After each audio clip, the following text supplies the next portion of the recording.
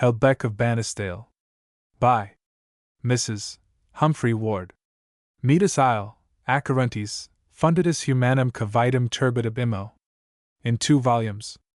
Volume 1. 2. E. Div. In Memoriam. Book I, Book 2, Book 3, Book I, Chapter 1. I must be turning back. A dreary day for anyone coming fresh to these parts. So saying, Mr. Helbeck stood still, both hands resting on his thick stick, while his gaze slowly swept the straight white road in front of him and the landscape to either side. Before him stretched the marshlands of the Flint Valley, a broad alluvial plain brought down by the rivers Flint and Greet on their way to the estuary and the sea. From the slight rising ground on which he stood, he could see the great peat mosses about the river mouths, marked here and there by lines of weather-beaten trees, or by more solid dots of black which the eye of the inhabitant knew to be peat stacks. Beyond the mosses were level lines of grayish-white, where the looping rivers passed into the sea, lines more luminous than the sky at this particular moment of a damp March afternoon, because of some otherwise invisible radiance, which, miles away, seemed to be shining upon the water, slipping down to it from behind a curtain of rainy cloud. Nearer by, on either side of the high road which cut the valley from east to west, were black and melancholy fields, half reclaimed from the peat moss, fields where the water stood in the furrows, or a plough driven deep and left, showed the nature of the heavy waterlogged earth, and the farmer's despair of dealing with it, till the drying winds should come. Some of it, however, had long before been reclaimed for pasture, so that strips of sodden green broke up, here and there, the long stretches of purple-black. In the great dikes or drains to which the pastures were due, the water, swollen with recent rain, could be seen hurrying to join the rivers and the sea. The clouds overhead hurried like the dikes and the streams. A perpetual procession from the northwest swept inland from the sea, pouring from the dark distance of the upper valley, and blotting out the mountains that stood around its head. A desolate scene, on this wild March day, yet full of a sort of beauty, even so far as the mosslands were concerned. And as Alan Helbeck's glance traveled along the ridge to his right, he saw it gradually rising from the marsh and slopes, and scars, and wooded fells, a medley of lovely lines, of pastures and copses, of villages clinging to the hills, each with its church tower and its white spreading farms, a laud of homely charm and comfort, gently bounding the marsh below it, and cut off by the seething clouds in the northwest from the mountains towards which it climbed. And as he turned homewards with the moss country behind him, the hills rose and fell about him in soft undulation more and more rich in wood, while beside him roared the tumbling Greet, with its flood voice, a voice more dear and familiar to Alan Helbeck perhaps, at this moment of his life, than the voice of any human being. He walked fast with his shoulders thrown back, a remarkably tall man, with a dark head and short grizzled beard. He held himself very erect, as a soldier holds himself, but he had never been a soldier. Once in his rapid course, he paused to look at his watch, then hurried on, thinking. She stipulates that she is never to be expected to come to prayers, he repeated to himself, half smiling. I suppose she thinks of herself as representing her father, in a nest of papists. Evidently Augustina has no chance with her, she has been accustomed to reign. Well, we shall let her gang her gait. His mouth, which was full and strongly closed, took a slight expression of contempt. As he turned over a bridge, and then into his own gate on the further side, he passed an old laborer who was scraping the mud from the road. Have you seen any carriage go by just lately, Reuben? Noa, said the man. There's been none this last hour and more, na but carts and T. Winthrop bus. Helbeck's pace slackened. He had been very solitary all day, and even the company of the old road sweeper was welcome. If we don't get some drying days soon, it'll be bad for all of us, won't it, Reuben? Aye, it's a bit clashy, said the man, with stolidity, stopping to spit into his hands a moment, before resuming his work. The mildness of the adjective brought another half-smile to Helbeck's dark face. A stranger watching it might have wondered, indeed, whether it could smile with any fullness or spontaneity. But you don't see any good in grumbling, is that it? Noa, we'll see not get ony profit that gate, I reckon, said the old man, laying his scraper to the mud once more. Well, good night to you. I'm expecting my sister tonight, you know, my sister Mrs. Fountain and her stepdaughter. Eh? Said Reuben slowly. Then you'll be having company, fair sure. Good neet to ye, Mr. Helbeck. But there was no great cordiality in his tone, and he touched his cap carelessly, without any sort of unction. The man's manner expressed familiarity of long habit, but little else. Helbeck turned into his own park. The road that led up to the house wound alongside the river, whereof the banks had suddenly risen into a craggy wildness. All recollection of the marshland was left behind.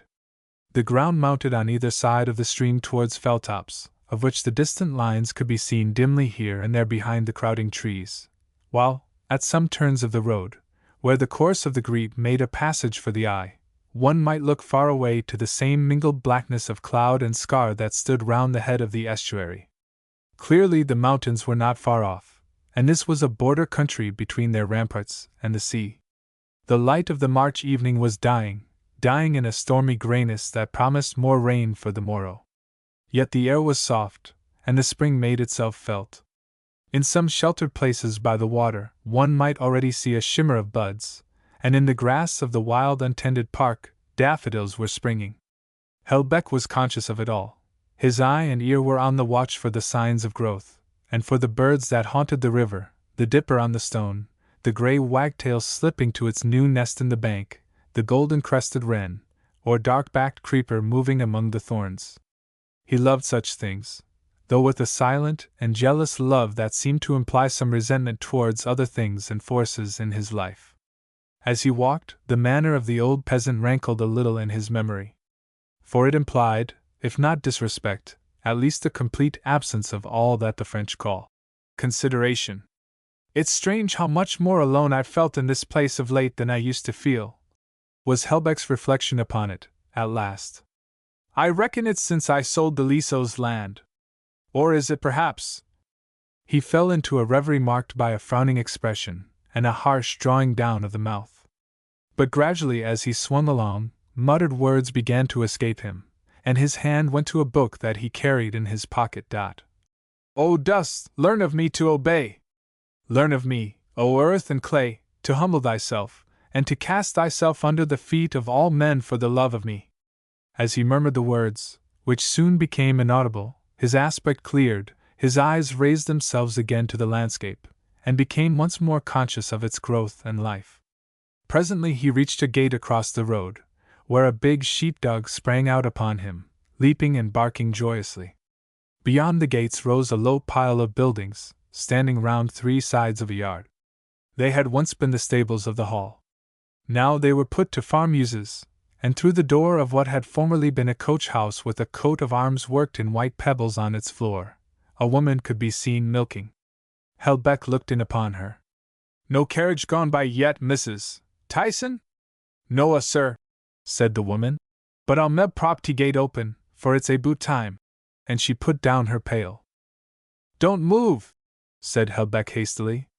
I'll do it myself. The woman, as she milked, watched him propping the ruinous gate with a stone, her expression all the time friendly and attentive. His own people, women especially, somehow always gave him this attention. Helbeck hurried forward over a road, once stately, and now badly worn and ill-mended. The trees, mostly oaks of long growth, which had accompanied him since the entrance of the park, thickened to a close-wood around till of a sudden he emerged from them, and there, across a wide space, rose a grey-gabled house, sharp against the hillside, with a rainy evening light full upon it. It was an old and weather-beaten house, of a singular character and dignity, yet not large. It was built of grey stone, covered with a rough cast, so tempered by age to the color and surface of the stone, that the many patches where it had dropped away produced hardly any disfiguring effect. The rugged, pele, tower, origin and source of all the rest, was now grouped with the gables and projections, the broad casement windows, and deep doorways of a Tudor manor house. But the whole structure seemed still to lean upon and draw towards the tower, and it was the tower which gave accent to a general expression of austerity, depending perhaps on the plain simplicity of all the approaches and immediate neighborhood of the house. For in front of it were neither flowers nor shrubs, only wide stretches of plain turf and gravel, while behind it, beyond some thin intervening trees, rose a grey limestone fell, into which the house seemed to withdraw itself, as into the rock whence it was hewn. There were some lights in the old windows, and the heavy outer door was open. Helbeck mounted the steps and stood, watch in hand, at the top of them, looking down the avenue he had just walked through. And very soon, in spite of the roar of the river, his ear distinguished the wheels he was listening for. While they approached, he could not keep himself still, but moved restlessly about the little stone platform. He had been solitary for many years, and had loved his solitude. "They're just come in, sir," said the voice of his old housekeeper, as she threw open an inner door behind him, letting a glow of fire and candles stream out into the twilight. Helbeck meanwhile caught sight for an instant of a girl's pale face at the window of the approaching carriage, a face thrust forward eagerly, to gaze at the Pelée Tower. The horses stopped, and out sprang the girl. "Wait a moment, let me help you, Augustina." "How do you do, Mr. Helbeck? Don't touch my dog, please, he doesn't like men. Fricka, be quiet!" For the little black Spitz she held in a chain had begun to growl and bark furiously at the first sight of Helbeck, to the evident anger of the old housekeeper, who looked at the dog sourly as she went forward to take some bags and rugs from her master. Helbeck, meanwhile, and the young girl helped another lady to alight. She came out slowly with the precautions of an invalid, and Helbeck gave her his arm. At the top of the steps she turned and looked round her. "Oh, Alan," she said, "it is so long." Her lips trembled, and her head shook oddly. She was a short woman, with a thin plaintive face and a nervous jerk of the head, always very marked at a moment of agitation. As he noticed it, Helbeck felt time's long past rush back upon him. He laid his hand over hers, and tried to say something, but his shyness oppressed him. When he had led her into the broad hall, with its firelight and stuccoed roof, she said, turning round with the same bewildered air. "You saw Laura? You have never seen her before?" "Oh yes, we shook hands, Augustina," said a young voice. "Will Mr. Helbeck please help me with these things?" She was laden with shawls and packages, and Helbeck hastily went to her aid. In the emotion of bringing his sister back into the old house, which she had left 15 years before, when he himself was a lad of 22, he had forgotten her stepdaughter. But Miss Fountain did not intend to be forgotten. She made him relieve her of all burdens, and then argue an overcharge with the flyman.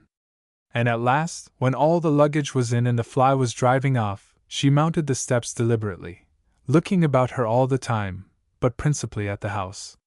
The eyes of the housekeeper, who with Mr. Helbeck was standing in the entrance awaiting her, surveyed both dog and mistress with equal disapproval. But the dusk was fast passing into darkness, and it was not till the girl came into the brightness of the hall where her stepmother was already sitting tired and drooping on a settle near the great wood fire, that Helbeck saw her plainly. She was very small and slight, and her hair made a spot of pale gold against the oak paneling of the walls. Helbeck noticed the slenderness of her arms, and the prettiness of her little white neck, then the freedom of her quick gesture as she went up to the elder lady and with a certain peremptoriness began to loosen her cloak. "Augustina ought to go to bed directly," she said, looking at Helbeck. "The journey tired her dreadfully." "Mrs. Fountain's room is quite ready," said the housekeeper, holding herself stiffly behind her master. She was a woman of middle age, with a pinkish face, framed between two tiers of short grey curls.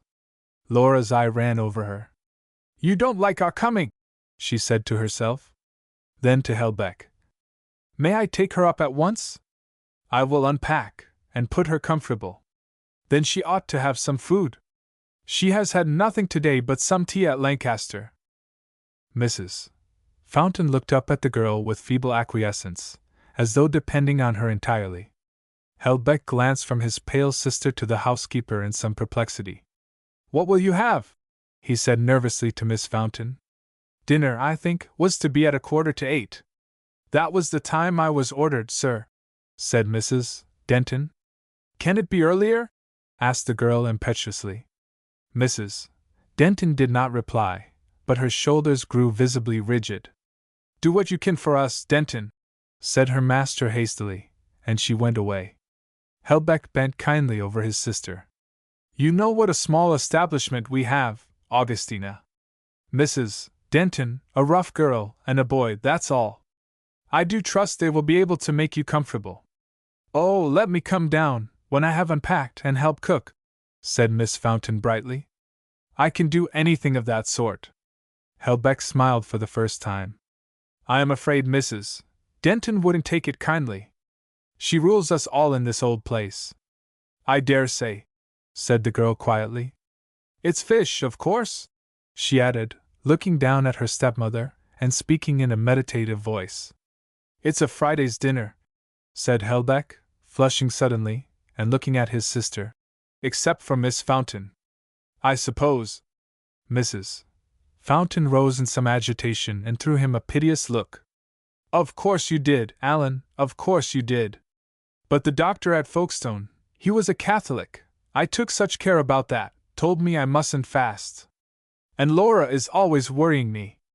But indeed I didn't want to be dispensed, not yet.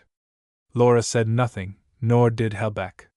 There was a certain embarrassment in the looks of both, as though there was more in Mrs. Fountain's words than appeared. Then the girl, holding herself erect and rather defiant, drew her stepmother's arm in hers, and turned to Helbeck. Will you please show us the way up? Helbeck took a small hand lamp and led the way, bidding the newcomers beware of the slipperiness of the old polished boards. Mrs. Fountain walked with caution, clinging to her stepdaughter. At the foot of the staircase she stopped, and looked upward. Alan, I don't see much change.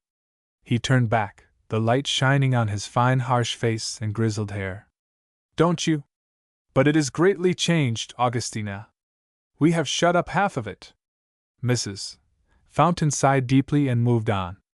Laura, as she mounted the stairs, looked back at the old hall, its ceiling of creamy stucco, its paneled walls, and below, the great bare floor of shining oak with hardly any furniture upon it, a strip of old carpet, a heavy oak table, and a few battered chairs at long intervals against the paneling. But the big fire of logs piled upon the hearth filled it all with cheerful light, and under her indifferent manner, the girl's sense secretly thrilled with pleasure. She had heard much of poor Alan's poverty. Poverty! As far as his house was concerned, at any rate, it seemed to her of a very tolerable sort. In a few minutes Helbeck came downstairs again, and stood absently before the fire on the hearth. After a while, he sat down beside it in his accustomed chair, a carved chair of black Westmoreland oak, and began to read from the book which he had been carrying in his pocket out of doors. He read with his head bent closely over the pages, because of short sight, and, as a rule, reading absorbed him so completely that he was conscious of nothing external while it lasted. Tonight, however, he several times looked up to listen to the sounds overhead, unwonted sounds in this house, over which, as it often seemed to him, a quiet of centuries had settled down, like a fine dust or deposit, muffling all its steps and voices. But there was nothing muffled in the voice overhead which he caught every now and then, through an open door, escaping, eager and alive, into the silence, or in the occasional sharp bark of the dog. Horrid little wretch, thought Helbeck. Denton will loathe it. Augustina should really have warned me. What shall we do if she and Denton don't get on? It will never answer if she tries meddling in the kitchen, I must tell her. Presently, however, his inner anxieties grew upon him so much that his book fell on his knee, and he lost himself in a multitude of small scruples and torments, such as beset all persons who live alone. Were all his days now to be made difficult, because he had followed his conscience, and asked his widowed sister to come and live with him? Augustina and I could have done well enough. But this girl, well, we must put up with it, we must, Bruno! He laid his hand as he spoke on the neck of a collie that had just lounged into the hall, and come to lay its nose upon his master's knee. Suddenly a bark from overhead made the dog start back and prick its ears. Come here, Bruno, be quiet. You're to treat that little brute with proper contempt, do you hear? Listen to all that scuffling and talking upstairs. That's the new young woman getting her way with old Denton. Well, it won't do Denton any harm. We're put upon sometimes too, aren't we? And he caressed the dog, his haughty face alive with something half bitter, half humorous. At that moment the old clock in the hall struck 7:15. Helbeck sprang up. Am I to dress? He said to himself in some perplexity. He considered for a moment or two, looking at his shabby serge suit, then sat down again resolutely. No! She'll have to live our life. Besides, I don't know what Denton would think. And he lay back in his chair, recalling with some amusement the criticisms of his housekeeper upon a young Catholic friend of his who, rare event, had spent a fishing week with him in the autumn, and had startled the old house and its inmates with his frequent changes of raiment. It's yen set o' clothes for breakfast, and another for fishin', and another for ridin', and yen for when he cooms in, and a fine suit for dinner, and another fair smokin'. I should think he mut be oftener naked nor donned, Denton had said in her grim Westmoreland, and Helbeck had often chuckled over the remark. An hour later, half an hour after the usual time, Helbeck, all the traces of his muddy walk removed, and garbed with scrupulous neatness in the old black coat and black tie he always wore of an evening, was sitting opposite to Miss Fountain at supper. You got everything you wanted for Augustina, I hope? He said to her shyly as they sat down. He had awaited her in the dining room itself, so as to avoid the awkwardness of taking her in. It was some years since a woman had stayed under his roof, or since he had been a guest in the same house with women. Oh, yes, said Miss Fountain. But she threw a sly, swift glance towards Mrs. Denton, who was just coming into the room with some coffee, then compressed her lips and studied her plate. Helbeck detected the glance, and saw too that Mrs. Denton's pink face was flushed, and her manner discomposed. The coffee's no good, she said abruptly as she put it down. I couldn't keep to tea. No, I'm afraid we disturbed Mrs. Denton dreadfully, said Miss Fountain, shrugging her shoulders. We got her to bring up all sorts of things for Augustina. She was dreadfully tired, I thought she would faint. The doctor scolded me before we left, about letting her go without food. Shall I give you some fish, Mr. Helbeck? For, to her astonishment, the fish even, a very small portion, was placed before herself, side by side with a few fragments of cold chicken, and she looked in vain for a second plate. As she glanced across the table, she caught a momentary shade of embarrassment in Helbeck's face. No, thank you, he said. I am provided. His provisions seemed to be coffee and bread and butter. She raised her eyebrows involuntarily, but said nothing, and he presently busied himself in bringing her vegetables and wine, Mrs. Denton having left the room. I trust you will make a good meal, he said gravely, as he waited upon her. You have had a long day. Oh, yes, said Miss Fountain impetuously. And please don't ever make any difference for me on Fridays. It doesn't matter to me in the least what I eat. Helbeck offered no reply. Conversation between them indeed did not flow very readily. They talked a little about the journey from London, and Laura asked a few questions about the house. She was, indeed, studying the room in which they sat, and her host himself, all the time. He may be a saint, she thought, but I am sure he knows all the time there are very few saints of such an old family. His head splendid, so dark and fine, with the great waves of gray-black hair, and the long features and the pointed chin. He's immensely tall too, 6 feet 2 at least, taller than father. He looks hard and bigoted. I suppose most people would be afraid of him. I'm not. And as though to prove even to herself she was not, she carried on a rattle of questions. How old was the tower? How old was the room in which they were sitting? She looked round it with ignorant, girlish eyes. He pointed her to the date on the carved mantelpiece, 1583. That is a very important date for us, he began, then checked himself. Why? He seemed to find a difficulty in going on, but at last he said, The man who put up that chimney piece was hanged at Manchester later in the same year. Why, what for? He suddenly noticed the delicacy of her tiny wrist as her hand paused at the edge of her plate, and the brilliance of her eyes, large and greenish-gray, with a marked black line round the iris. The very perception perhaps made his answer more cold and measured. He was a Catholic recusant, under Elizabeth. He had harbored a priest, and he and the priest and a friend suffered death for it together at Manchester. Afterwards their heads were fixed on the outside of Manchester Parish Church. How horrible! Said Miss Fountain, frowning. Do you know anything more about him? Yes, we have letters. But he would say no more, and the subject dropped.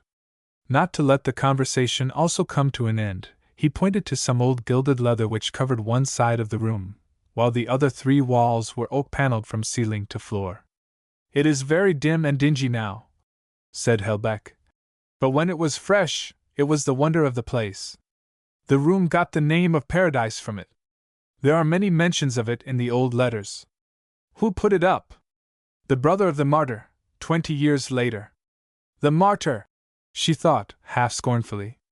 No doubt he is as proud of that as of his 20 generations.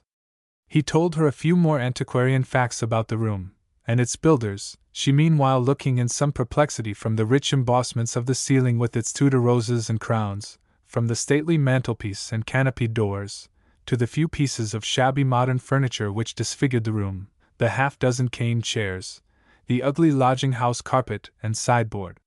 What had become of the old furnishings? How could they have disappeared so utterly? Helbeck, however, did not enlighten her.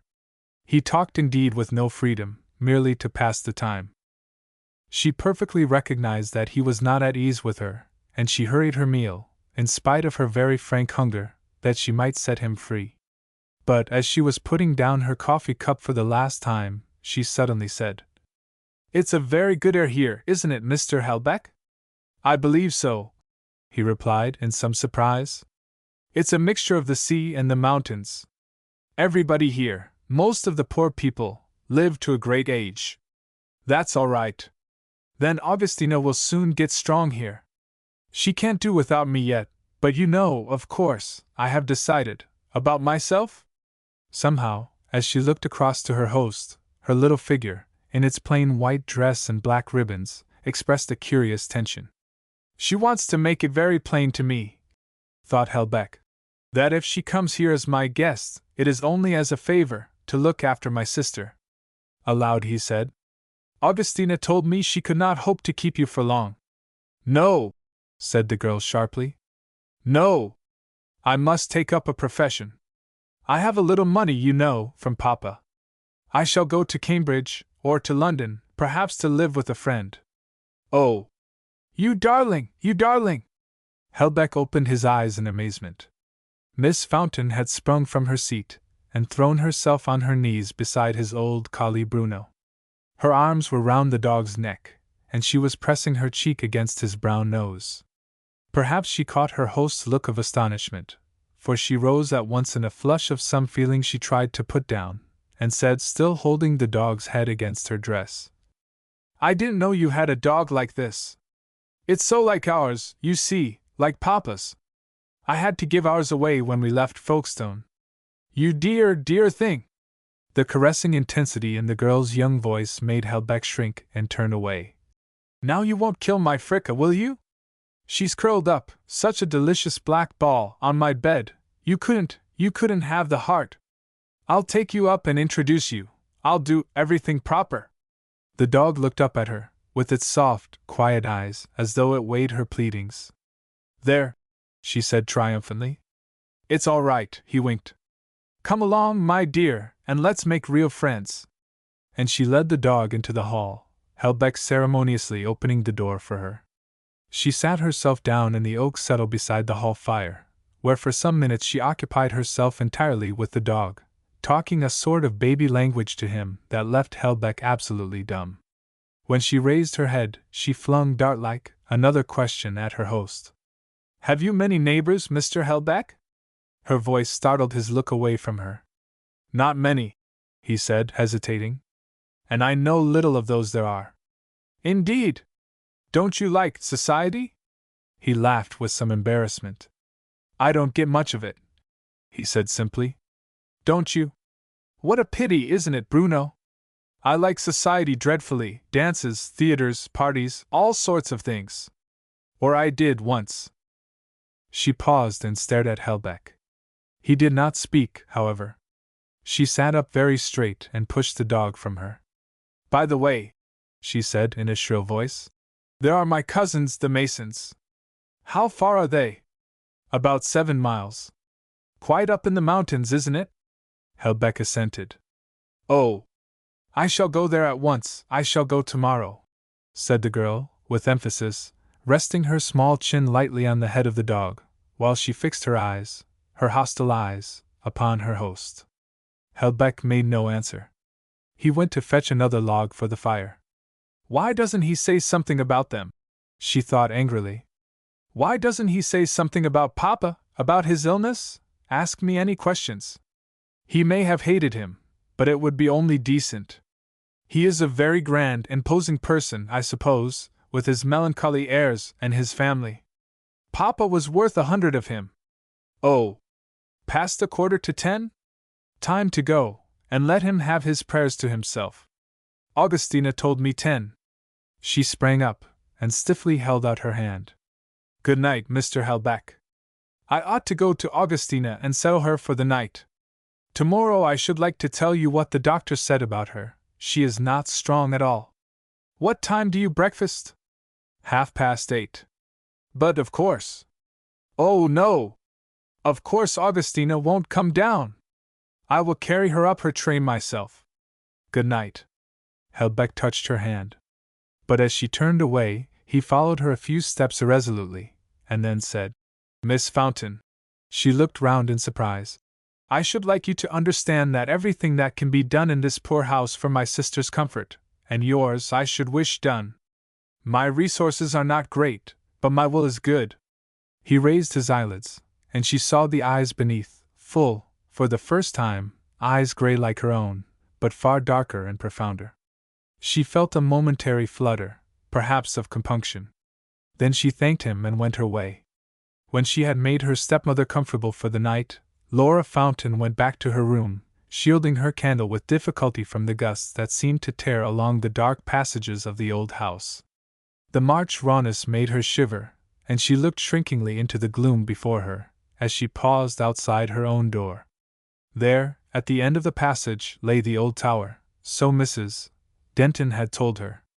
The thought of all the locked and empty rooms in it, dark, cold spaces, haunted perhaps by strange sounds and presences of the past, seemed to let loose upon her all at once a little whirlwind of fear. She hurried into her room, and was just setting down her candle before turning to lock her door, when a sound from the distant hall caught her ear.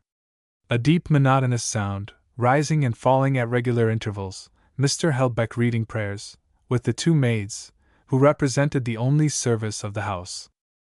Laura lingered with her hand on the door. In the silence of the ancient house, there was something touching in the sound, a kind of appeal. But it was an appeal which, in the girl's mind, passed instantly into reaction. She locked the door, and turned away, breathing fast as though under some excitement. The tears, long held down, were rising, and the room, where a large wood fire was burning, wood was the only provision of which there was a plenty at Bannisdale, seemed to her suddenly stifling. She went to the casement window and threw it open. A rush of mild wind came through, and with it, the roar of the swollen river. The girl leant forward, bathing her hot face in the wild air.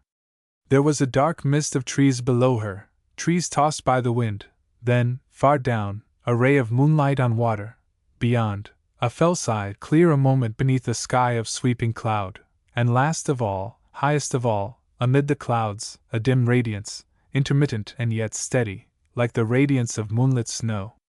A strange nobility and freedom breathed from the wide scene, from its mere depth below her, from the spacious curve of the river, the mountains half shown, half hidden, the great race of the clouds, the fresh beating of the wind. The north spoke to her, and the mountains. It was like the rush of something passionate, and straining through her girlish sense, intensifying all that was already there. What was this thirst, this yearning, this physical anguish of pity that crept back upon her in all the pauses of the day and night?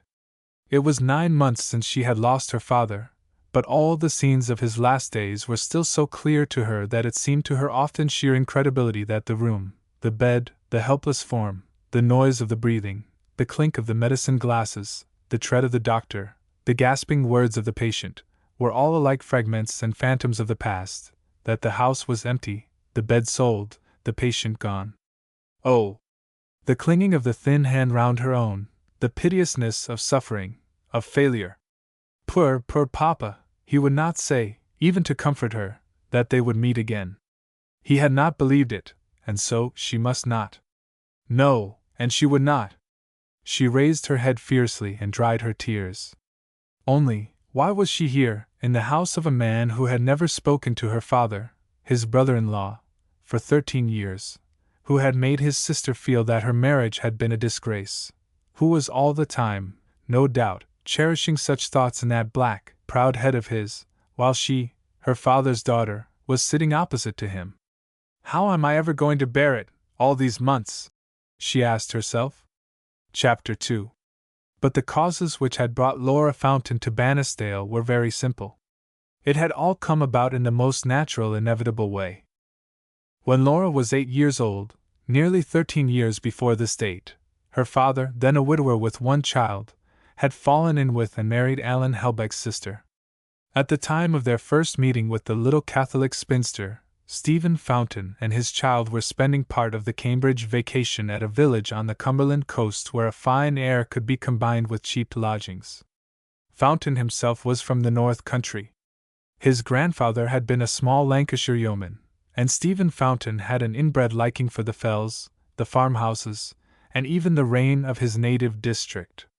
Before descending to the sea, he and his child had spent a couple of days with his cousin by marriage, James Mason, in the lonely stone house among the hills, which had belonged to the family since the Revolution. He left it gladly, however, for the farm life seemed to him much harder and more squalid than he had remembered it to be, and he disliked James Mason's wife. As he and Laura walked down the long, rough track connecting the farm with the main road on the day of their departure, Stephen Fountain whistled so loud and merrily that the skipping child beside him looked at him with astonishment. It was his way, no doubt, of thanking Providence for the happy chance that had sent his father to a small local government post at Newcastle, and himself to a grammar school with openings on the university. Yet, as a rule, he thought himself anything but a successful man. He held a lectureship at Cambridge in an obscure scientific subject, and was in his way both learned and diligent. But he had few pupils, and had never cared to have them. They interfered with his own research, and he had the passionate scorn for popularity which grows up naturally in those who have no power with the crowd. His religious opinions, or rather the manner in which he chose to express them, divided him from many good men. He was poor, and he hated his poverty. A rather imprudent marriage had turned out neither particularly well nor particularly ill. His wife had some beauty, however, and there was hardly time for disillusion. She died when Laura was still a tottering baby, and Stephen had missed her sorely for a while. Since her death he had grown to be a very lonely man, silently discontented with himself, and sourly critical of his neighbors. Yet all the same he thanked God that he was not his cousin James. Potter's Beach as a watering place was neither beautiful nor amusing. Laura was happy there, but that said nothing. All her childhood through, she had the most surprising gift for happiness. From morning till night she lived in a flutter of delicious nothings. Unless he watched her closely, Stephen Fountain could not tell for the life of him what she was about all day. But he saw that she was endlessly about something. Her little hands and legs never rested. She dug, bathed, dabbled, raced, kissed, ate, slept, in one happy bustle, which never slackened except for the hours when she lay rosy and still in her bed. And even then the pretty mouth was still eagerly open, as though sleep had just breathed upon its chatter for a few charmed moments, and the joy within was already breaking from the spell. Stephen Fountain adored her, but his affections were never enough for him. In spite of the child's spirits, he himself found Potter's Beach a desolation, all the more that he was cut off from his books for a time by doctor's orders and his own common sense. Suddenly, as he took his daily walk over the sands with Laura, he began to notice a thin lady in black, sitting alone under a bank of sea thistles, and generally struggling with an umbrella which she had put up to shelter herself and her book from a prevailing and boisterous wind. Sometimes when he passed her in the little street, he caught a glimpse of timid eyes, or he saw and pitied the slight involuntary jerk of the head and shoulders, which seemed to tell of nervous delicacy. Presently they made friends, and he found her lonely and discontented like himself. She was a Catholic, he discovered, but her Catholicism was not that of the convert, but of an old inherited sort which sat easily enough on a light nature. Then, to his astonishment, it appeared that she lived with a brother at an old house in North Lancashire, a well-known and even, in its degree, famous house, which lay not 7 miles distant from his grandfather's little property, and had been quite familiar to him by repute, and even by sight as a child. When he was a small lad staying at Browhead Farm, he had once or twice found his way to the Greet, and had strayed along its course through Bannisdale Park. Once even, when he was in the act of fishing a particular pool where the trout were rising in a manner to tempt a very archangel, he had been seized and his primitive rod broken over his shoulder by an old man whom he believed to have been the owner, Mr. Helbeck himself, a magnificent white-haired person, about whom tales ran freely in the countryside. So this little, shabby old maid was a Helbeck of Bannisdale. As he looked at her, Fountain could not help thinking with a hidden amusement of all the awesome prestige the name had once carried with it for his boyish year. 30 years back, what a gulf had seemed to yawn between the yeoman's grandson and the lofty owners of that stern and ancient house upon the Greet. And now, how glad was old Helbeck's daughter to sit or walk with him and his child, and how plain it grew, as the weeks passed on, that if he, Stephen Fountain, willed it, she would make no difficulty at all about a much longer companionship. Fountain held himself to be the most convinced of Democrats, a man who had a reasoned right to his radical opinions that commoner folk must do without. Nevertheless, his pride fed on this small turn of fortune, and when he carelessly addressed his new friend, her name gave him pleasure. It seemed that she possessed but little else, poor lady. Even in his young days, Fountain could remember that the Helbecks were reported to be straitened, to have already much difficulty in keeping up the house and the estate. But clearly things had fallen by now to a much lower depth.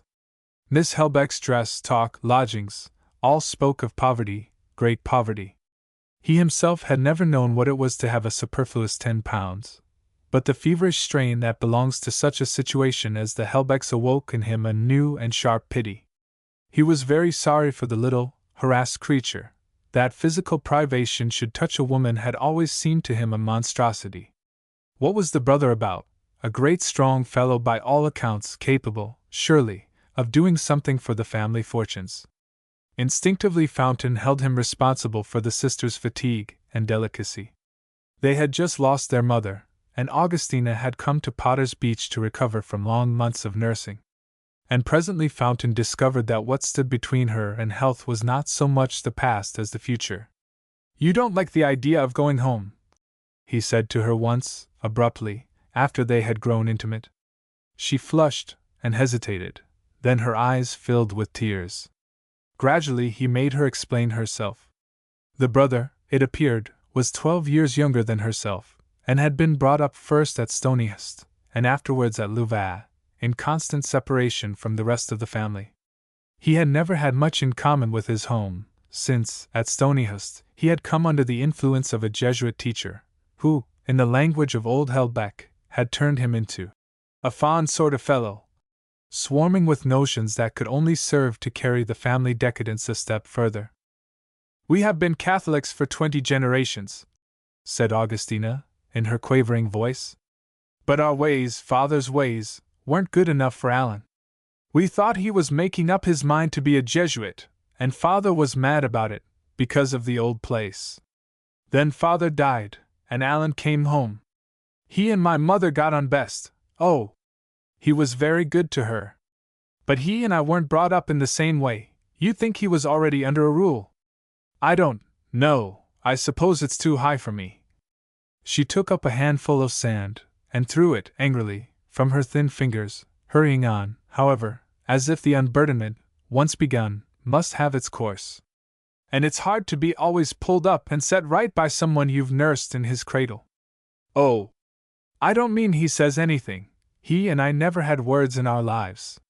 But it's the way he has of doing things, the changes he makes. You feel how he disapproves of you. He doesn't like my friends, our old friends. The house is like a desert since he came. And the money he gives away! The priests just suck us dry, and he hasn't got it to give. Oh! I know it's all very wicked of me, but when I think of going back to him, just us two, you know, in that old house, and all the trouble about money. Her voice failed her. Well, don't go back, said Fountain, laying his hand on her arm. And 24 hours later he was still pleased with himself and her. No doubt she was stupid, poor Augustina, and more ignorant than he had supposed a human being could be. Her only education seemed to have been supplied by 2 years at the Couvent de Dames Anglaises at St. Omer, and all that she had retained from it was a small stock of French idioms, most of which she had forgotten how to use, though she did use them frequently, with a certain timid pretension. Of that habit Fountain, the fastidious, thought that he should break her. But for the rest, her religion, her poverty, well, she had 100 a year, so that he and Laura would be no worse off for taking her in, and the child's prospects, of course, should not suffer by a halfpenny.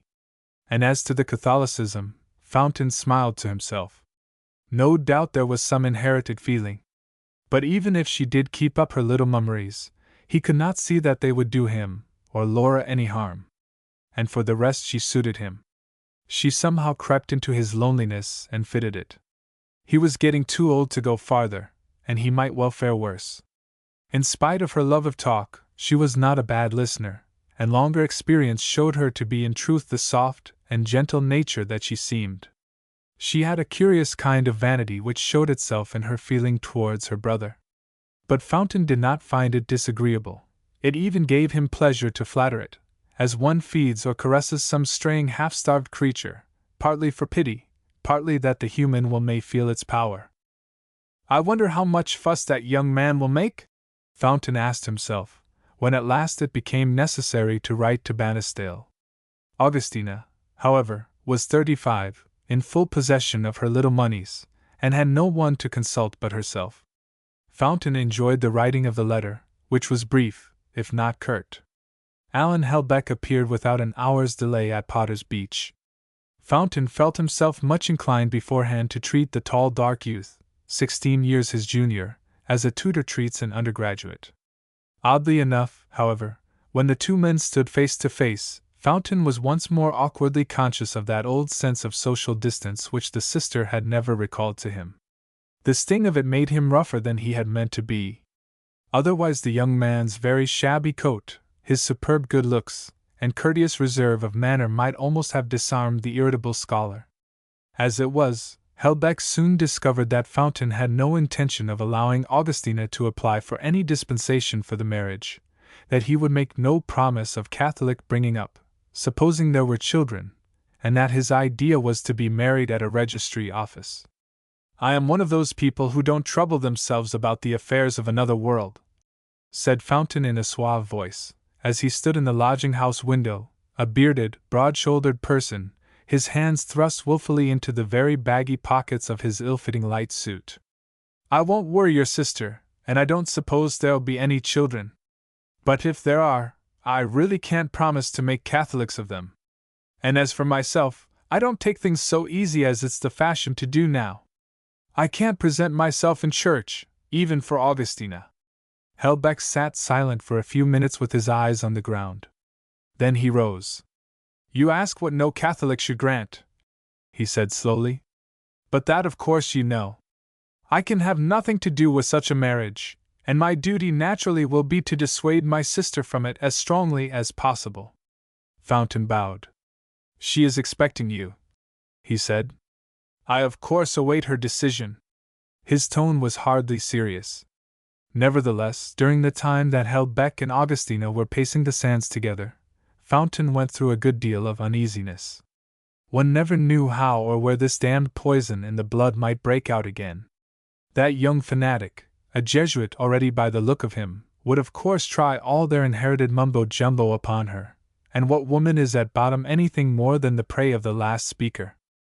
When, however, it was all over, and he was allowed to see his Augustina in the evening, he found her helpless with crying indeed, but as obstinate as only the meek of the earth can be.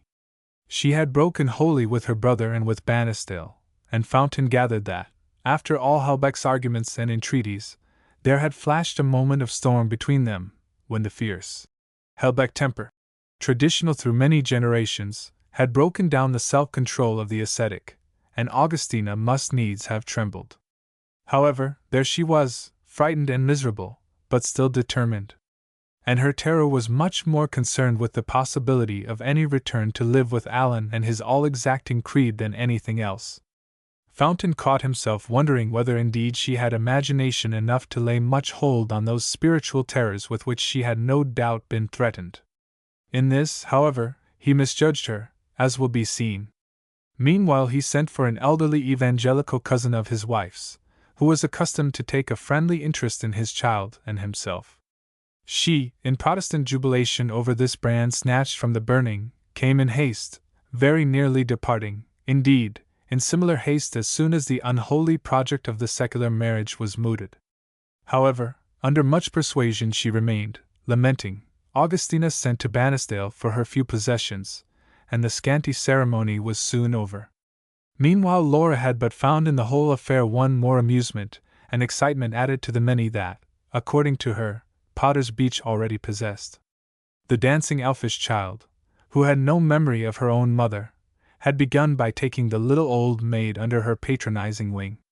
She graciously allowed Augustina to make a lap for all the briny treasures she might accumulate in the course of a breathless morning. She rushed to give her first information whenever that encroaching monster the sea broke down her castles.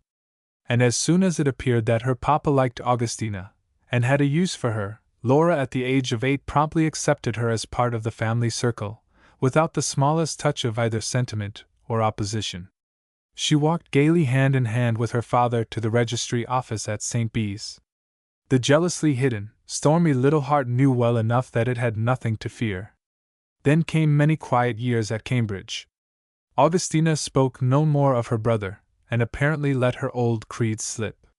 She conformed herself wholly to her husband's ways, a little colorless thread on the stream of academic life, slightly regarded, and generally silent out of doors, but at home a gentle, foolish, and often voluble person, very easily made happy by some small kindness and a few creature comforts. Laura meanwhile grew up, and no one exactly knew how. Her education was a thing of shreds and patches, managed by herself throughout, and expressing her own strong will or caprice from the beginning. She put herself to school, a day school only, and took herself away as soon as she was tired of it. She threw herself madly into physical exercises like dancing or skating, and excelled in most of them by virtue of a certain wild grace, a tameless strength of spirits and will. And yet she grew up small and pale, and it was not till she was about 18 that she suddenly blossomed into prettiness. "Caratina, why, what's happened to you?" said her father to her one day. She turned in astonishment from her task of putting some books tidy on his study shelves. Then she colored half angrily. "I must put my hair up some time, I suppose," she said resentfully. There was something in the abruptness of her father's question, no less than in the new closeness and sharpness of eye with which he was examining her, that annoyed her. "Well, you've made a young lady of yourself. I dare say I mustn't call you nicknames any more." "I don't mind," she said indifferently, going on with her work, while he looked at the golden-red mass she had coiled round her little head, with an odd half-welcome sense of change, a sudden prescience of the future. Then she turned again. If you make any absurd changes," she said with a frown, I'll cut it all off." "You'd better not, there'd be ructions," he said laughing. "It's not yours till you're 21. And to himself he said, "Gracious! I didn't bargain for a pretty daughter. What am I to do with her? Augustine'll never get her married." And certainly during this early youth, Laura showed no signs of getting herself married. She did not apparently know when a young man was by, and her bright vehement ways, her sharp turns of speech, went on just the same. She neither quivered nor thrilled, and her chatter, when she did chatter, spent itself almost with indifference on anyone who came near her. She was generally gay, generally in spirits, and her girl companions knew well that there was no one so reserved, and that the inmost self of her, if such a thing existed, dwelt far away from any ken of theirs. Every now and then she would have vehement angers and outbreaks which contrasted with the nonchalance of her ordinary temper, but it was hard to find the clue to them. Altogether she passed for a clever girl, even in a university town, where cleverness is weighed. But her education, except in 2 points, was, in truth, of the slightest. Any mechanical drudgery that her father could set her, she did without a murmur, or rather, she claimed it jealously, with a silent passion. But with an obstinacy equally silent, she set herself against the drudgery that would have made her his intellectual companion. His rows of technical books, the scholarly and laborious details of his work, filled her with an invincible repugnance. And he did not attempt to persuade her. As to women and their claims, he was old-fashioned and contemptuous. He would have been much embarrassed by a learned daughter. That she should copy and tidy for him, that she should sit curled up for hours with a book or a piece of work in a corner of his room, that she should bring him his pipe, and break in upon his work at the right moment with her peremptory, "Papa, come out!" These things were delightful, nay, necessary to him. But he had no dreams beyond, and he never thought of her, her education or her character, as a whole. It was not his way. Besides, girls took their chance. With a boy, of course, one plans and looks ahead. But Laura would have 200_L_. A year from her mother whatever happened, and something more at his own death. Why trouble oneself? No doubt indirectly he contributed very largely to her growing up.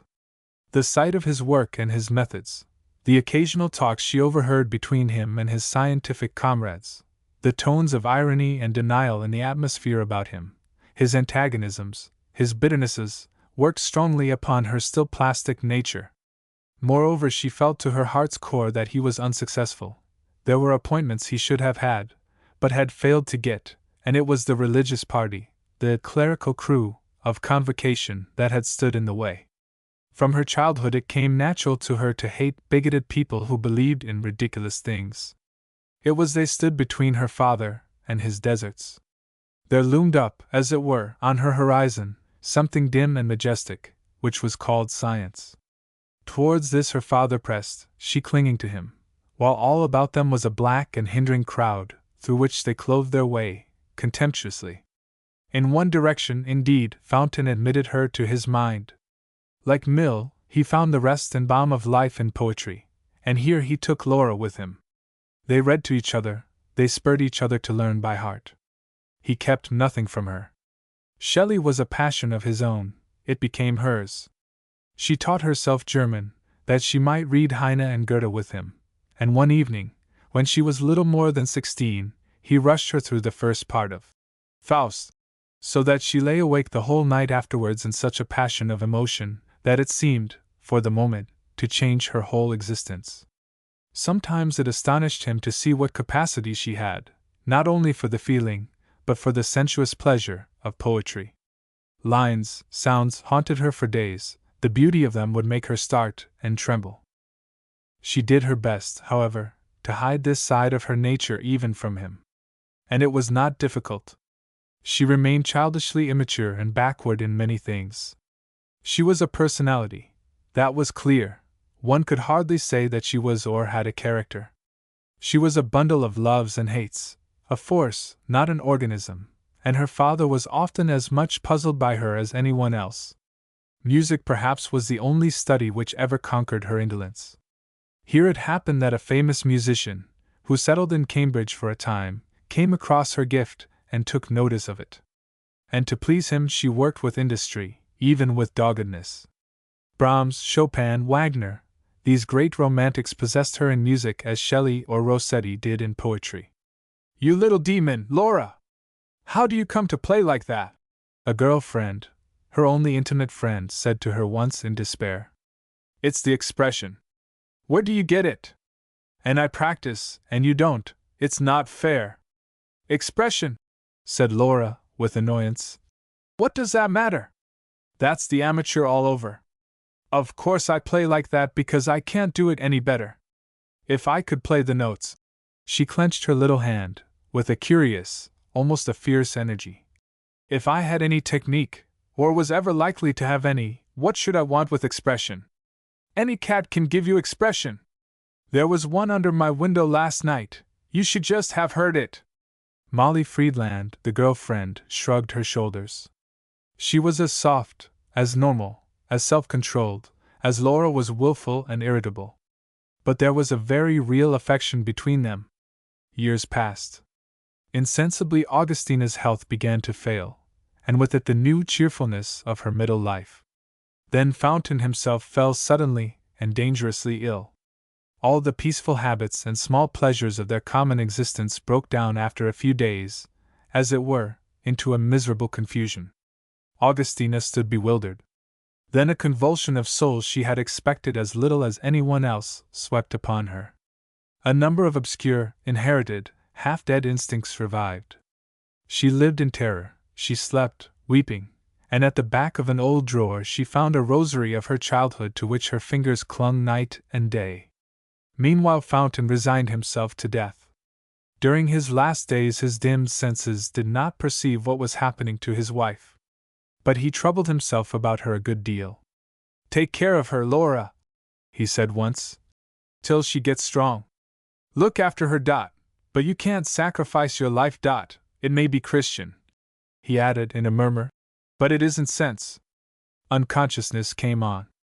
Augustina seemed to lose her wits, and at last only Laura, sitting pale and fierce beside her father, prevented her stepmother from bringing a priest to his deathbed. "You would not dare," said the girl, in her low, quivering voice, and Augustina could only wring her hands. The day after her husband died Mrs. Fountain returned to her Catholic duties. When she came back from confession, she slipped as noiselessly as she could into the darkened house. A door opened upstairs, and Laura came out of her father's room. "You have done it?" she said, as her stepmother, trembling with agitation and weariness, came towards her. "You have gone back to them?" "Oh, Laura! I had to follow the call, my conscience, Laura! Oh! Your poor father!" And with a burst of weeping the widow held out her hands. Laura did not move, and the hands dropped. "My father wants nothing," she said. The indescribable pride and passion of her accent cowed Augustina, and she moved away, crying silently. The girl went back to the dead, and sat beside him, in an anguish that had no more tears, till he was taken from her. Mr. Helbeck wrote kindly to his sister in reply to a letter from her informing him of her husband's death, and of her own reconciliation with the Church. He asked whether he should come at once to help them through the business of the funeral, and the winding up of their Cambridge life. "Beg him, please, to stay away," said Laura, when the letter was shown her. "There are plenty of people here." And indeed Cambridge, which had taken little notice of the Fountains during Stephen's lifetime, was even fussily kind after his death to his widow and child. It was at all times difficult to be kind to Laura in distress, but there was much true pity felt for her, and a good deal of curiosity as to her relations with her Catholic stepmother. Only from the Friedlands, however, would she accept, or allow her stepmother to accept, any real help. Dr. Friedland was a man of middle age, who had retired on moderate wealth to devote himself to historical work by the help of the Cambridge libraries. He had been much drawn to Stephen Fountain, and Fountain to him. It was a recent and a brief friendship, but there had been something in it on Dr. Friedland's side, something respectful and cordial, something generous and understanding, for which Laura loved the infirm and gray-haired scholar, and would always love him. She shed some stormy tears after parting with the Friedlands, otherwise she left Cambridge with joy. On the day before they left Cambridge, Augustina received a parcel of books from her brother. For the most part they were kept hidden from Laura. But in the evening, when the girl was doing some packing in her stepmother's room, she came across a little volume lying open on its face. She lifted it, saw that it was called Outlines of Catholic Belief, and that one page was still wet with tears. An angry curiosity made her look at what stood there. "A believer in one God who, without willful fault on his part, knows nothing of the divine mystery of the Trinity, is held capable of salvation by many Catholic theologians. And there is the invincible ignorance of the heathen. What else is possible to the divine mercy let none of us presume to know." Our part in these matters is obedience, not speculation. In faint pencil on the margin was written, My Stephen could not believe. Mary pray. The book contained the Bannisdale bookplate, and the name, Alan Helbeck. Laura threw it down. But her face trembled through its scorn, and she finished what she was doing in a kind of blind passion. It was as though she held her father's dying form in her arms, protecting him against the same meddling and tyrannical force that had injured him while he lived, and was still making mouths at him now that he was dead. She and Augustina went to the sea, to Folkestone, for Augustina's health. Here Mrs. Fountain began to correspond regularly with her brother, and it was soon clear that her heart was hungering for him, and for her old home at Bannisdale. But she was still painfully dependent on Laura. Laura was her maid and nurse. Laura managed all her business. At last one day she made her prayer. Would Laura go with her, for a little while, to Bannisdale? Alan wished it. Alan had invited them both. He would be so good to you, Laura, and I'm sure it would set me up. Laura gave a gulp. She dropped her little chin on her hands and thought. Well, why not? It would be all hateful to her, Mr. Helbeck and his house together. She knew very well, or guessed what his relation to her father had been. But what if it made Augustina strong, if in time she could be left with her brother altogether, to live with him? In one or two of his letters he had proposed as much. Why, that would bring Laura's responsibility, her sole responsibility, at any rate, to an end. She thought of Molly Friedland, of their girlish plans, of travel, of music. All right, she said, springing up. We will go, Augustina. I suppose, for a little while, Mr. Helbeck and I can keep the peace. You must tell him to let me alone. She paused, then said with sudden vehemence, like one who takes her stand.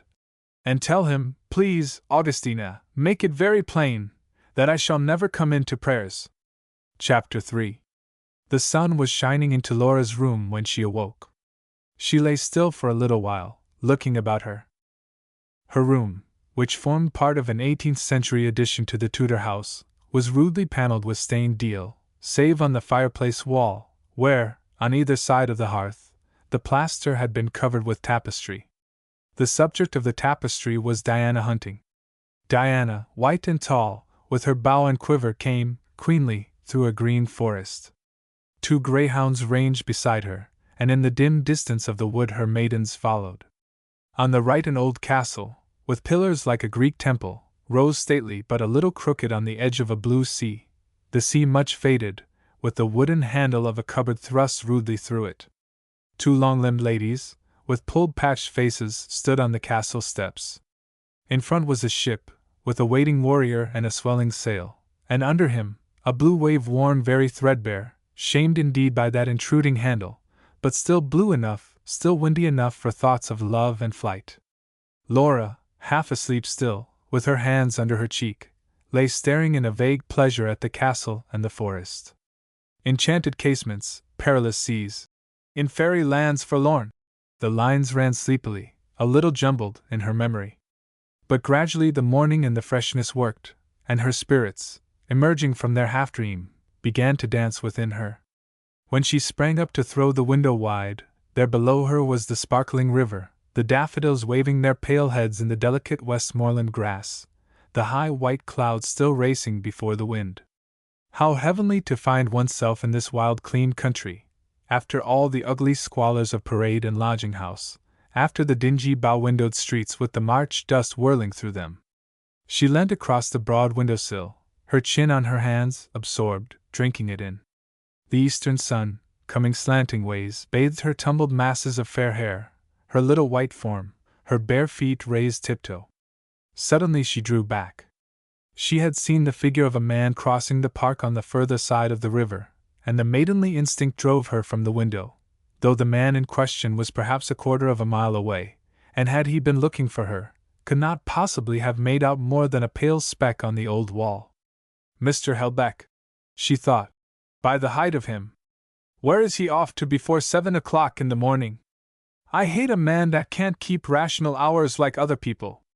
Fricka, come here! For her little dog, who had sprung from the bed after its mistress, was now stretching and blinking behind her. At Laura's voice it jumped up and tried to lick her face. Laura caught it in her arms and sat down on the bed, still hugging it. "No, Fricka, I don't like him. I don't. But you and I have just got to behave. If you annoy that big dog downstairs, he'll break your neck, he will, Fricka.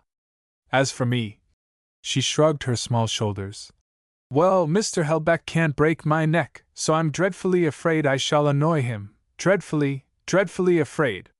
But I'll try not. You see, what we've got to do is just to get Augustina well, stand over her with a broomstick and pour the tonics down her throat. Then, Fricka, we'll go our way and have some fun. Now look at us." She moved a little, so that the cracked glass on the dressing table reflected her head and shoulders, with the dog against her neck. "You know we're not at all bad looking, Fricka, either of us. I've seen much worse. Oh, Fricka! I've told you scores of times I can wash my face, without you, thank you. There's all sorts of nice things that might happen if we just put ourselves in the way of them. Oh, I do want some fun, I do, at least sometimes." But again the voice dropped suddenly.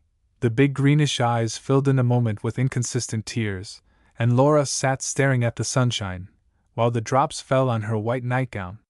Meanwhile Fricka, being half-throttled, made a violent effort and escaped.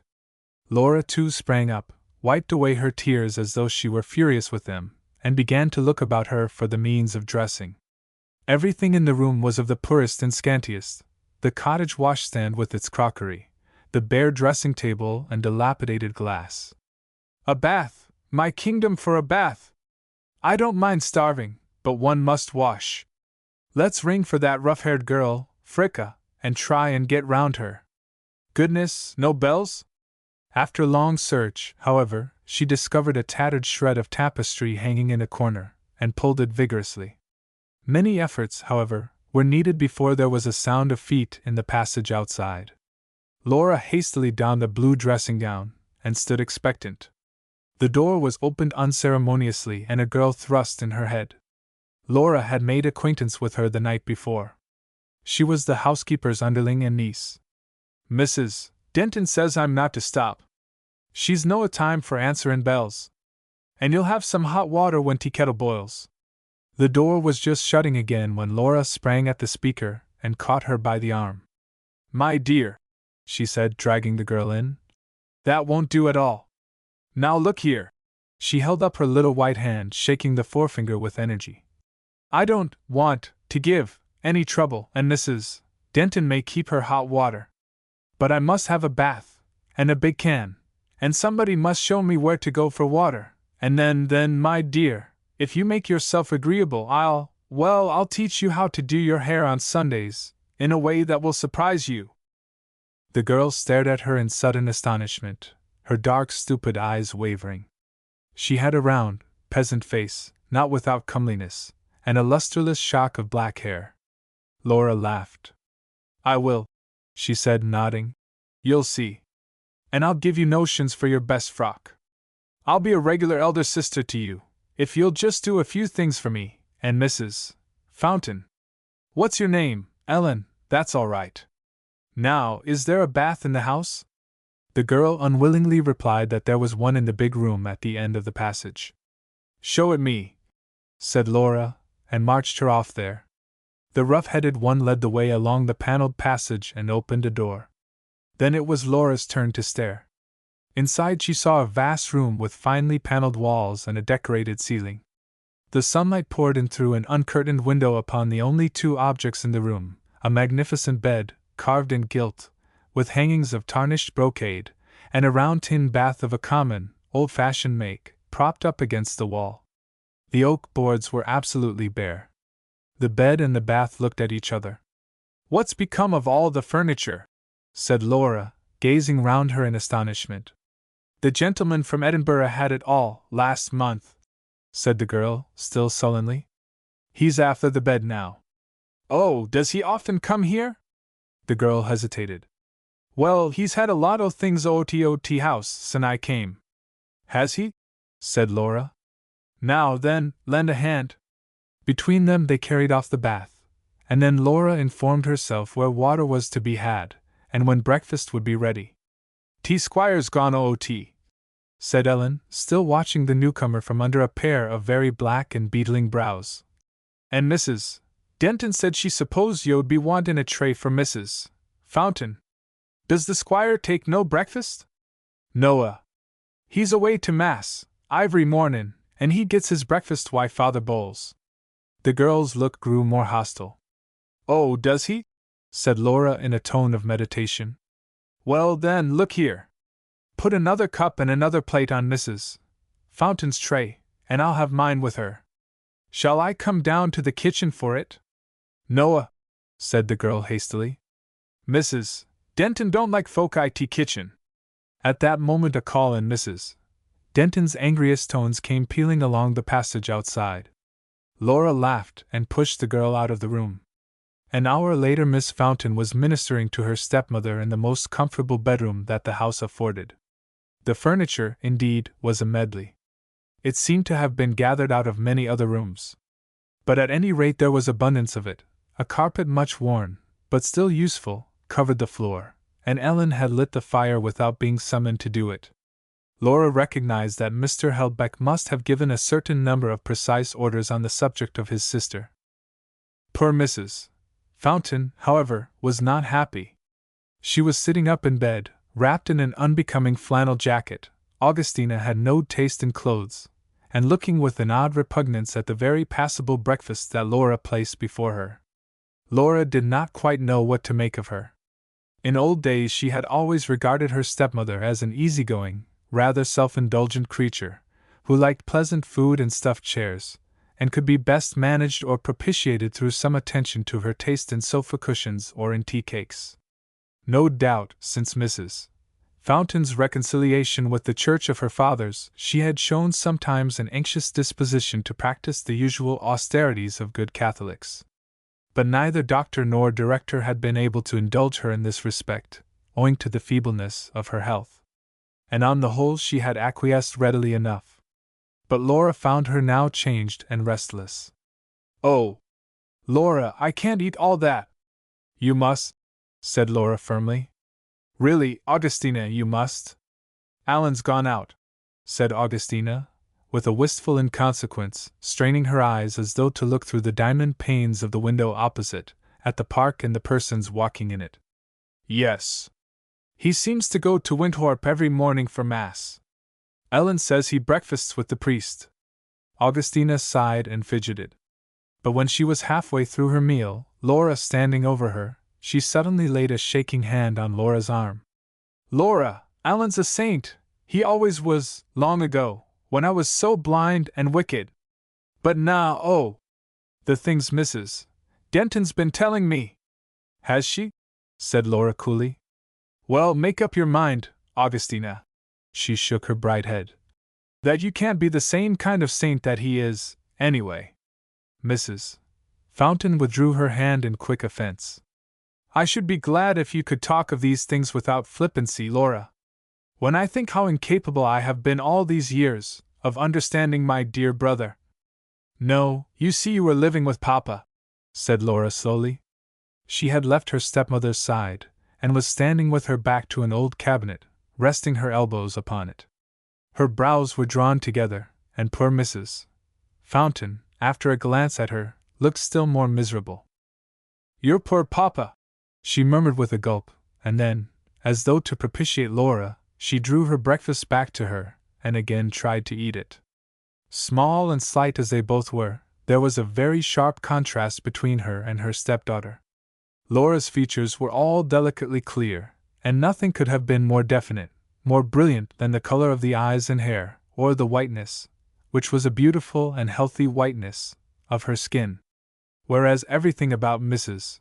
Fountain was indeterminate, the features with their slight twist to the left, the complexion, once fair, and now reddened by years and ill health, the hair, of a yellowish gray, the head and shoulders with their nervous infirmity. Only the eyes still possessed some purity of color. Through all their timidity or wavering, they were still blue and sweet. Perhaps they alone explained why a good many persons, including her stepdaughter, were fond of Augustina. What has Mrs. Denton been telling you about Mr. Helbeck? Laura inquired, speaking with some abruptness, after a pause. You wouldn't have any sympathy, Laura, said Mrs. Fountain in some agitation. You see, you don't understand our Catholic principles. I wish you did, oh! I wish you did! But you don't. And so perhaps I'd better not talk about it. It might interest me to know the facts, said Laura, in a little hard voice. It seems to me that I'm likely to be Mr. Helbeck's guest for a good while. But you won't like it, Laura, cried Mrs. Fountain. And you'll misunderstand Alan. Your poor dear father always misunderstood him. Laura made a restless movement. It is not because we think we can save our souls by such things. Of course not. That's the way you Protestants put it. I'm not a Protestant, said Laura hotly. Mrs. Fountain took no notice. But it's what the Church calls mortification, she said, hurrying on. It's keeping the body under, as St. Paul did. That's what makes saints, and it does make saints, whatever people say. Your poor father didn't agree, of course. But he didn't know, oh! Dear, dear Stephen, he didn't know. And Alan isn't cross, and it doesn't spoil his health, it doesn't, really. What does he do? Asked Laura, trying for the point. But poor Augustina, in her mixed flurry of feeling, could hardly explain. You see, Laura, there's a strict way of keeping Lent, and well, just a common way, doing as little as you can. It used to be all much stricter, of course. In the Dark Ages? Suggested Laura. Augustina took no notice. And what the books tell you now is much stricter than what anybody does. I'm sure I don't know why. But Alan takes it strictly. He wants to go back to quite the old ways. Oh! I wish I could explain it. Mrs. Fountain stopped bewildered. She was sure she had heard once that in the early church people took no food at all till the evening, not even a drink. But Alan was not going to do that. Laura had taken Fricka on her knee, and was straightening the ribbon round the dog's neck. Does he eat anything? She asked carelessly, looking up. If it's nothing, that would be interesting. Laura! If you only would try and understand, of course Alan doesn't settle such a thing for himself. Nobody does with us. That's only in the English church. Augustina straightened herself, with an unconscious arrogance. Laura looked at her, smiling. Who settles it then? Why, his director, of course. He must have leave. But they have given him leave. He has chosen a rule for himself. Augustina gave a visible gulp. And he called Mrs. Denton to him before Lent, and told her about it. Of course he'll hide it as much as he can. Catholics must never be singular, never. But if we live in the house with him he can't hide it. And all Lent he only eats meat on Sundays, and other days, he wrote down a list. Well, it's like the saints, that's all. I just cried over it. Mrs. Fountain shook with the emotion of saying such things to Laura, but her blue eyes flamed. What? Fish and eggs, that kind of thing? Said Laura. As if there was any hardship in that. Laura! How can you be so unkind? I must just keep it all to myself. I won't tell you anything, cried Augustina in exasperation. Laura walked away to the window, and stood looking out at the March buds on the sycamores shining above the river. Does he make the servants fast too? She asked presently, turning her head over her shoulder. No, no, said her stepmother eagerly. He's never hard on them, only to himself. The church doesn't expect anything more than abstinence, you understand, not real fasting, from people like them, people who work hard with their hands. But I really believe they do very much as he does. Mrs. Denton seems to keep the house on nothing. Oh! And Laura, I really can't be always having extra things. Mrs. Fountain pushed her breakfast away from her. Please remember, nobody settles anything for themselves, in your church, said Laura. You know what that doctor, that Catholic doctor, said to you at Folkestone. Mrs. Fountain sighed. And as to Mrs. Denton, I see, that explains the manners. No improvement, till Lent's over? Laura! But her stepdaughter, who was at the window again looking out, paid no heed, and presently Augustina said with timid softness, "Won't you have your breakfast, Laura? You know it's here, on my tray." Laura turned, and Augustina to her infinite relief saw not frowns, but a face all radiance. "I've been watching the lambs in the field across the river. Such ridiculous, enchanting things, such jumps and affectations. And the river's heavenly, and all the general feel of it. I really don't know, Augustina, how you ever came to leave this country when you'd once been born in it." Mrs. Fountain pushed away her tray, shook her head sadly, and said nothing. "What is it, and who is it?" cried Laura, standing amazed before a picture in the drawing-room at Bannisdale.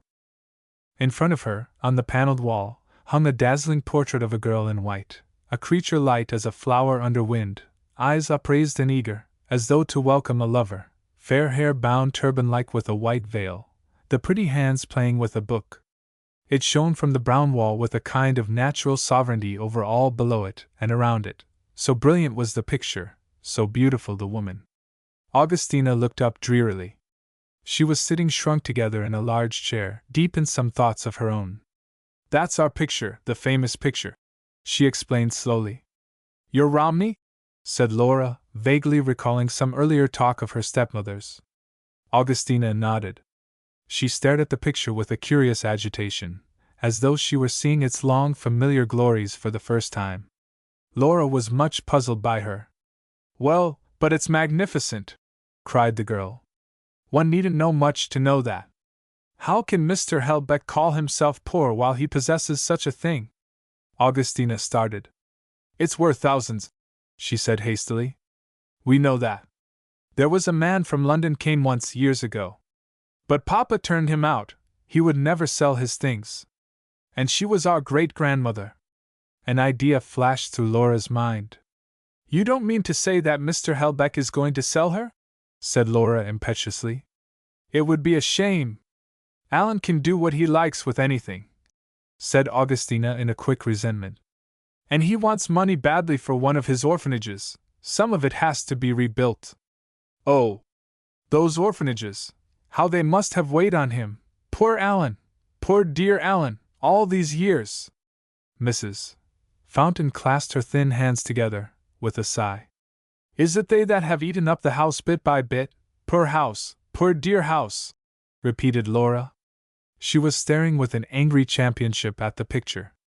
Its sweet, confiding air, as of one cradled in love, happy for generations in the homage of her kindred and the shelter of the old house, stood for all the natural human things that creeds and bigots were always trampling underfoot. Mrs. Fountain, however, only shook her head. "I don't think Alan's settled anything yet. Only Mrs. Denton's afraid there was somebody came to see it a few days ago." "He certainly ought not to sell it," repeated Laura with emphasis. "He has to think of the people that come after. What will they care for orphanages? He only holds the picture in trust. There will be no one to come after," said Augustina slowly. "For of course he will never marry." "Is he too great a saint for that too?" cried Laura. "Then all I can say, Augustina, is that it would do him a great deal of good." She beat her little foot on the ground impatiently, pointing the words. "You don't know anything about him, Laura," said Mrs. Fountain, with an attempt at spirit. Then she added reproachfully, "And I'm sure he wants to be kind to you." "He thinks me a little heretical toad, thank you," said Laura, spinning round on the bare boards, and dropping a curtsy to the Romney. "But never mind, Augustina, we shall get on quite properly. Now, aren't there a great many more rooms to see?" Augustina rose uncertainly. "There is the chapel, of course," she said, "and Alan's study." "Oh, we needn't go there," said Laura hastily. "But show me the chapel."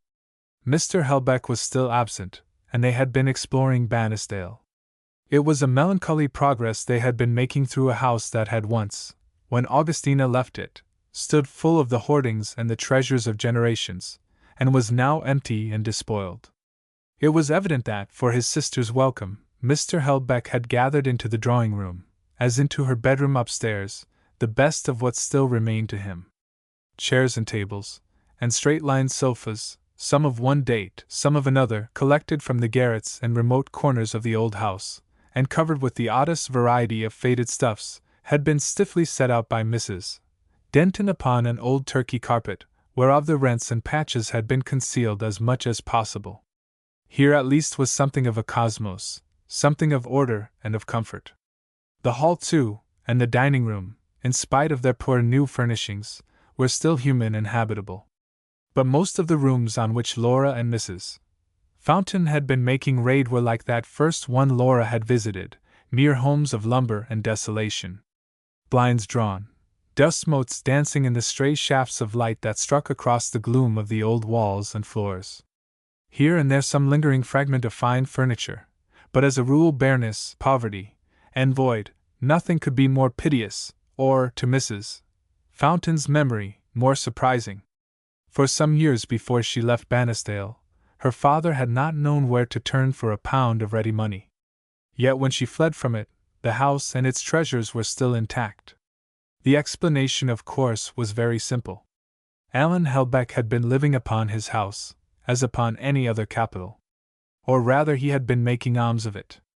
The house stood gashed and bare that Catholic orphans might be put to school. Was that it?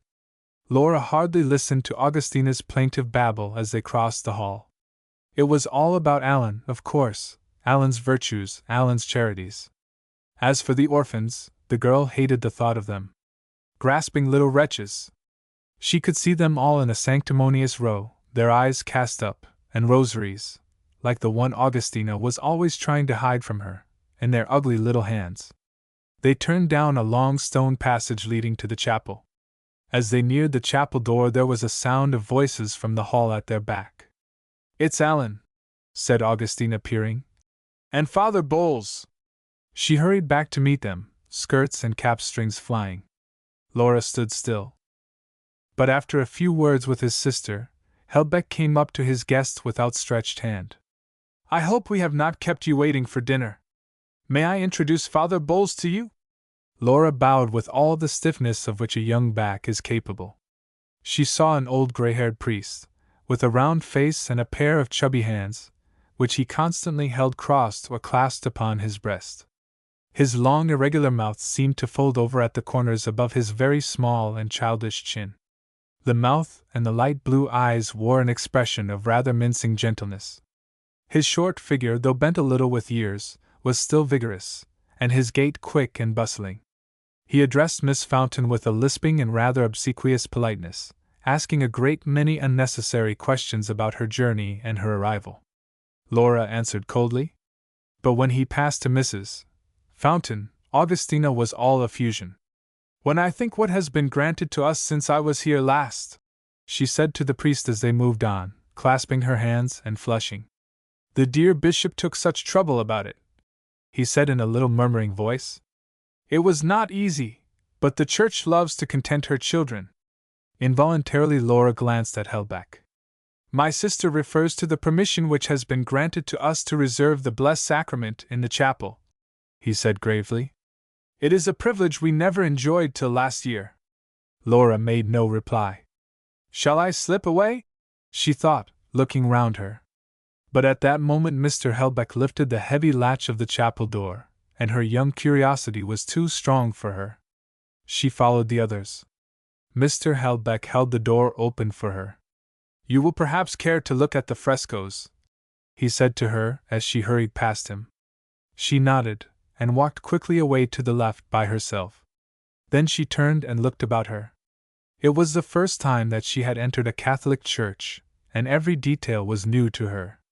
She watched the other three sign themselves with holy water and drop low on one knee before the altar. So that was the altar. She stared at it with a scornful repugnance, yet her pulse quickened as though what she saw excited her. What was that erection above it, with a veil of red silk drawn round it, and why was that lamp burning in front of it? She recalled Mr. Helbeck's words. Permission to reserve the blessed sacrament. Then, in a flash, 100 vague memories, the deposit of a hearsay knowledge, enlightened her. She knew and remembered much less than any ordinary girl would have done. But still, in the main, she guessed at what was passing. That, of course, was the sacrament, before which Mr. Helbeck and the others were kneeling, for instinctively she felt that it was to no empty shrine the adoration of those silent figures was being offered. Fragments from Augustina's talk at Folkestone came back to her. Once she had overheard some half-whispered conversation between her stepmother and a Catholic friend, from which she had vaguely understood that the Blessed Sacrament was kept in the Catholic churches, was always there, and that the faithful visited it, that these visits were indeed specially recommended as a means to holiness. And she recalled how, as they came home from their daily walk to the beach, Mrs. Fountain would disappear from her, through the shadowy door of a Catholic church that stood in the same street as their lodgings, how she would come home half an hour afterwards, shaken with fresh ardors, fresh remorse. But how could such a thing be allowed, be possible, in a private chapel, in a room that was really part of a private house?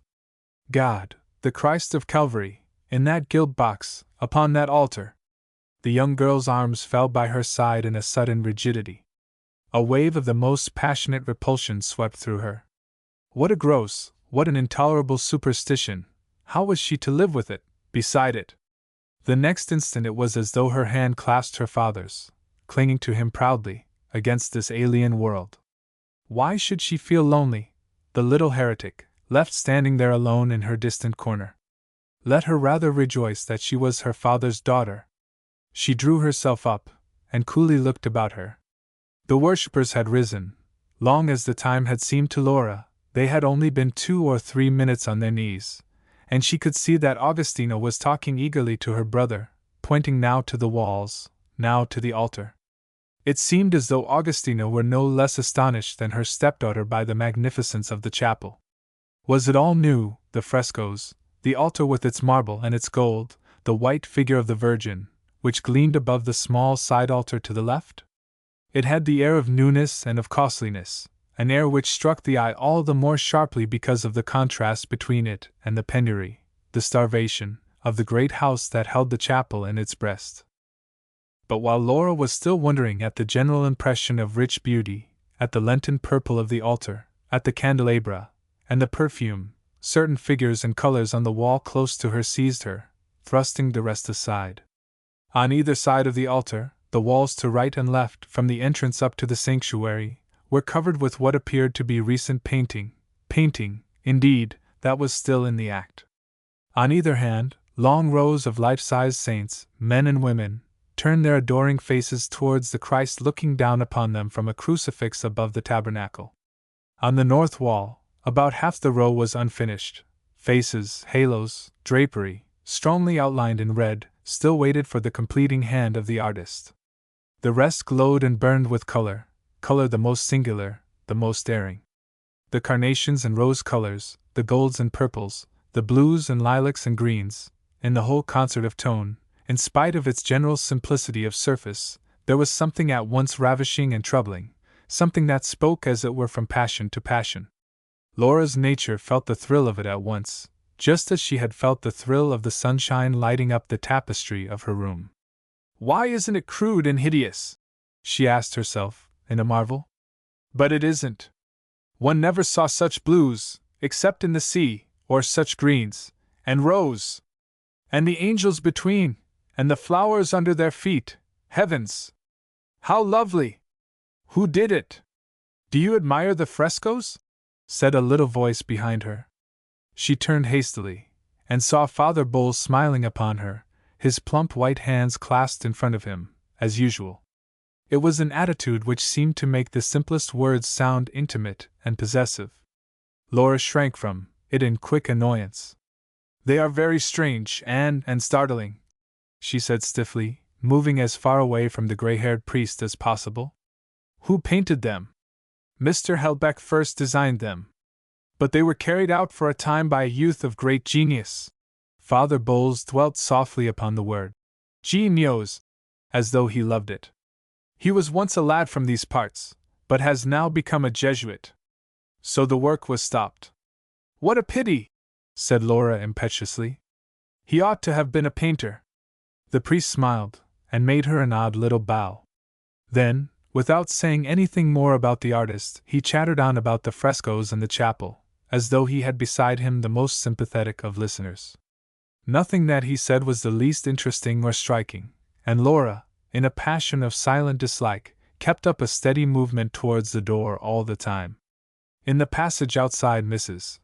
Fountain was lingering alone, and when Laura appeared she caught hold of her stepdaughter and detained her while the priest passed on. Laura looked at her in surprise, and Mrs. Fountain, in much agitation, whispered in the girl's ear, "Oh, Laura, do remember, dear, don't ask Alan about those pictures, those frescoes, by young Williams. I can tell you some time, and you might say something to hurt him, poor Alan." Laura drew herself away. "Why should I say anything to hurt him? What's the mystery?" "I can't tell you now." Mrs. Fountain looked anxiously towards the hall. "People have been so hard on Alan, so unkind about it. It's been a regular persecution. And you wouldn't understand, wouldn't sympathize. I really don't care to know about it, Augustina. And I'm so hungry, famished. Look, there's Mr. Helbeck signing to us. Joy, that's dinner." Laura expected the midday meal with some curiosity, but she saw no signs of austerity. Mr. Helbeck pressed the roast chicken on Father Bowles, took pains that he should enjoy a better bottle of wine than usual, and as to himself ate and drank very moderately indeed, but like anybody else. Laura could only imagine that it was not seemly to outdo your priest. The meal, of course, was served in the simplest way, and all the waiting was done by Mr. Helbeck, who would allow nobody to help him in the task. The conversation dragged. Laura and her host talked a little about the country and the weather. Father Bowles and Augustina tried to pick up the dropped threads of 13 years, and Mrs. Fountain was alternately eager for Winthrop gossip, or reduced to an abrupt unhappy silence by some memory of the past. Suddenly Father Bowles got up from his chair, ran across the room to the window with his napkin in his hand, and pounced eagerly upon a fly that was buzzing on the pane. Then he carefully opened the window, and flicked the dead thing off the sill. "I beg your pardon," he said humbly to Mrs. Fountain as he returned to his seat. "It was a nasty fly. I can't abide him. I always think of Beelzebub, who was the prince of the flies." Laura's mouth twitched with laughter. She promised herself to make a study of Father Bowles. And indeed, he was a character in his own small way. He was a priest of an old-fashioned type, with no pretensions to knowledge or to manners. Wherever he went he was a meek and accommodating guest, for his recollection went back to days when a priest coming to a private house to say Mass would as likely as not have his meals in the pantry. And he was naturally of a gentle and yielding temper, though rather sly. But he had several tricks as curious as they were persistent. Not even the presence of his bishop could make him spare a bluebottle. And he had, on the other hand, a peculiar passion for the smell of wax. He would blow out a candle on the altar before the end of Mass that he might enjoy the smell of it.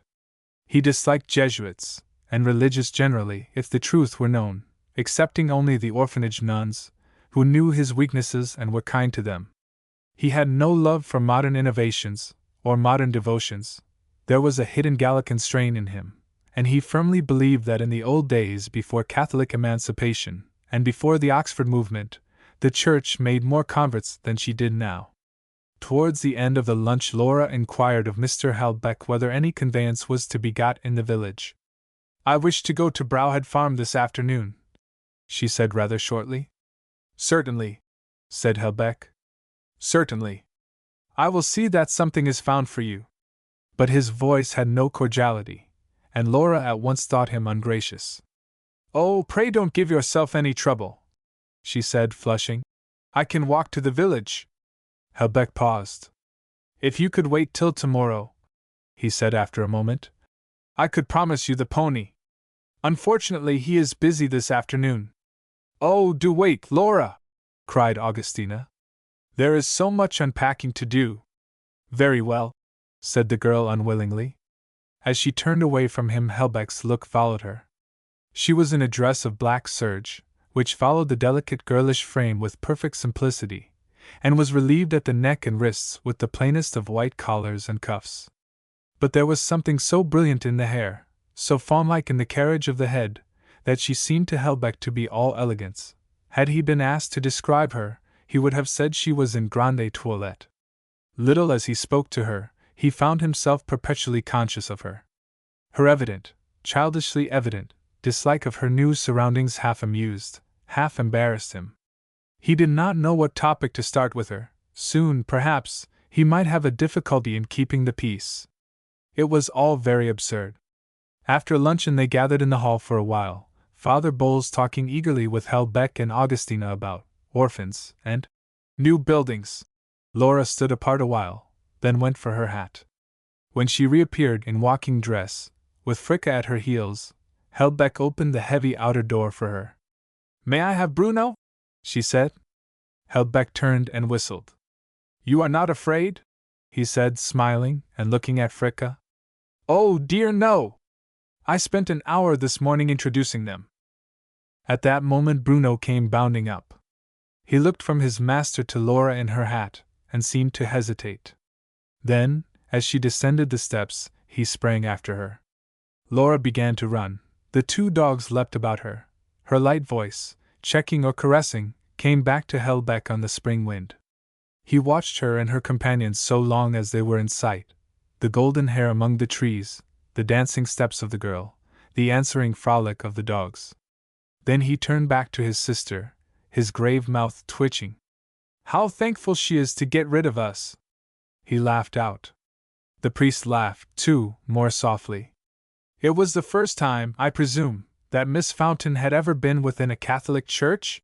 he said to Augustina. Augustina flushed. "Of course it is the first time." "Oh, Alan, you can't think how strange it is to her." She looked rather piteously at her brother. "So I perceive," he said. "You told me something, but I had not realized." "You see, Alan," cried Augustina, watching her brother's face, "it was with the greatest difficulty that her mother got Stephen to consent even to her being baptized. He opposed it for a long time." Father Bowles murmured something under his breath. Helbeck paused for a moment, then said, "What was her mother like?" "Everyone at Cambridge used to say she was a sweet woman, but Stephen, well, you know, Alan, Stephen always had his way. I always wonder she managed to persuade him about the baptism." She colored still more deeply as she spoke, and her nervous infirmity became more pronounced. Alas! It was not only with the first wife that Stephen had had his way. Her own marriage had begun to seem to her a mere sinful connection. Poor soul, poor Augustina! Her brother must have divined something of what was passing in her mind, for he looked down upon her with a peculiar gentleness. "People are perhaps more ready to talk of that responsibility than to take it," he said kindly. "But Augustina," his voice changed, "how pretty she is, you hardly prepared me." Father Bowles modestly cast down his eyes. These were not questions that concerned him. But Helbeck went on, speaking with decision, and looking at his sister. "I confess, her great attractiveness makes me a little anxious about the connection with the Masons. Have you ever seen any of them, Augustina?" No, Augustina had seen none of them. She believed Stephen had particularly disliked the mother, the widow of his cousin, who now owned the farm jointly with her son. "Well, no," said Helbeck dryly. "I don't suppose he and she would have had much in common. Isn't she a dreadful Protestant, Alan?" "Oh, she's just a specimen of the ordinary English Bible worship run mad," he said carelessly. "She is a strange woman, very well known about here. And there's a foolish parson living near them, up in the hills, who makes her worse. But it's the son I'm thinking of." "Why, Alan, isn't he respectable?" "Not particularly. He's a splendid athletic fellow, doing his best to make himself a blackguard, I'm afraid. I've come across him once or twice, as it happens. He's not a desirable cousin for Miss Fountain, that I can vouch for. And unluckily," he smiled, "Miss Fountain won't hear any good of this house at Browhead Farm." Even Augustina drew herself up proudly. "My dear Alan, what does it matter what that sort of people think?" He shook his head. "It's a queer business. They were mixed up with young Williams." Augustina started. "Mrs. Mason was a great friend of his mother, who died. They hate me like poison." However, the priest interposed. Mrs. Mason is a very violent, a most unseemly woman, he said in his mincing voice. And the father, the old man, who is now dead, was concerned in the rioting near the bridge. When Alan was struck? Mrs. Denton told me. How abominable! Augustina raised her hands in mingled reprobation and distress. Helbeck looked annoyed. That doesn't matter one brass farthing, he said in some haste. Father Bowles was much worse treated than I on that occasion. But you see, the whole thing is unlucky. It makes it difficult to give Miss Fountain the hints one would like to give her. He threw himself down beside his sister, talking to her in low tones. Father Bowles took up the local paper. Presently Augustina broke out, with another wringing of the hands. Don't put it on me, my dear Alan! I tell you, Laura has always done exactly what she likes since she was a baby. Mr. Helbeck rose. His face and air already expressed a certain haughtiness, and at his sister's words there was a very definite tightening of the shoulders. I do not intend to have Hubert Mason hanging about the house, he said quietly, as he thrust his hands into his pockets. Of course not, but she wouldn't expect it, cried Augustina in dismay. It's the keeping her away from them, that's the difficulty. She thinks so much of her cousins, Alan. They're her father's only relations. I know she'll want to be with them half her time. For love of them, or dislike of us. Oh! I dare say it will be all right, he added abruptly. Father Bowles, shall I drive you halfway? The pony will be round directly. Chapter 4. It was a Sunday morning, bright and windy. Miss Fountain was driving a shabby pony through the park of Bannisdale, driving with a haste and glee that sent the little cart spinning down the road. 6 hours, she calculated, till she need see Bannisdale again. Her cousins would ask her to dinner and to tea. Augustina and Mr. Helbeck might have all their Sunday antics to themselves. There were several priests coming to luncheon, and a function in the chapel that afternoon. Laura flicked the pony sharply as she thought of it. 7 miles between her and it? Joy! Nevertheless, she did not get rid of the old house and its suggestions quite as easily as she wished. The park and the river had many windings. Again and again the grey-gabled mass thrust itself upon her attention, recalling each time, against her will, the face of its owner. A high brow, hollows in the temples, deep hollows in the cheeks, pale blue eyes, a short and pointed beard, greyish-black like the hair, the close whiskers black, too, against the skin, a general impression of pallor, dark lines, strong shadows, melancholy force. She burst out laughing. A pose, nothing in the world but a pose. There was a wretched picture of Charles I. in the dining-room, a daub, after some famous thing, she supposed, all eyes and hair, long face, and lace collar. Mr. Helbeck was made up to that, she was sure of it. He had found out the likeness, and improved upon it. Oh! If one could only present him with the collar and blue ribbon complete. Cut his head off, and have done with him, she said aloud, whipping up the pony, and laughing at her own petulance. Who could live in such a house, such an atmosphere? As she drove along, her mind was all in a protesting whirl. On her return from her walk with the dogs the day before, she had found a service going on in the chapel, Father Bowles officiating, and some figures in black gowns and white-winged coifs assisting. She had fled to her own room, but when she came down again, the black-garbed sisters were still there, and she had been introduced to them. Ugh! What manners! Must one always, if one was a Catholic, make that cloying, hypocritical impression? 3 of them kissed me, she reminded herself, in a quiver of wrath. They were sisters from the orphanage apparently, or one of the orphanages, and there had been endless talk of new buildings and money, while she, Laura, sat dumb in her corner looking at old photographs of the house. Helbeck, indeed, had not talked much. While the black women were chattering with Augustina and Father Bowles, he had stood, mostly silent, under the picture of his great-grandmother, only breaking through his reverie from time to time to ask or answer a question. Was he pondering the sale of the great-grandmother, or did he simply know that his silence and aloofness were picturesque, that they compelled other people's attention, and made him the center of things more effectively than more ordinary manners could have done? In recalling him, the girl had an impatient sense of something commanding, of something, moreover, that held herself under observation. One thinks him shy at first, or awkward. Nothing of the sort. He is as proud as Lucifer. Very soon one sees that he is just looking out for his own way in everything. And as for temper. After the sisters departed, a young architect had appeared at supper. A point of difference had arisen between him and Mr. Helbeck.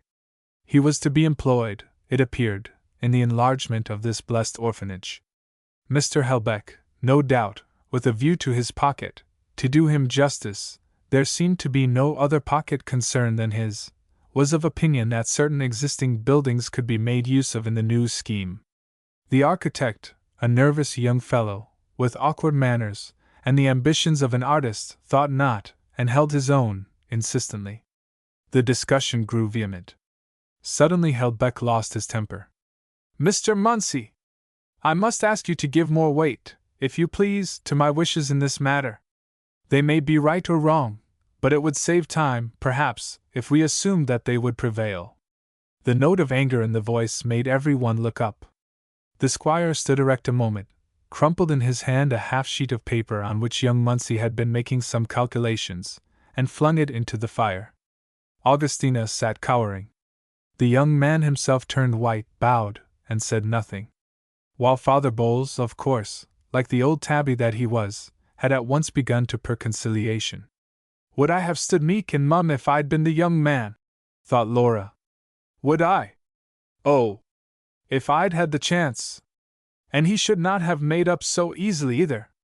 For she remembered, also, how, after Father Bowles was gone, she had come in from the garden to find Mr. Helbeck and the architect pacing the long hall together, on what seemed to be the friendliest of terms. For nearly an hour, while she and Augustina sat reading over the fire, the colloquy went on. Helbeck's tones then were of the gentlest. The young man too spoke low and eagerly, pressing his plans. And once when Laura looked up from her book, she had seen Helbeck's arm resting for a moment on the young fellow's shoulder. Oh! No doubt Mr. Helbeck could make himself agreeable when he chose, and struggling architects must put up with the tempers of their employers. All the more did Miss Fountain like to think that the squire could compel no court from her. She recalled that when Mr. Munsey had said good night, and they three were alone in the firelit hall, Helbeck had come to stand beside her. He had looked down upon her with an air which was either kindness or weariness. He had been willing, even, she thought, anxious to talk with her. But she did not mean to be first trampled on, then patronized, like the young man. So Mr. Helbeck had hardly begun, with that occasional timidity which sat so oddly on his dark and strong physique, to speak to her of the two sisters of charity who had been his guests in the afternoon, when she abruptly discovered it was time to say good night. She winced a little as she remembered the sudden stiffening of his look, the careless touch of his hand. The day was keen and clear. A nipping wind blew beneath the bright sun, and the opening buds had a parched and hindered look. But to Laura the air was wine, and the country all delight. She was mounting the flank of a hill towards a straggling village. Straight along the face of the hill lay her road, past the villages and woods that clothed the hill slope, till someone should show her the gate beyond which lay the rough ascent to Browhead Farm. Above her, now, to her right, rose a craggy fell with great screes plunging sheer down into the woods that sheltered the village. Below, in the valley plain, stretched the purples and greens of the moss. The rivers shone in the sun as they came speeding from the mountains to the sea, and in the far distance the heights of Lakeland made one pageant with the sun and the clouds, peak after peak thrown blue against the white, cloud after cloud breaking to show the dappled hills below, in such a glory of silver and of purple, such a freshness of atmosphere and light, that mere looking soon became the most thrilling, the most palpable of joys. Laura's spirits began to sing and soar, with the larks and the blackcaps. Then, when the village was gone, came a high stretch of road, looking down upon the moss and all its bounding fells, which ran out upon its purple face like capes upon a sea. And these nearer fields, what were these thick white specks upon the new-made furrows? Up rose the gulls for answer, and the girl felt the sea breath from their dazzling wings, and turned behind her to look for that pale opening in the southwest through which the rivers passed. And beyond the fields a wood, such a wood as made Laura's South Country eyes stand wide with wonder. Out she jumped, tied the pony's rein to a gate beside the road, and ran into the hazel brushwood with little cries of pleasure. A Westmoreland wood in daffodil time, it was nothing more and nothing less. But to this child with the young passion in her blood, it was a dream, an ecstasy. The golden flowers, the slim stalks, rose from a mist of greenish blue, made by their speary leaf amid the encircling browns and purples, the intricate stem and branchwork of the still winter-bound hazels. Never were daffodils in such a wealth before. They were flung on the fellside through a score of acres, in sheets and tapestries of gold, such an audacious, unreckoned plenty as went strangely with the frugal air and temper of the northern country, with the bare walled fields, the ruggedness of the crags above, and the melancholy of the treeless marsh below. And within this common lavishness, all possible delicacy, all possible perfection of the separate bloom and tuft, each foot of ground had its own glory. For below the daffodils there was a carpet of dark violets, so dim and close that it was their scent first bewrayed them, and as Laura lay gathering with her face among the flowers, she could see behind their gold, and between the hazel stems, the light-filled grays and azures of the mountain distance. Each detail in the happy whole struck on the girl's eager sense, and made there a poem of northern spring, spring as the fell country sees it, pure, cold, expectant, with flashes of a blossoming beauty amid the rocks and pastures, unmatched for daintiness and joy. Presently Laura found herself sitting, half crying, on a mossy tuft, looking along the wood to the distance. What was it in this exquisite country that seized upon her so, that spoke to her in this intimate, this appealing voice? Why, she was of it, she belonged to it, she felt it in her veins. Old inherited things leapt within her, or it pleased her to think so. It was as though she stretched out her arms to the mountains and fields, crying to them, "I am not a stranger, draw me to you, my life sprang from yours." A host of burning and tender thoughts ran through her. Their first effect was to remind her of the farm and of her cousins, and she sprang up and went back to the cart. On they rattled again, downhill through the wood, and up on the further side, still always on the edge of the moss. She loved the villages, and their medley of grey houses wedged among the rocks. She loved the stone farms with their wide porches, and the white splashes on their grey fronts. She loved the tufts of fern in the wall crannies, the limestone ribs and bonework of the land breaking everywhere through the pastures, the incomparable purples of the woods, and the first brave leafing of the larches and the sycamores. Never had she so given her heart to any new world, and through her delight flashed the sorest, tenderest thoughts of her father. "Oh, Papa," she said to herself again and again in a little moan. Every day perhaps he had walked this road as a child, and she could still see herself as a child, in a very dim vision, trotting beside him down the Browhead road. She turned at last into the fell gate to which a passing boy directed her, with a long breath that was almost a sob. She had given them no notice, but surely they would be glad to see her. They? She tried to split up the notion, to imagine the three people she was going to see. Cousin Elizabeth, the mother? Ah! She knew her, for they had never liked Cousin Elizabeth. She herself could dimly remember a hard face, an obstinate voice raised in discussion with her father. Yet it was Cousin Elizabeth who was the fountain born, who had carried the little family property as her dowry to her husband James Mason.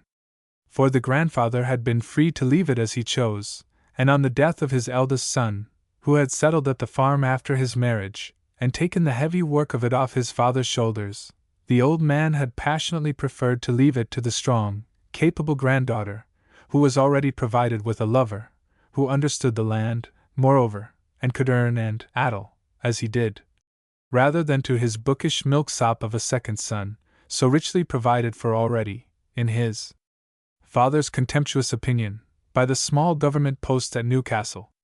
"Let us always thank God, Laura, that my grandfather was a brute to yours," Stephen Fountain would say to his girl on the rare occasions when he could be induced to speak of his family at all. "But for that I might be a hedger and ditcher to this day." Well, but Cousin Elizabeth's children? Laura herself had some vague remembrance of them. As the pony climbed the steep lane, she shut her eyes and tried hard to recall them. The fair-haired boy, rather fat and masterful, who had taken her to find the eggs of a truant hen in a hedge behind the house, and had pushed her into a puddle on the way home because she had broken one. Then the older girl Polly, who had cleaned her shoes for her, and lent her a pinafore? No! Laura opened her eyes again. It was no good straining to remember. Too many years had rolled between that early visit and her present self, years during which there had been no communication of any sort between Stephen Fountain and his cousins.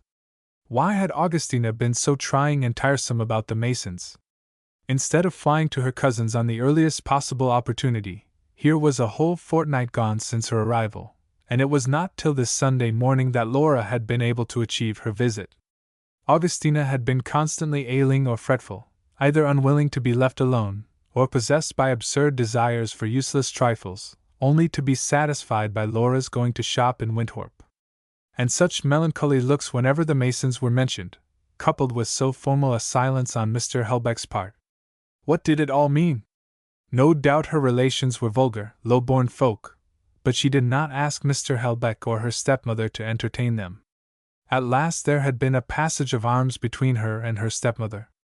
Perhaps Mr. Helbeck had overheard it, for immediately afterwards he had emerged from his study into the hall, where she and Augustina were sitting. "Miss Fountain, may I ask, do you wish to be sent into Winthrop on Sunday morning?"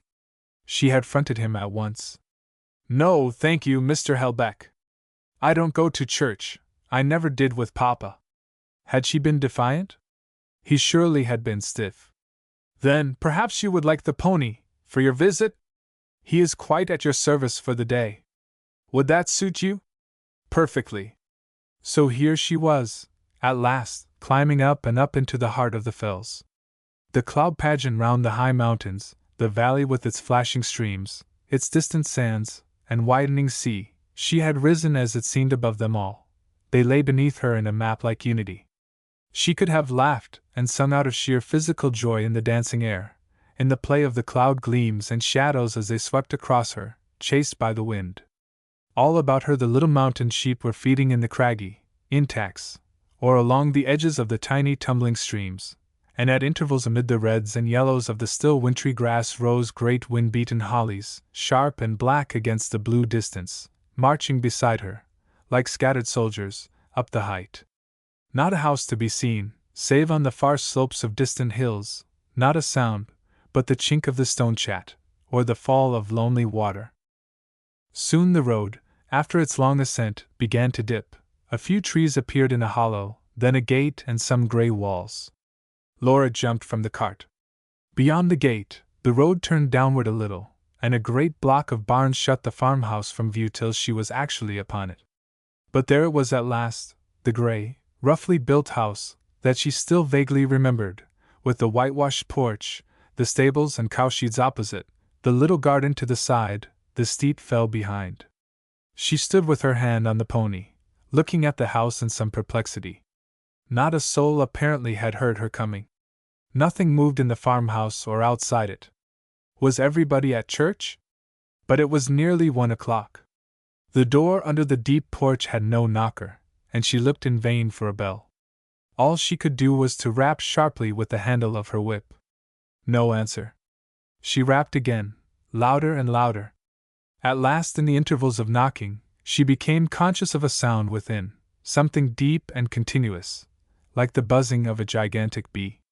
She put her ear to the door, listening. Then all her face dissolved in laughter. She raised her arm and brought the whip handle down noisily on the old blistered door, so that it shook again. "Hullo!" There was a sudden sound of chairs overturned, or dragged along a flagged floor. Then staggering steps, and the door was opened.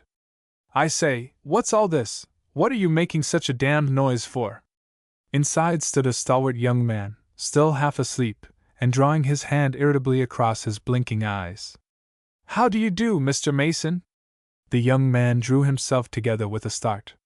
Suddenly he perceived that the young girl standing in the shade of the porch was not his sister, but a stranger. He looked at her with astonishment, at the elegance of her dress, and the neatness of her small gloved hand. "I beg your pardon, miss, I'm sure.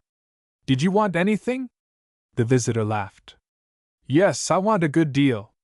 I came up to see my cousins. You're my cousin, though of course you don't remember me.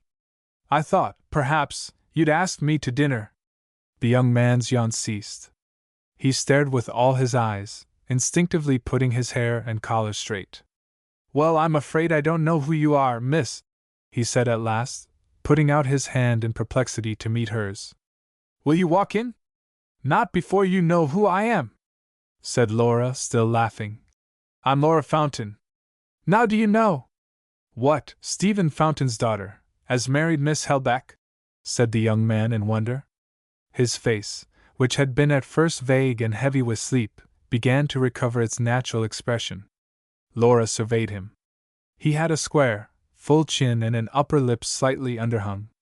His straight fair hair straggled loose over his brow. He carried his head and shoulders well, and was altogether a finely built, rather magnificent young fellow, marred by a general expression that was half clumsy, half insolent. "That's it," she said in answer to his question.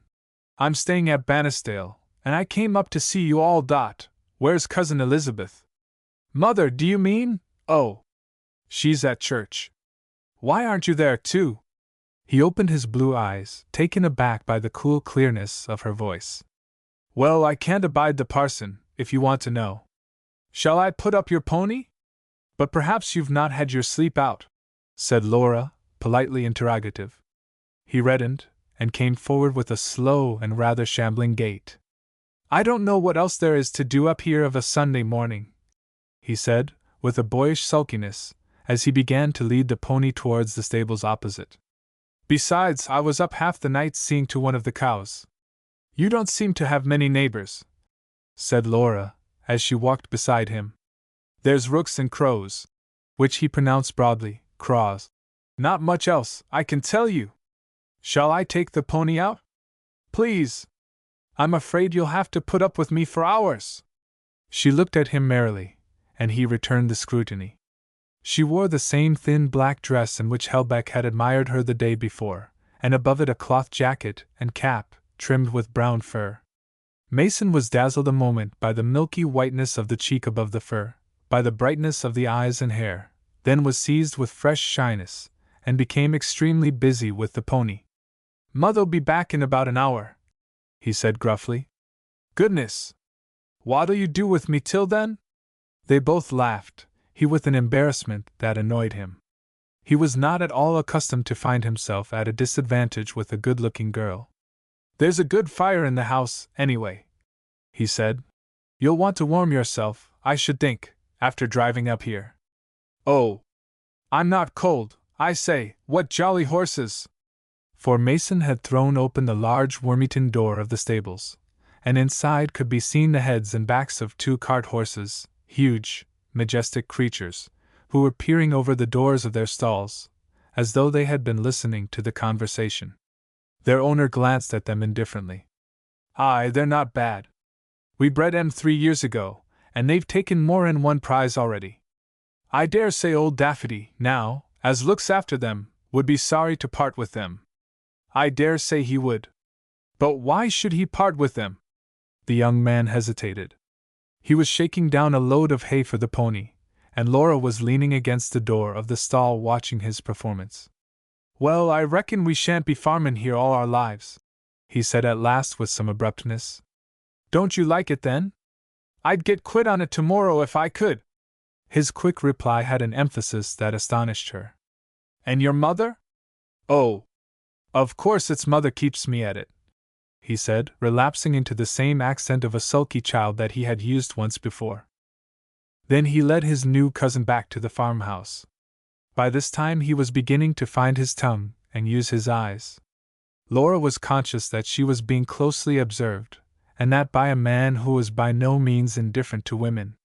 She said to herself that she would try to keep him shy. As they entered the farmhouse kitchen, Mason hastened to pick up the chairs he had overturned in his sudden waking.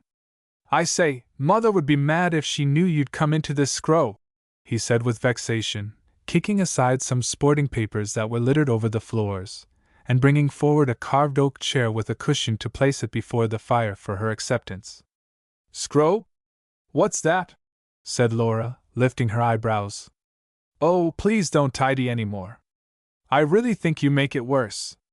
Besides, it's all right. What a dear old kitchen!" She had seated herself in the cushioned chair, and was warming a slender foot at the fire. Mason wished she would take off her hat, it hid her hair. But he could not flatter himself that she was in the least occupied with what he wished. Her attention was all given to her surroundings, to the old raftered room, with its glowing fire and deep-set windows. Bright as the April sun was outside, it hardly penetrated here. Through the mellow dusk, as through the varnish of an old picture, one saw the different objects in a golden light and shade: the brass warming pan hanging beside the tall 8-day clock, the table in front of the long window seat, covered with its checked red cloth, the carved door of a cupboard in the wall bearing the date 1679, the miscellaneous store of things packed away under the black rafters, dried herbs and tools, bundles of list and twine, the spindles of old spinning wheels, cattle, medicines, and the like, the heavy oaken chairs, the settle beside the fire, with its hard cushions and scrolled back. It was a room for winter, fashioned by the needs of winter. By the help of that great peat fire, built up year by year from the spoils of the moss 1,000 feet below, generations of human beings had fought with snow and storm, had maintained their little polity there on the heights, self-centered, self-supplied. Across the yard, commanded by the window of the farm kitchen, lay the rude byres where the cattle were prisoned from October to April. The cattle made the wealth of the farm, and there must be many weeks when the animals and their masters were shut in together from the world outside by wastes of snow. Laura shut her eyes an instant, imagining the goings to and fro, the rising on winter dawns to feed the stock, the shepherd on the fellside, wrestling with sleet and tempest, the returns at night to food and fire. Her young fancy, already played on by the breath of the mountains, warmed to the farmhouse and its primitive life. Here surely was something more human, more poetic even, than the tattered splendor of Bannisdale. She opened her eyes wide again, as though in defiance, and saw Hubert Mason looking at her. Instinctively she sat up straight, and drew her foot primly under the shelter of her dress. "I was thinking of what it must be in winter," she said hurriedly. "I know I should like it." "What, this place?" He gave a rough laugh. "I don't see what for, then. It's bad enough in summer. In winter it's fit to make you cut your throat. I say, where are you staying?" "Why, at Bannisdale," said Laura in surprise. "You knew my stepmother was still living, didn't you?" "Well, I didn't think out about it," he said, falling into candor, because the beauty of her gray eyes, now that they were fixed fair and full upon him, startled him out of his presence of mind. "I wrote to you, to Cousin Elizabeth, when my father died," she said simply, rather proudly, and the eyes were removed from him. Of course you did," he said in haste. "But mother's never yen to talk aboot letters. And you haven't dropped us a line since, have you?" he added, almost with timidity. "No, I thought I'd surprise you. We've been a fortnight at Bannisdale." His face flushed and darkened. "Then you've been a fortnight in a queer place," he said with a sudden, almost a violent change of tone. "I wonder you can bide so long under that man's roof." She stared. "Do you mean because he disliked my father?" "Oh, I don't know nowt about that." He paused. His young face was crimson, his eyes angry and sinister. "He's a snake, is Helbeck," he said slowly, striking his hands together, as they hung over his knees. Laura recoiled, instinctively straightening herself. "Mr. Helbeck is quite kind to me," she said sharply. "I don't know why you speak of him like that. I'm staying there till my stepmother gets strong." He stared at her, still red and obstinate. "Helbeck and his house together stickin' folks' gizzards aboot here," he said. "You'll soon find that O.T. And good reason, too. Did you ever hear of Teddy Williams?" "Williams?" she said, frowning. "Was that the man that painted the chapel?" Mason laughed and slapped his knee. "Man, indeed? He was just a lad, down at Marsland's school. I was there myself, you understand, the year after him. He was an awful clever lad, beat everyone at books, and he could draw anything. You couldn't mak much ot of his drawings, I dare say, they were queer sorts o' things. I never could make head or tail on 'em myself. But old Jackson, our master, thought a lot of 'em, and so did the passin' down at Marshland. And his father and mother, well, they thought he was going to make all their fortunes for 'em. There was a scholarship, or somethin' o' that sort, and he was to get it and go to college, and make 'em all rich. They were just common wheelwrights, you understand, down on T. Winthrop Road. But my word, Mr. Helbeck spoilt their game for 'em. He lifted another sod of turf from the basket and flung it on the fire. The animus of his tone and manner struck Laura oddly. But she was at least as curious to hear as he was anxious to tell. She drew her chair a little nearer to him. What did Mr. Helbeck do? Mason laughed. Well, he just made a papist of Teddy, took him and done him, Brown. He got hold on him in the park one evening. Teddy was drawing a picture of the bridge, you understand, ticed him up to his place somehow, and Teddy was set to a job of paintin' up at the chapel before you could say Jack Robinson. And in 6 months they'd settled it between 'em. Teddy wouldn't go to school no more. And one night he and his father had words. The owd man gied him a thrashing, and Teddy just cut and run. Next thing they heard he was at a papist school, somewhere over Lancashire way, and he sent word to his mother, she was dyin' then, you understand, and she's dead since, that he'd gone to be a priest, and if they didn't like it, they might just do the other thing. And the mother died? Said Laura. Aye, double quick. My mother went down to nurse her. And they sent Teddy back, just too late to see her. He come in 2-3 hours after they'd screwed her down. And his father chivied him ot. They wouldn't have him at the funeral. But folks were a deal matter with Mr. Helbeck, you understand, nor with Teddy. Teddy's father and brothers are chapel folk, primitive Methodists they call 'em. They've got a big chapel in Winthrop, and they raised the whole place on Mr. Helbeck, and one night, coming out of Winthrop, he was set on by a lot of fellows, chapel fellows, a bit fresh, you understand. Father was there, he never denied it, not he. Helbeck just got into the old mill by the bridge in time, but they'd marked his face for him all the same. Ah, said Laura, staring into the fire. She had just remembered a dark scar on Mr. Helbeck's forehead, under the strong ripples of black hair. Go on, do! Oh! Afterwards there was a lot of men bound over, father among 'em. There was a priest with Mr. Helbeck who got it hot too, that old chap Bowles. I dare say you've seen him. Aye, he's a snake, is Helbeck, the young man repeated. Then he reddened still more deeply, and added with vindictive emphasis. And an interfering, hypocritical, canting sort of party into tea bargain. He'd like to lord it over everybody aboot here, if he was let. But he's as poor as a church rat, who minds him? The language was extraordinary, so was the tone. Laura had been gazing at the speaker in a growing amazement. Thank you, she said impetuously, when Mason stopped. Thank you, but in spite of your story, I don't think you ought to speak like that of the gentleman I am staying with. Mason threw himself back in his chair. He was evidently trying to control himself. I didn't mean no offense, he said at last, with a return of the sulky voice. Of course I understand that you're staying with the quality, and not with the likes of us. Laura's face lit up with laughter. What an extraordinary silly thing to say! But I don't mind, I'll forgive you, like I did years ago, when you pushed me into the puddle. I pushed you into a puddle? But I never did out ot sort, cried Mason, in a slow crescendo of astonishment. Oh, yes, you did. She nodded her little head. I broke an egg, and you bullied me. Of course I thought you were a horrid boy, and I loved Polly, who cleaned my shoes and put me straight. Where's Polly? Is she at church? I dare say, said Mason stupidly, watching his visitor meanwhile with all his eyes. She had just put up a small hand and taken off her cap. Now, mechanically, she began to pat and arrange the little curls upon her forehead, then to take out and replace a hairpin or two, so as to fasten the golden mass behind a little more securely.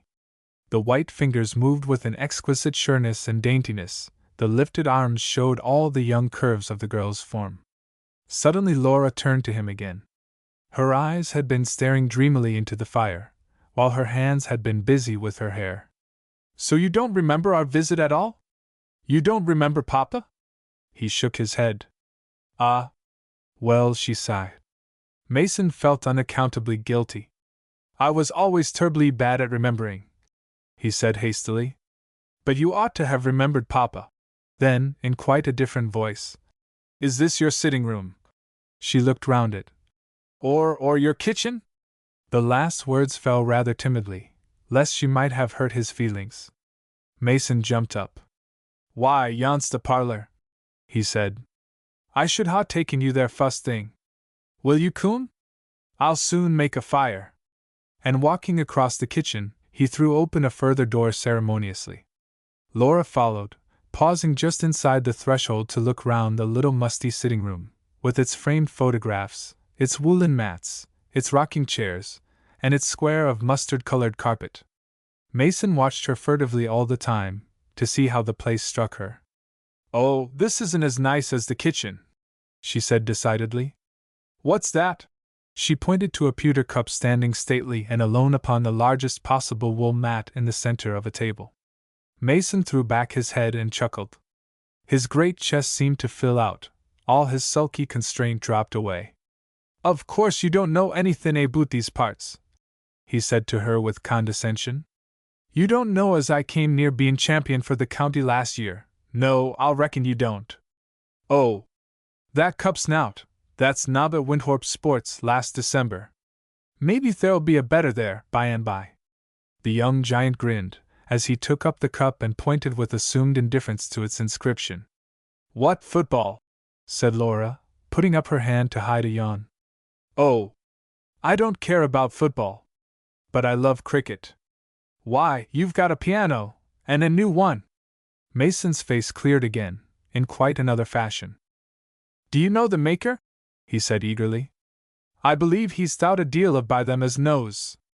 I bought it myself out o' the sheep. The lambs had done fuss rate, and I'd had more'n half the trouble of them, ony ways. So I took no heed o' mother. I went down straight to Winthrop, and paid the first installment and brought it up in the cart mezzle. Mr. Castle, do yo know him? He's the organist at the parish church. He came with me to choose it. And is it you that play it? Said Laura, wondering. Or your sister? He looked at her in silence for a moment, and she at him. His aspect seemed to change under her eyes. The handsome points of the face came out, its coarseness and loudishness receded. And his manner became suddenly quiet and manly, though full of an almost tremulous eagerness. You like it? She asked him. What, music? I should think so. Oh, I forgot, you're all musical in these northern parts, aren't you? He made no answer, but sat down to the piano and opened it. She leant over the back of a chair, watching him, half incredulous, half amused. I say, did you ever hear this? I believe it was some Cambridge fellow made it, Castle said so. He played it to me. And I can't get further than just a bit of it. He raised his great hands and brought them down in a burst of chords that shook the little room and the raftered ceiling. Laura stared. He played on, played like a musician, though with occasional stumbling, played with a mingled energy and delicacy, an understanding and abandonment that amazed her, then grew crimson with the effort to remember, wavered, and stopped. Goodness! Cried Laura. Why, that's Stanford's music to the Eumenides. How on earth did you hear that? Go away. I can play it. She pushed him away and sat down. He hung over her, his face smiling and transformed, while her little hands struggled with the chords, found the after melody, pursued it, with pauses now and then, in which he would strike in, prompting her, putting his hand down with hers, and finally, after modulations which she made her way through, with laughter and head-shakings, she fell into a weird dance, to which he beat time with hands and limbs, urging her with a rain of comments. Oh! My goody, isn't that rousing? Play that again, just that change, just once. Oh! Lord, isn't that good, that chord, and that bit afterwards, what a bass, I say, isn't it a bass? Don't you like it awfully? Suddenly she wheeled round from the piano, and sat fronting him, her hands on her knees. He fell back into a chair. "I say," he said slowly, "you are a grand un. If I'd only known you could play like that." Her laugh died away. To his amazement she began to frown. "I haven't played 10 notes since Papa died. He liked it so." She turned her back to him, and began to look at the torn music at the top of the piano. "But you'll play to me again," he said beseechingly. "Why, it would be a sin if you didn't play. Wouldn't I play if I could play like you? I never had more than a lesson, now and again, from old Castle. I used to steal Mother's eggs to pay him. I can play anything I hear, and I've made a song. Old Castle's writing it down. He says he'll teach me to do it some day. But of course I'm no good for playing. I never shall be any good. Look at those fingers. They're like bits of stick, beastly things." He thrust them out indignantly for her inspection. Laura looked at them with a professional air. "I don't call it a bad hand. I expect you've no patience." "Haven't I? I tell you I'd play all day, if it'll do any good, but it won't." "And how about the poor farm?" said Laura, with a lifted brow. "Oh! The farm, dang the farm!" said Mason violently, slapping his knee. Suddenly there was a sound of voices outside, a clattering on the stones of the farmyard. Mason sprang up, all frowns. "That's Mother.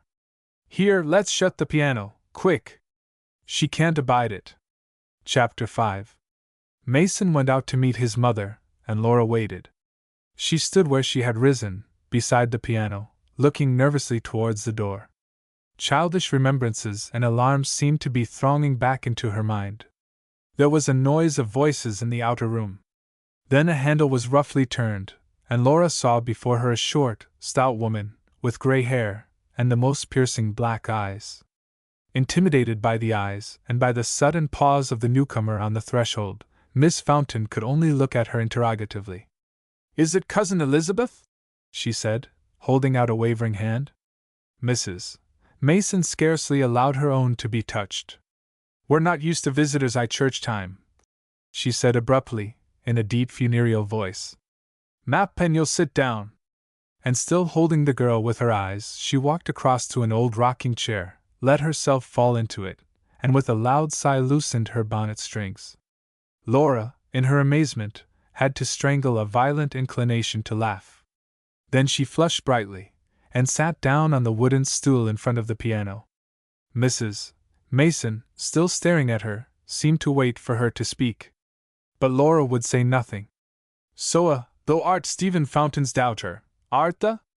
"Yes, and you have seen me before," was the girl's quiet reply. She said to herself that her cousin had the eyes of a bird of prey. So black and fierce they were, in the grayish-white face under the shaggy hair. But she was not afraid. Rather, she felt her own temper rising. "How long is Senor Father deed?" 9 months. But you knew that, I think, because I wrote it you. Mrs. Mason's heavy lids blinked a moment, then she said with slowly quickening emphasis, like one mounting to a crisis. "What art the do in Bannisdale Hall? What call has thy father's daughter to be visitin' under Alan Helbeck's roof?" Laura's open mouth showed first wonderment, then laughter. "Oh, I see," she said impatiently. "You don't seem to understand. But of course you remember that my father married Miss Helbeck for his second wife?" "Aye, and she cam o.t. fra amang them," exclaimed Mrs. Mason. "She put away from her the accursed thing." The massive face was all aglow, transformed, with a kind of somber fire. Laura stared afresh. "She gave up being a Catholic, if that's what you mean," she said after a moment's pause. "But she couldn't keep to it.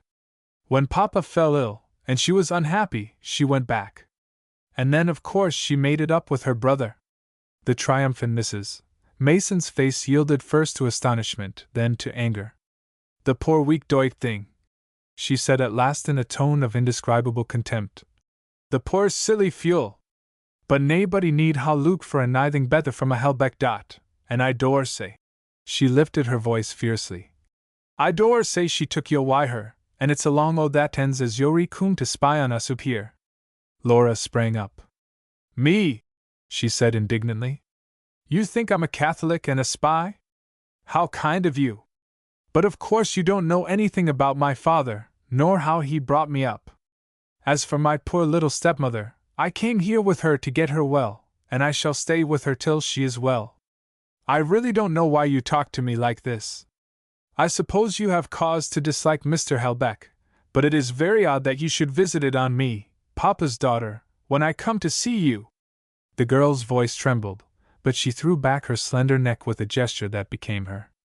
The door, which had been closed, stealthily opened. Hubert Mason's face appeared in the doorway. It was gazing eagerly, admiringly, at Miss Fountain. Mrs. Mason did not see him. Nor was she daunted by Laura's anger. It's our yen, she said stubbornly. Though ha made a covenant wi' the Amorite and the Amalekite. They ha called a no art eaten o' their sacrifices. There was an uneasy laugh from the door, and Laura, turning her astonished eyes in that direction, perceived Hubert standing in the doorway, and behind him another head thrust eagerly forward, the head of a young woman in a much betrimmed Sunday hat. I say, mother, let her be, will the? Said a hearty voice, and pushing Hubert aside, the owner of the hat entered the room. She went up to Laura, and gave her a loud kiss. I'm Polly Mason. And I know who you are well enough. Don't you pay ony attention to mother. That's her way. Hubert and I take it very kind of you to come and see us. Mother's rats on Amorites, said Hubert, grinning. Rats, Amorites? Said Laura, looking piteously at Polly, whose hand she held. Polly laughed, a bouncing, good-humored laugh. She herself was a bouncing, good-humored person, the apparent antithesis of her mother, with her lively eyes, her frizzled hair, her high cheekbones touched with a bright pink. You'll have to get up early to understand them too, she declared. Mother's always talking out o' T Bible, and Hubert picks up a lot o' low words out o' Winthrop streets, and there 'tis. But now look here, you'll stay and tack a bit o' dinner with us? I don't want to be in your way, said Laura formally. Really, she had some difficulty to control the quiver of her lips, though it would have been difficult to say whether laughter or tears came nearest. At this Polly broke out in voluble protestations, investigating her cousin's dress all the time, fingering her little watch chain, and even taking up a corner of the pretty cloth jacket that she might examine the quality of it. Laura, however, looked at Mrs. Mason. If Cousin Elizabeth wishes me to stay, she said proudly. Polly burst into another loud laugh. Yo see, it goes agin mother to be shakin' hands wi' yen that's livin' wi' papists, and Mr. Helbeck by the bargain. So wheniver mother talks aboot Amorites or Jesubites, or any o' that ends, she nobbut means papists, Romanists as our minister calls 'em. He's every bit as bad as her. He would as lief shake hands wi' Mr. Helbeck as wi' the out un. I'll uphaud ye, Mr. Bailey hasn't preached a sermon this 10 year yot Chivian papists, said Hubert from the door. And you'll not find yen o' them in his parish if you were to hunt it wi' a lantern for a week o' Sundays. When I was a lad I thought Romanists were a sort o' varmin. I almost looked to see 'em nailed to T barn door, same as stoats. But how strange, cried Laura, when there are so few Catholics about here. And no one hates Catholics now. One may just despise them. She looked from mother to son in bewilderment. Not only Hubert's speech, but his whole manner had broadened and coarsened since his mother's arrival. Well, if there isn't money, they make a deal o' talk, said Polly. Onyway, since Mr. Helbeck came to T Hall. Mother, I'll take Miss Fountain upstairs to get her hat off.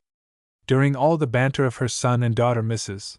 Mason had sat in a disdainful silence, turning her strange eyes, the eyes of a fanatic, in a singularly shrewd and capable face, now on Laura, now on her children.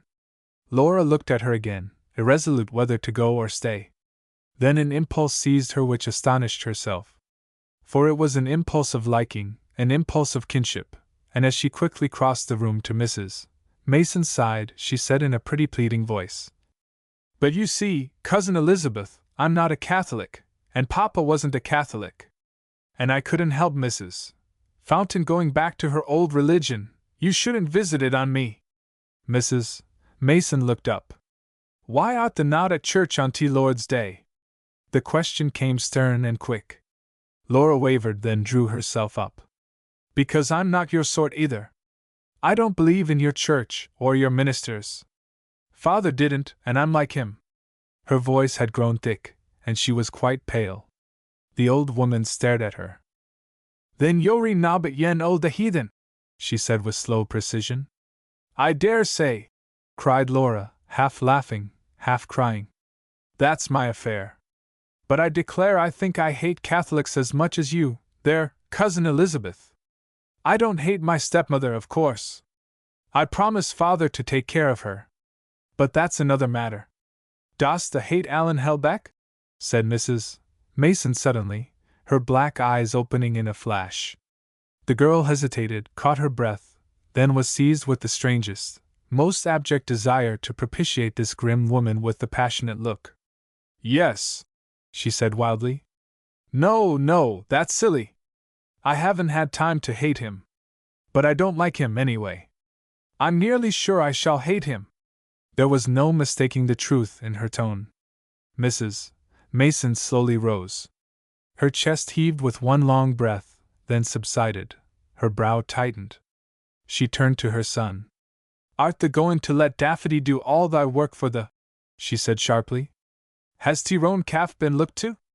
I'm going, said Hubert evasively, and sheepishly straightening himself he made for the front door, throwing back more than one look as he departed at his new cousin. And you really want me to stay? Repeated Laura insistently, addressing Mrs. Mason. You're welcome, was the stiff reply. Nobbut yo'd been mair welcome if yo' hadn't a brockentee Sabbath to coom here. Map then you'll go away, Polly, and tack your bonnet off.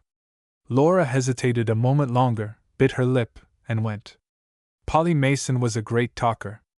In the few minutes she spent with Laura upstairs, before she hurried down again to help her mother with the Sunday dinner, she asked her new cousin innumerable questions, showing an intense curiosity as to Bannisdale and the Helbecks, a burning desire to know whether Laura had any money of her own, or was still dependent upon her stepmother, and a joyous appropriative pride in Miss Fountain's gentility and good looks.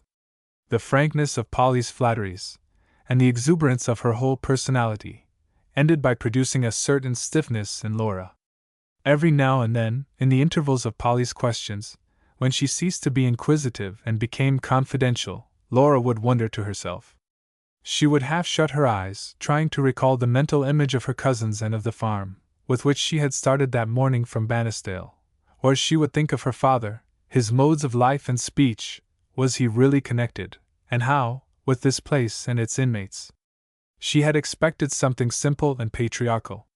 She had found a family of peasants, living in a struggling, penurious way, a grim mother speaking broad dialect, a son with no pretensions to refinement or education, except perhaps through his music, and a daughter.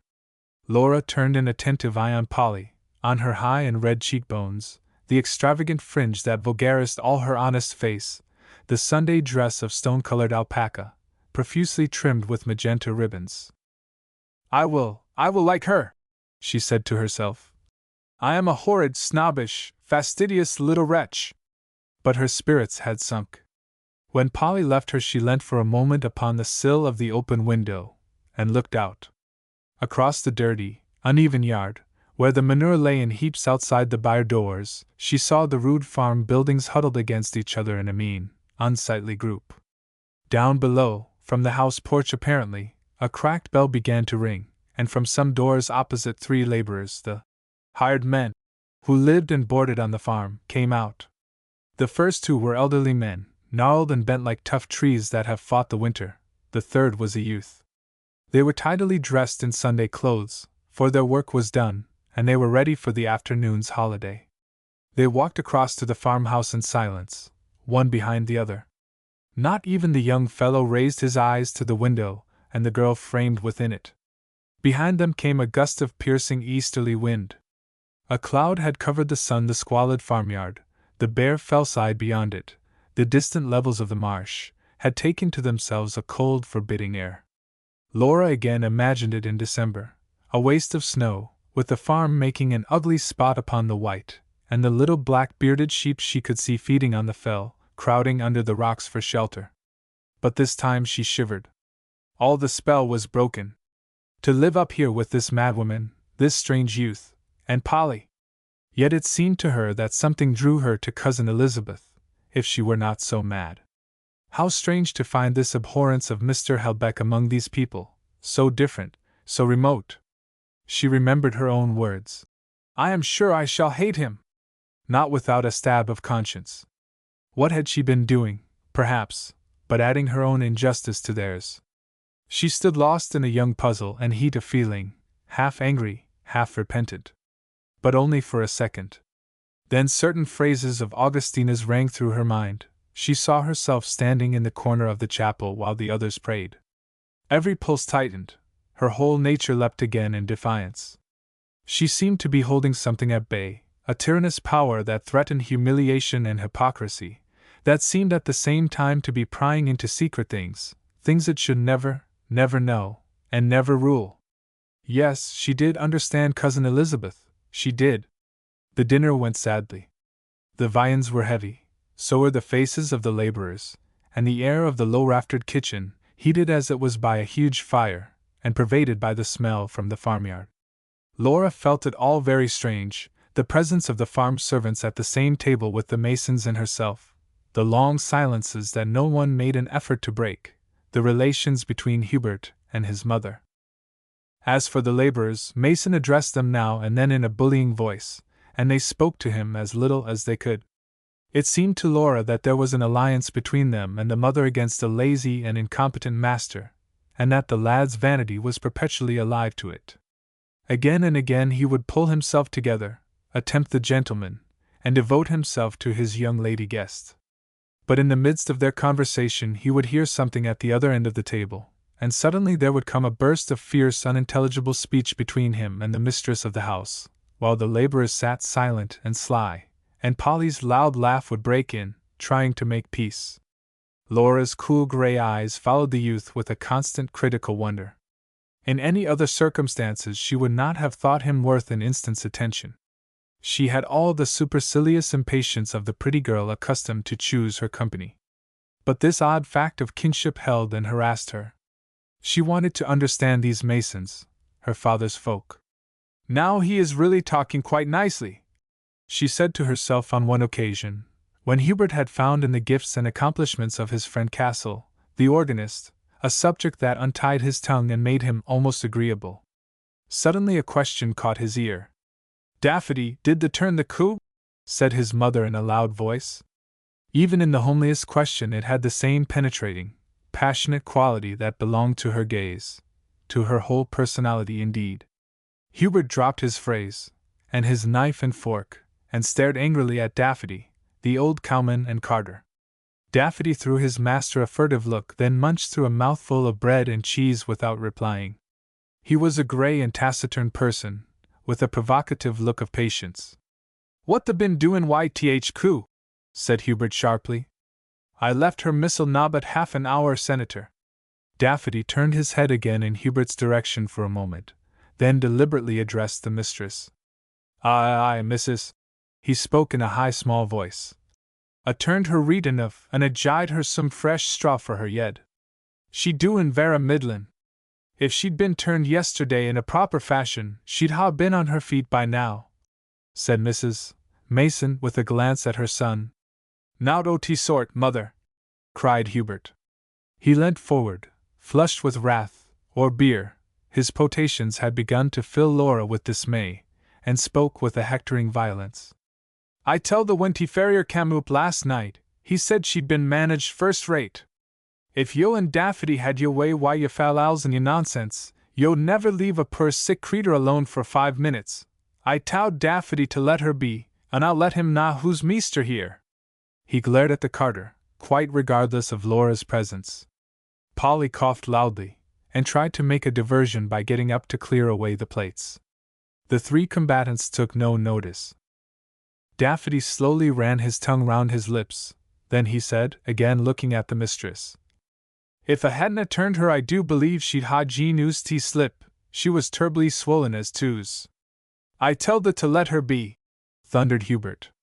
If she dees, that's ma consarn.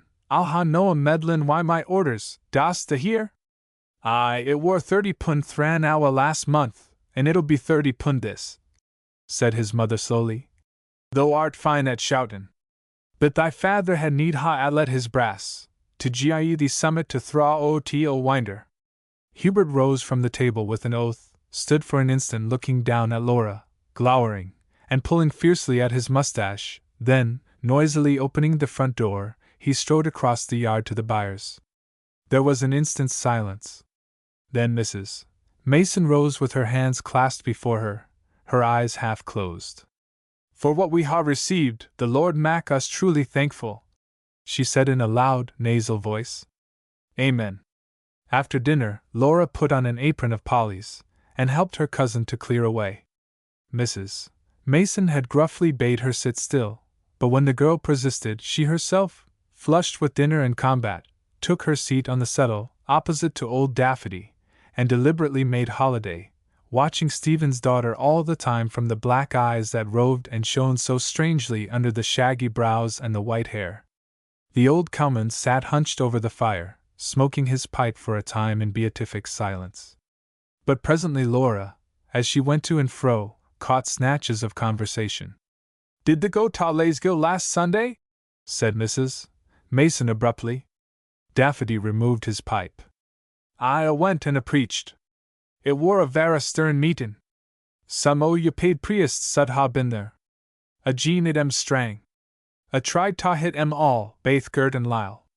There was a pause, then he added placidly. A likely suit them vera weel. There was a mon beside me, as pooed me down afore a hof dune.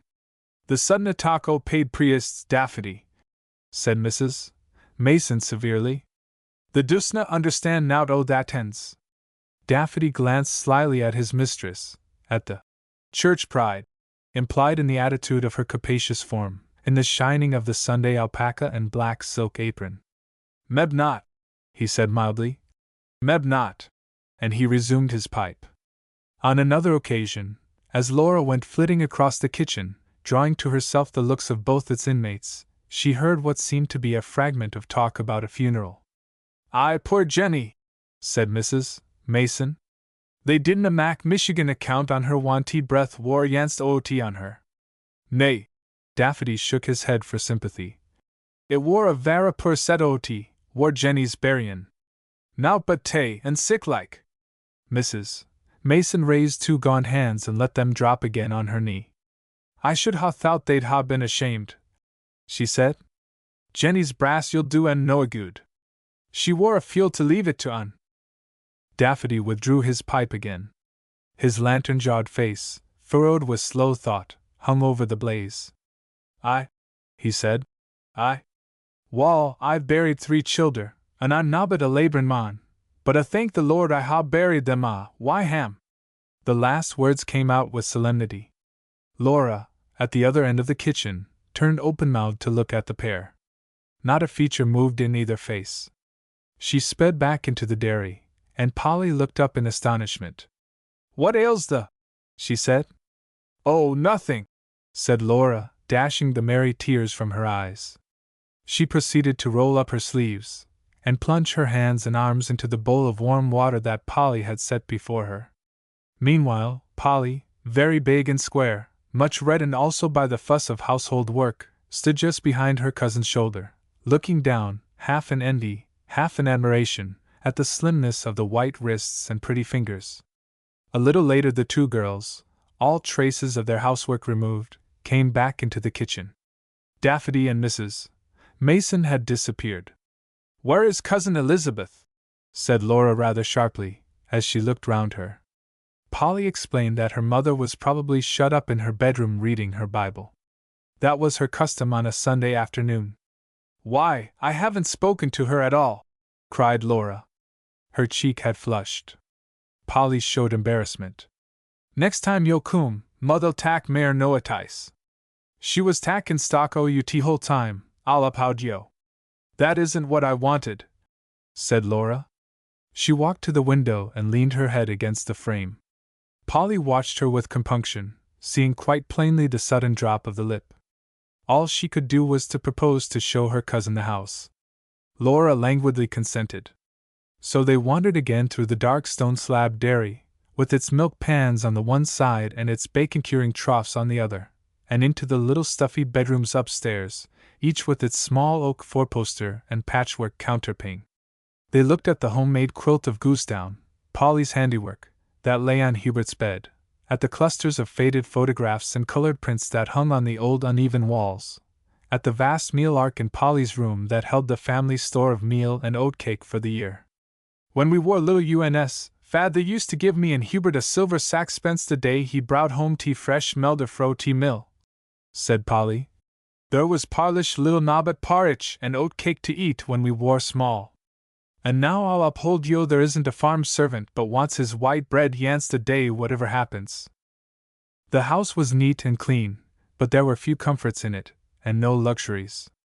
It showed, too, a number of small dilapidations that a very little money and care would soon have set to rights. Polly pointed to them sadly. There was no money, and Hubert didn't trouble himself. Father was allus workin'. He'd be up at 4:30 this time o' year, and he didna go to bed so early no other. But Hubert you'll do nowt he can help. Yo can hardly get him to tak tea peats I ter Windhorpe when tea peat coats brasden ym. And as fair doin' a job o' cartin' fair tea neebors, tea horses may be eatin' their heads off, Hubert won't stir his cell. Let 'em lead their own muck for theirsels, that's what he'll say.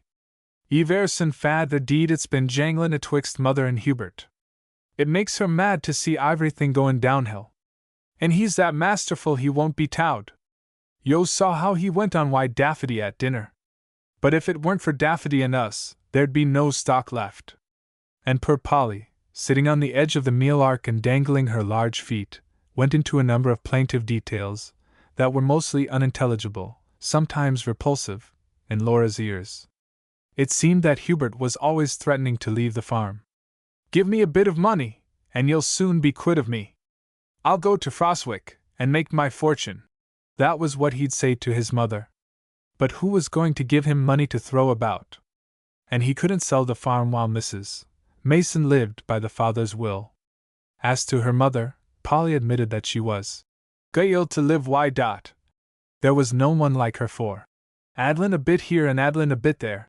She was the best maker and seller of butter in the countryside, but she had been queer about religion ever since an illness that attacked her as a young woman.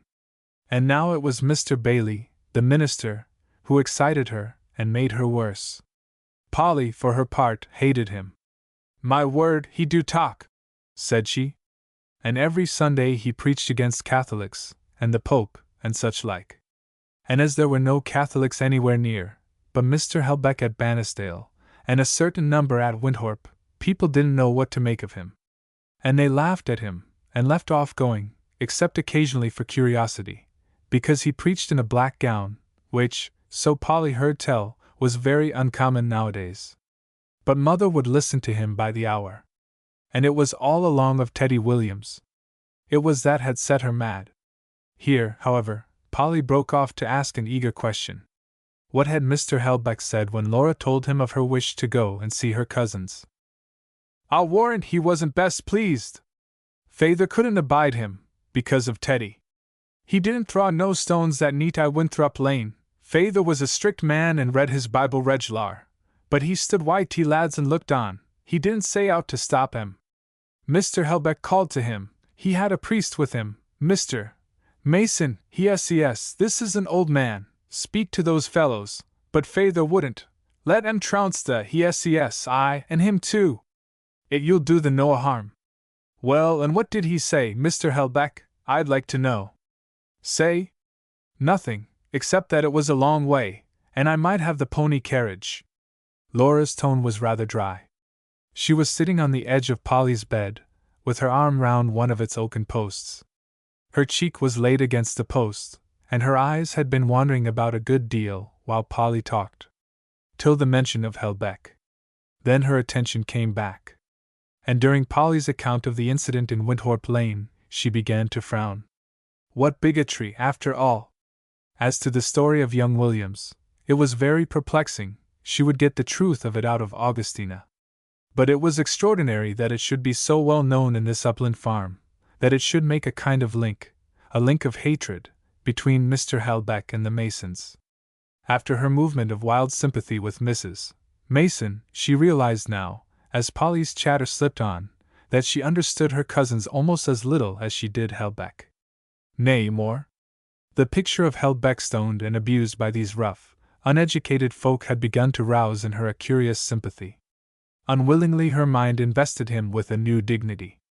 So that when Polly told a rambling story of how Mr. Bailey, after the street fight, had met Mr. Helbeck at a workhouse meeting and had placed his hands behind his back when Mr. Helbeck offered his own, Laura tossed her head.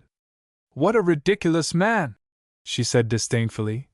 "What can it matter to Mr. Helbeck whether Mr. Bailey shakes hands with him or not?" Polly looked at her in some astonishment, and dropped the subject. The elder woman, conscious of plainness and inferiority, was humbly anxious to please her new cousin. The girl's delicate and characteristic physique, her clear eyes and decided ways, and a certain look she had in conversation, half absent, half critical, which was inherited from her father, all of them combined to intimidate the homely Polly, and she felt perhaps less at ease with her visitor as she saw more of her. Presently they stood before some old photographs on Polly's mantelpiece. Polly looked timidly at her cousin. "Don't Joe think as Hubert's vera handsome?" she said. And taking up one of the portraits, she brushed it with her sleeve and handed it to Laura. Laura held it up for scrutiny. "No, she said coolly.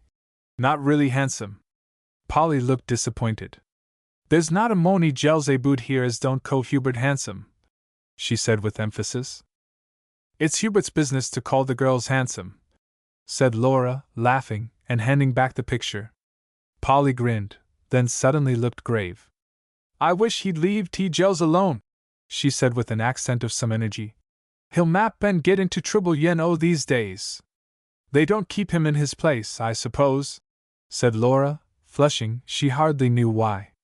She got up and walked across the room to the window. What did she want to know about Hubert and T-Gels? She hated vulgar and lazy young men, though they might have a musical gift that, so to speak, did not belong to them. Nevertheless she turned round again to ask, with some imperiousness, "Where is your brother? What is he doing all this time?" "Sittin' alongside the coo, I dare say, lest Daffody should be gettin' the credit of her," said Polly, laughing. "The poor creetur fell 3 days sin', summat like a stroke," T. Ferrier said, "and Hubert's been that jealous o' Daffody ever senator he's actually pooed his sell o' to bed mornin's to look after her. Lord bless us, I mun go and feed T calves." And hastily throwing an apron over her Sunday gown, Polly clattered down the stairs in a whirlwind. Laura followed her more leisurely, passed through the empty kitchen and opened the front door. As she stood under the porch looking out, she put up a small hand to hide a yawn. When she set out that morning she had meant to spend the whole day at the farm. Now it was not yet tea time, and she was more than ready to go. In truth her heart was hot, and rather bitter. Cousin Elizabeth, certainly, had treated her with a strange coolness. And as for Hubert, after that burst of friendship, beside the piano, she drew herself together sharply. She would go at once and ask him for her pony cart. Lifting her skirt daintily, she picked her way across the dirty yard, and fumbled at a door opposite, the door whence she had seen old Daffody come out at dinner time. "Who's there?" shouted a threatening voice from within. Laura succeeded in lifting the clumsy latch. Hubert Mason, from inside, saw a small golden head appear in the doorway. "Would you kindly help me get the pony cart?" said the light, half-sarcastic voice of Miss Fountain. "I must be going, and Polly's feeding the calves." Her eyes at first distinguished nothing but a row of dim animal forms, in crowded stalls under a low roof. Then she saw a cow lying on the ground, and Hubert Mason beside her, amid the wreaths of smoke that he was puffing from a clay pipe. The place was dark, close, and fetid. She withdrew her head hastily. There was a muttering and movement inside, and Mason came to the door, thrusting his pipe into his pocket. "What do you want to go for just yet?" he said abruptly. "I ought to get home." "No, you don't care for us, nor our ways." "That's it, and I don't wonder. She made polite protestations, but he would not listen to them. He strode on beside her in a stormy silence, till the impulse to prick him overmastered her. "Do you generally sit with the cows?" she asked him sweetly. She shot her gray eyes towards him, all mockery and cool examination. He was not accustomed to such looks from the young women whom he chose to notice. "I was not going to stay and be treated like that before strangers," he said, with a sulky fierceness. "Mother thinks she and Daffody can just have their own way with me, as they'd used to do when I was nobbut a lad. But I'll let her know, and the men too. But if you hate farming, why don't you let Daffody do the work?" Her sly voice stung him afresh. "Because I'll be meester," he said, bringing his hand violently down on the shaft of the pony cart. "If I'm to stay on in this beastly hole, I'll make every one gnaw their place. Let Mother give me some money, and I'll soon take myself off, and leave her and Daffody to draw their own water their own way. But if I'm here, I'm meester." He struck the cart again. "Is it true you don't work nearly as hard as your father?" He looked at her amazed. If Susie Flinders down at the mill had spoken to him like that, he would have known how to shut her mouth for her. "And I dare say it is," he said hotly. "I'm not going to lead the dog's life my father did, all for the sake of diddlin' another sixpence or two o' the neighbors. Let Mother give me my money o' the farm. I'd go to Frostwick fast enough. That's the place to get on. I've got friends, I'd work up in no time." Laura glanced at him. She said nothing. "You don't think I would?" he asked her angrily, pausing in his handling of the harness to throw back the challenge of her manner. His wrath seemed to have made him handsomer, better braced, more alive. Physically she admired him for the first time, as he stood confronting her. But she only lifted her eyebrows a little. "I thought one had to have a particular kind of brains for business, and begin early, too." "I could learn," he said gruffly, after which they were both silent till the harnessing was done. Then he looked up. "I'd like to drive you to the bridge, if you're agreeable?" "Oh, don't trouble yourself, pray," she said in polite haste. His brows knit again. "I know how 'tis, you won't come here again." Her little face changed. "I'd like to," she said, her voice wavering, "because Papa used to stay here." He stared at her. "I do remember Cousin Stephen," he said at last, "though I towed you I didn't. I can see him standing at the door there, why a big hat, and a beard, like straw, and a check coat, why great bulgin pockets." He stopped in amazement, seeing the sudden beauty of her eyes and cheeks. "That's it," she said, leaning towards him. "Oh, that's it." She closed her eyes a moment, her small lips trembling. Then she opened them with a long breath. "Yes, you may drive me to the bridge if you like."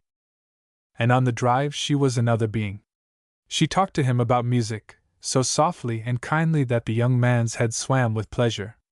All her own musical enthusiasms and experiences, the music in the college chapels, the music at the Greek plays, the few London concerts and operas she had heard, her teachers and her hero worships, she drew upon it all in her round light voice, he joining in from time to time with a rough passion and yearning that seemed to transfigure him.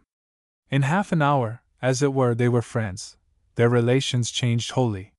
He looked at her with all his eyes, hung upon her with all his ears. And she forgot that he was vulgar and a clown.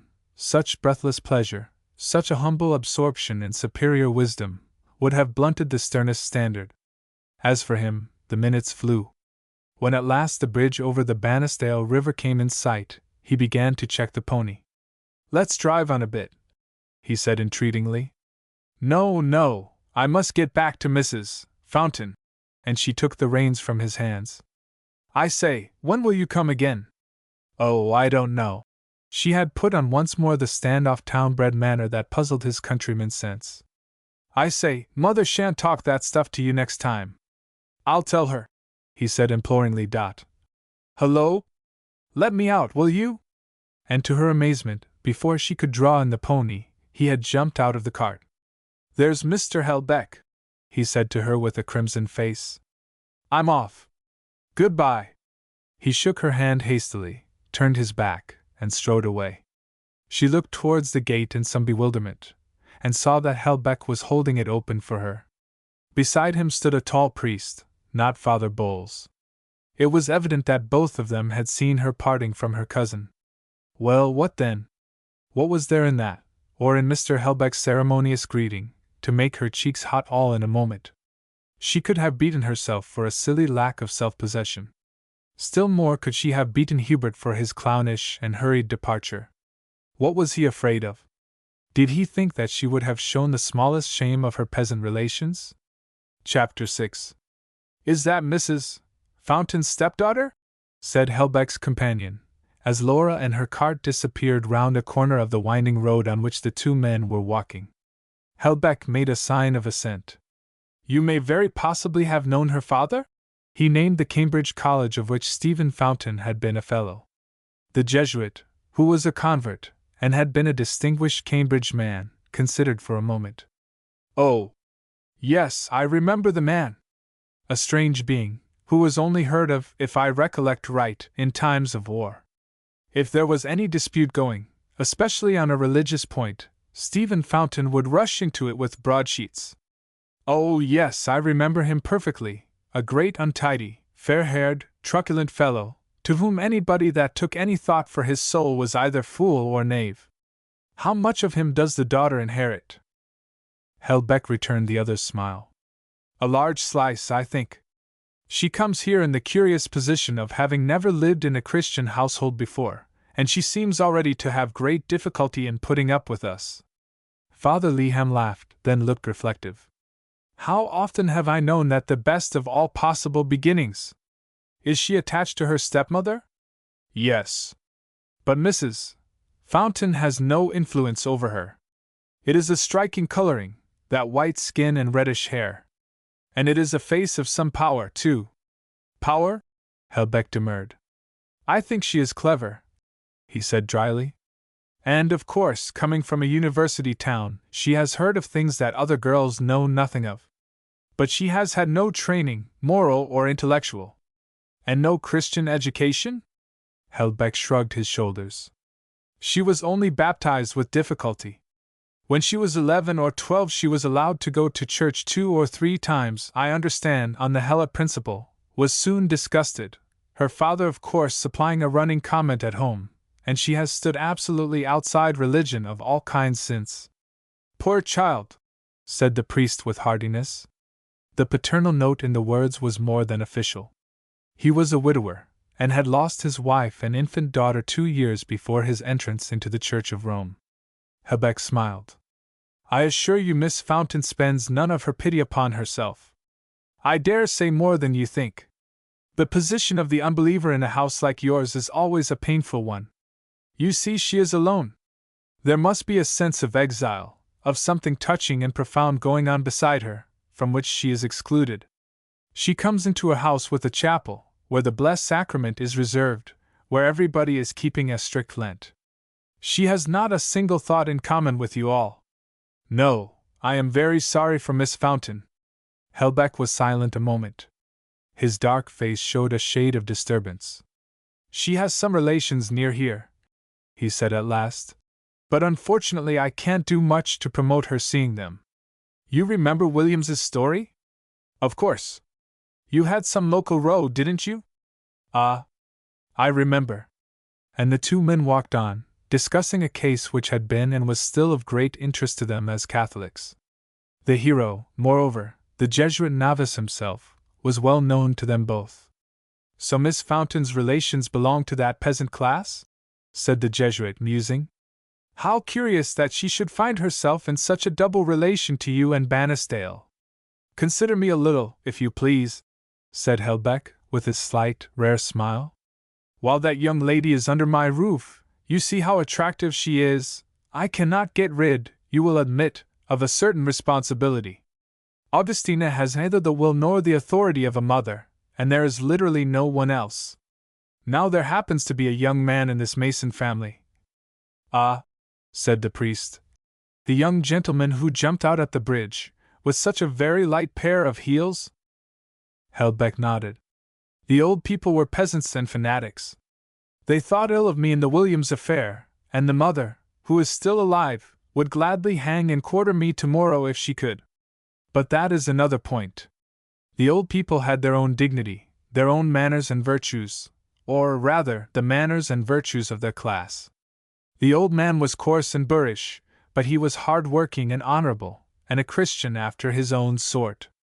But the old man is dead, and the son, who now works the farm jointly with his mother, is of no class and no character.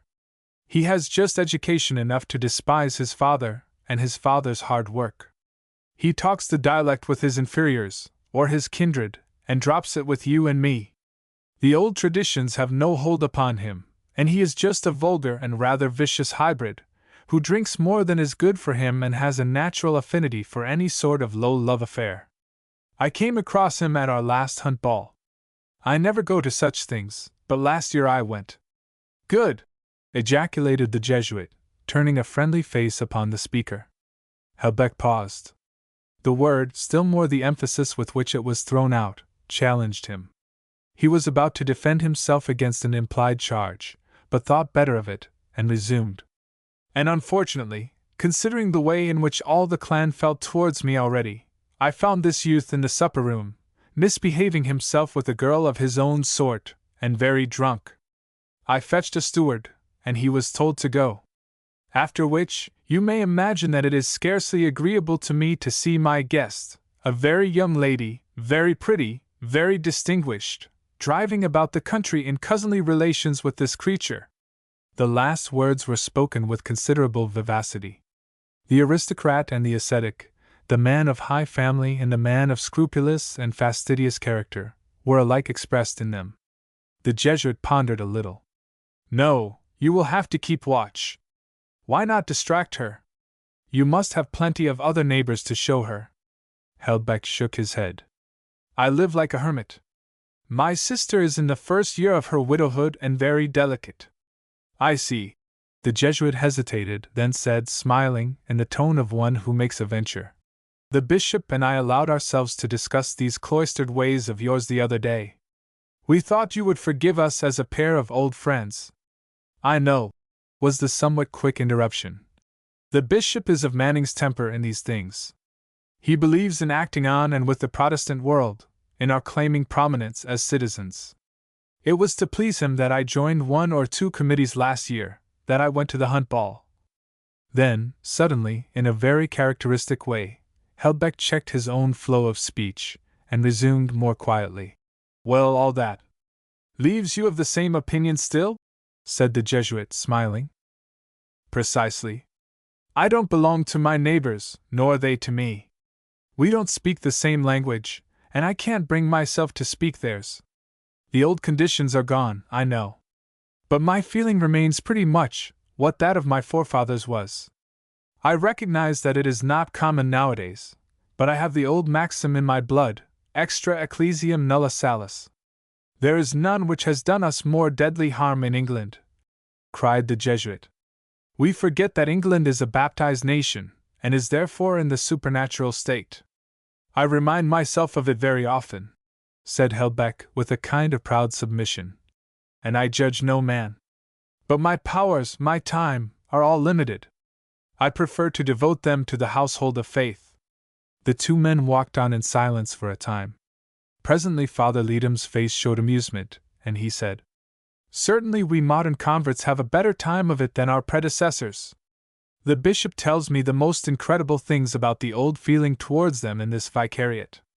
And wherever I go I seem to hear the tale of the old priest who thanked God that he had never received anyone into the church. Everybody has met someone who knew that old fellow. He may be a myth, but there is clearly history at the back of him.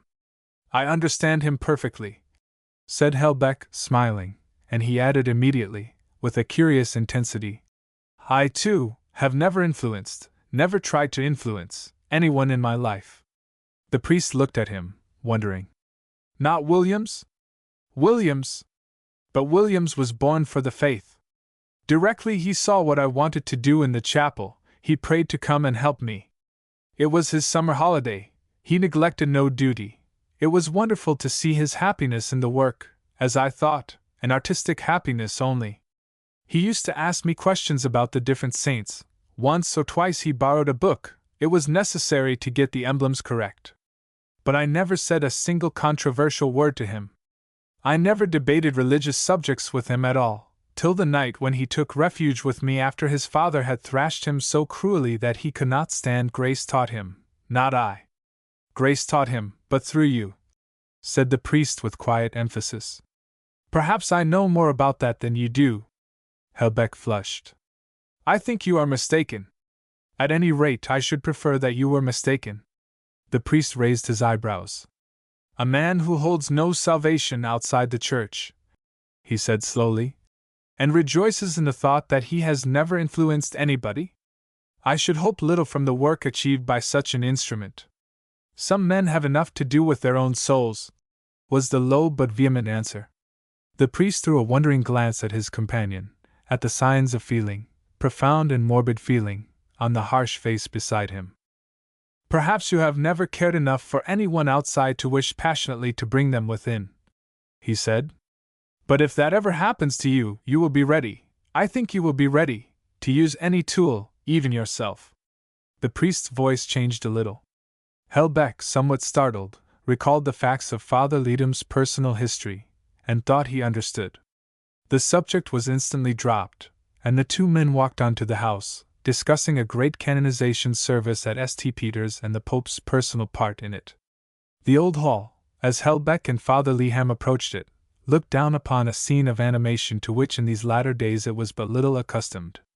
The green spaces and gravelled walks in front of it were sprinkled with groups of children in a blue and white uniform. 3 or 4 Sisters of Mercy in their winged white caps moved about among them, and some of the children hung clustered like bees about the sisters' skirts, while others ran here and there, gleefully picking the scattered daffodils that starred the grass.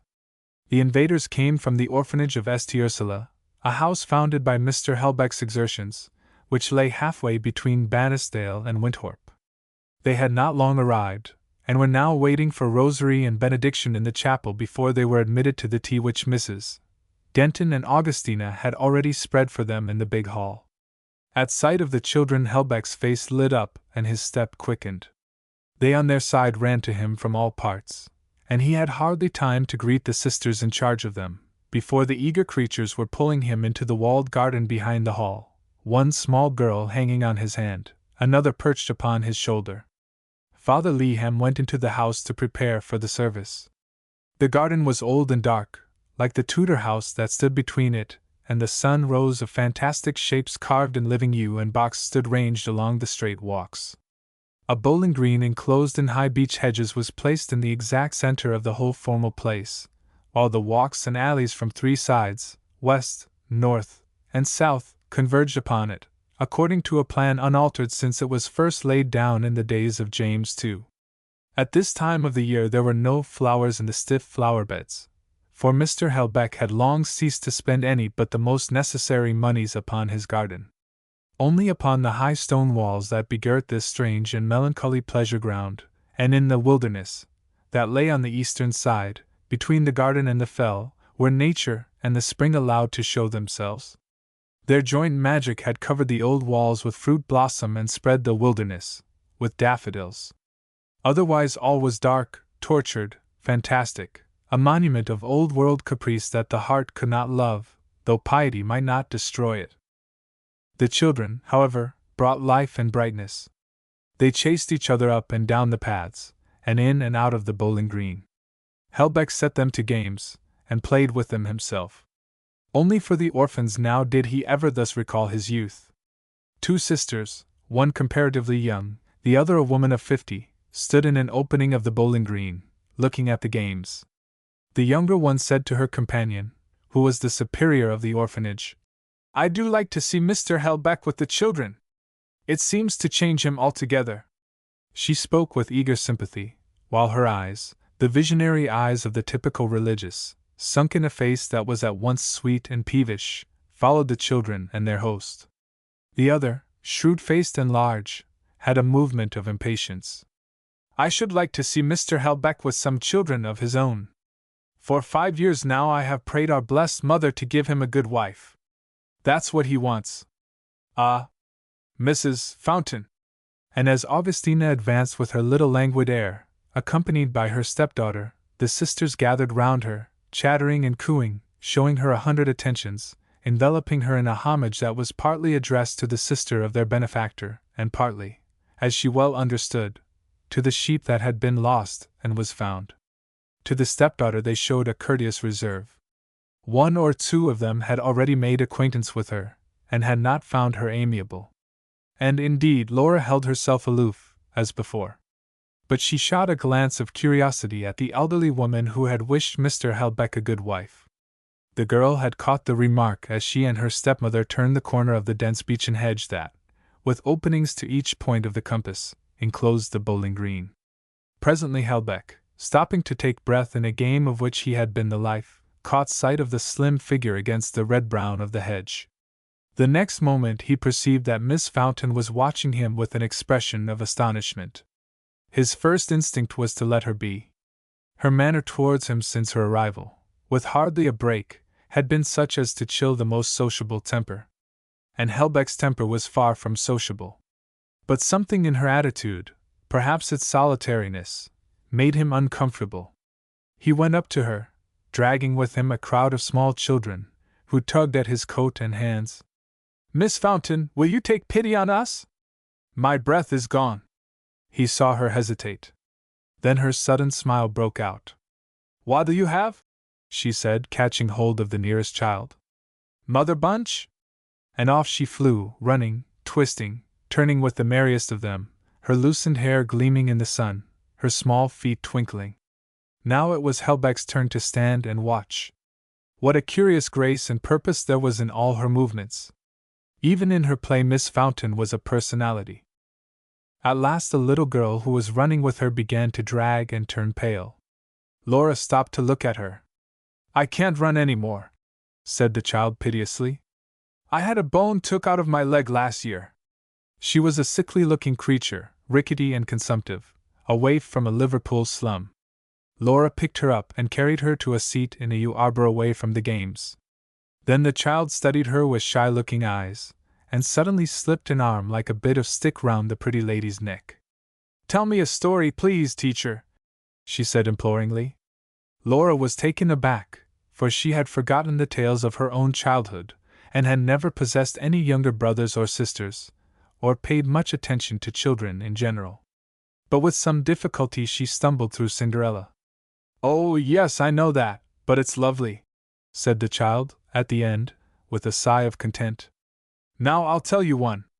And in a high nasal voice, like one repeating a lesson in class, she began upon something which Laura soon discovered to be the life of a saint. She followed the phrases of it with a growing repugnance, till at last the speaker said, with the unction of one sure of her audience, "And once the good father went to a hospital to visit some sick people. And as he was hearing a poor sailor's confession, he found out that it was his own brother, whom he had not seen for a long, long time. Now the sailor was very ill, and going to die, and he had been a bad man, and done a great many wicked things. But the good father did not let the poor man know who he was. He went home and told his superior that he had found his brother. And the superior forbade him to go and see his brother again, because he said God would take care of him. And the father was very sad, and the devil tempted him sorely. But he prayed to God, and God helped him to be obedient. And a great many years afterwards a poor woman came to see the good father. And she told him she had seen Our Blessed Lady in a vision. And Our Blessed Lady had sent her to tell the father that because he had been so obedient, and had not been to see his brother again, Our Lady had prayed our Lord for his brother. And his brother had made a good death, and was saved, all because the good father had obeyed what his superior told him. Laura sprang up. The child, who had expected a kiss and a pious phrase, looked up, startled. "Wasn't that a pretty story?" she said timidly. "No, I don't like it at all," said Miss Fountain decidedly. "I wonder they tell you such tales." The child stared at her for a moment. Then a sudden veil fell across the clearness of her eyes, which had the preternatural size and brilliance of disease. Her expression changed. It became the slyness of the watching animal that feels the enemy. She said not another word. Laura felt a pang of shame, even though she was still vibrating with the repulsion the child's story had excited in her. "Look," she said, raising the little one in her arms. "The others are all going into the house. Shall we go too?" But the child struggled resolutely. "Let me down. I can walk." Laura set her down, and the child walked as fast as her lame leg would let her to join the others. Once or twice she looked round furtively at her companion, but she would not take the hand Laura offered her, and she seemed to have wholly lost her tongue. "Little bigot!" thought Laura, half angry, half amused. "Do they catch it from their cradle?" Presently they found themselves in the tail of a crowd of children and sisters who were ascending the stairs of a doorway opening on the garden. The doorway led, as Laura knew, to the corridor of the chapel. She let herself be carried along, irresolute, and presently she found herself within the curtained doorway, mechanically helping the sisters and Augustina to put the children in their places. One or two of the older children noticed that the young lady with Mrs. Fountain did not sign herself with holy water, and did not genuflect in passing the altar, and they looked at her with a stealthy surprise. A gentle-looking young sister came up to her, as she was lifting a very small child to a seat. "Thank you," murmured the sister. "It is very good of you." But the voice, though so soft, was cold, and Laura at once felt herself the intruder, and withdrew to the back of the crowd. Yet again, as at her first visit to the chapel, so now, she was too curious, for all her soreness, to go. She must see what they would be at. Rosary passed, and she hardly understood a word. The voice of the Jesuit intoning suggested nothing intelligible to her, and it was some time before she could even make out what the children were saying in their loud-voiced responses. "Holy Mary, Mother of God, pray for us sinners, now and at the hour of our death." Was that it? And occasionally in "Our Father," thrown in, all of it gabbled as fast as possible, as though the one object of both priest and people were to get through and make an end. Over and over again, without an inflection or a change, with just the one monotonous repetition and the equally monotonous variation. What a barbarous and foolish business! Very soon she gave up listening. Her eyes wandered to the frescoes, to the bare altar with its purple covering, to the tall candles sparkling before the tabernacle, and the colored and scented gloom, pierced with the distant lights, gave her a vague pleasure. Presently there was a pause. The children settled themselves in their seats, with a little clatter. Father Leham retired, while the sisters knelt, each bowed profoundly on herself, eyes closed under her coif, hands clasped in front of her. What were they waiting for? Ah! There was the priest again, but in a changed dress, a white cope of some splendor. The organ, played by one of the sisters, broke out upon the silence, and the voices of the rest rose suddenly, small and sweet, in a Latin hymn. The priest went to the tabernacle, and set it open. There was a swinging of incense, and the waves of fragrant smoke flowed out upon the chapel, dimming the altar and the figure before it. Laura caught sight for a moment of the young sister who had spoken to her. She was kneeling and singing, with sweet, shut eyes. It was clear that she was possessed by a fervor of feeling. Miss Fountain thought to herself, with wonder, "She cannot be much older than I am." After the hymn it was the children's turn. What were they singing so lustily to so dancing a tune? Laura bent over to look at the book of a sister in front of her. "Virgo prudentissima, Virgo veneranda, Virgo praedicanda." With difficulty she found the place in another book that lay upon a chair beside her. Then for a few minutes she lost herself in a first amazement over that string of epithets and adjectives with which the Catholic Church throughout the world celebrates day by day and Sunday after Sunday the glories of Mary. The gay music, the harsh and eager voices of the children, flowed on, the waves of incense spread throughout the chapel. When she raised her eyes they fell upon Helbeck's dark head in the far distance, above his server's cotta. A quick change crossed her face, transforming it to a passionate contempt. But of her no one thought save once. The beautiful moment of the ceremony had come. Father Leham had raised the monstrance, containing the host, to give the benediction. Every sister, every child, except a few small and tired ones, was bowed in humblest adoration. Mr. Helbeck, too, was kneeling in the little choir. but his attention wandered. With the exception of his walk with Father Leham, he had been in church since early morning, and even for him response was temporarily exhausted. His look strayed over the chapel. It was suddenly arrested. Above the kneeling congregation a distant face showed plainly in the April dusk amid the dimness of incense and painting, a girl's face, delicately white and set, a face of revolt. "Why is she here?" was his first thought. It came with a rush of annoyance, even resentment. But immediately other thoughts met it. "She is lonely, she is here under my roof, she has lost her father, poor child." The last mental phrase was not so much his own as an echo from Father Leham. In Helbeck's mind it was spoken very much as the priest had spoken it, with that strange tenderness, at once so intimate and so impersonal, which belongs to the spiritual relations of Catholicism. The girl's soul, lonely, hostile, uncared for, appealed to the charity of the believer. At the same time there was something in her defiance, her crude disapproval of his house and his faith, that stimulated and challenged the man. Conscious for the first time of a new conflict of feeling within himself, he looked steadily towards her across the darkness. It was as though he had sought and found a way to lift himself above her young pride, her ignorant enmity. For a moment there was a curious exaltation and tyranny in his thought. He dropped his head and prayed for her, the words falling slow and deliberate within his consciousness. And she could not resent it or stop it. It was an aggression before which she was helpless. It struck down the protest of her pale look. At supper, when the sisters and their charges had departed, Father Bowles appeared, and never before had Helbeck been so lamentably aware of the absurdities and inferiorities of his parish priest. The Jesuit, too, was sharply conscious of them, and even Augustina felt that something was amiss. Was it that they were all, except Father Bowles, affected by the presence of the young lady on Helbeck's right, by the cool detachment of her manner, the self-possession that appealed to no one and claimed none of the prerogatives of sex and charm, while every now and then it made itself felt in tacit and resolute opposition to her environment? "He might leave those things alone," thought the Jesuit angrily, as he heard Father Bowles giving Mrs. Fountain a gently complacent account of a geological lecture lately delivered in Winthrop. "What I always say, you know, my dear lady, is this: you must show me the evidence. After all, you geologists have done much. You have dug here and there, it is true. But dig all over the world, dig everywhere, lay it all bare. Then you may ask me to listen to you."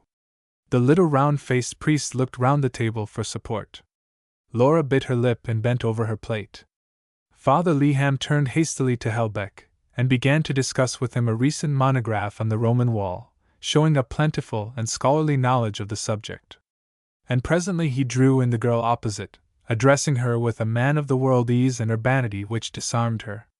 It appeared that he had just come back from mission work in British Guiana, that he had been in India, and was in all respects a travelled and accomplished person. But the girl did not yield herself, though she listened quite civilly and attentively while he talked. But again through the Jesuit's easy or polished phrases there broke the purring inanity of Father Bowles. "Lord, my dear lady? Lord? How can there be the smallest doubt of the miracles of Lord? Why, they keep 2 doctors on the spot to verify everything." The Jesuit's sense of humor was uncomfortably touched. He glanced at Miss Fountain, but could only see that she was gazing steadily out of window. As for himself, convert and ex-fellow of a well-known college, he gave a strong inward assent to the judgment of some of his own leaders, that the older Catholic priests of this country are as a rule lamentably unfit for their work. "Our chance in England is broadening every year," he said to himself. "How are we to seize it with such tools? But all round we want men. Oh, for a few more of those who were out in '45. In the drawing-room after dinner Laura, as usual, entrenched herself in one of the deep oriel windows. Behind a heavy table, Augustina showed an anxious curiosity as to the expedition of the morning, as to the Masons and their farm. But Laura would say very little about them. When the gentlemen came in, Helbeck sent a searching look round the drawing-room. He had the air of one who enters with a purpose. The beautiful old room lay in a half-light. A lamp at either end could do but little against the shadows that seemed to radiate from the paneled walls and from the deep red hangings of the windows. But the wood fire on the hearth sent out a soft glow, which fastened on the few points of brilliance in the darkness, on the ivory of the fretted ceiling, on the dazzling dress of the Romney, on the gold of Miss Fountain's hair. Laura looked up with some surprise as Helbeck approached her. Then, seeing that he apparently wished to talk, she made a place for him among the old books of beauty, with which she had been bestrewing the seat that ran round the window. "I trust the pony behaved himself this morning?" he said as he sat down. Laura answered politely. "And you found your way without difficulty?" "Oh, yes. Your directions were exact." Inwardly she said to herself, "Does he want to cross-examine me about the Masons?" Then, suddenly, she noticed the scar under his hair, a jagged mark, testifying to a wound of some severity, and it made her uncomfortable. Nay, it seemed in some curious way to put her in the wrong, to shake her self-reliance. But Helbeck had not come with the intention of talking about the Masons. His avoidance of their name was indeed a pointed one. He drew out her admiration of the daffodils and of the view from Browhead Lane. "After Easter we must show you something of the high mountains. Augustina tells me you admire the country. The head of Windermere will delight you." His manner of offering her these civilities was somewhat stiff and conventional, the manner of one who had been brought up among country gentry of the old school, apart from London and the beau monde. But it struck Laura that, for the first time, he was speaking to her as a man of his breeding might be expected to speak to a lady visiting his house. There was consideration, and an apparent desire to please. It was as though she had grown all at once into something more in his eyes than Mrs. Fountain's little stepdaughter, who was, no doubt, useful as a nurse and a companion, but radically unwelcome and insignificant none the less. Inevitably the girl's vanity was smoothed. She began to answer more naturally, her smile became more frequent. And gradually an unwonted ease and enjoyment stole over Helbeck also. He talked with so much animation at last as to draw the attention of another person in the room. Father Leham, who had been leaning with some languor against the high, carved mantel, while Father Bowles and Augustina babbled beneath him, began to take increasing notice of Miss Fountain, and of her relation to the Bannisdale household.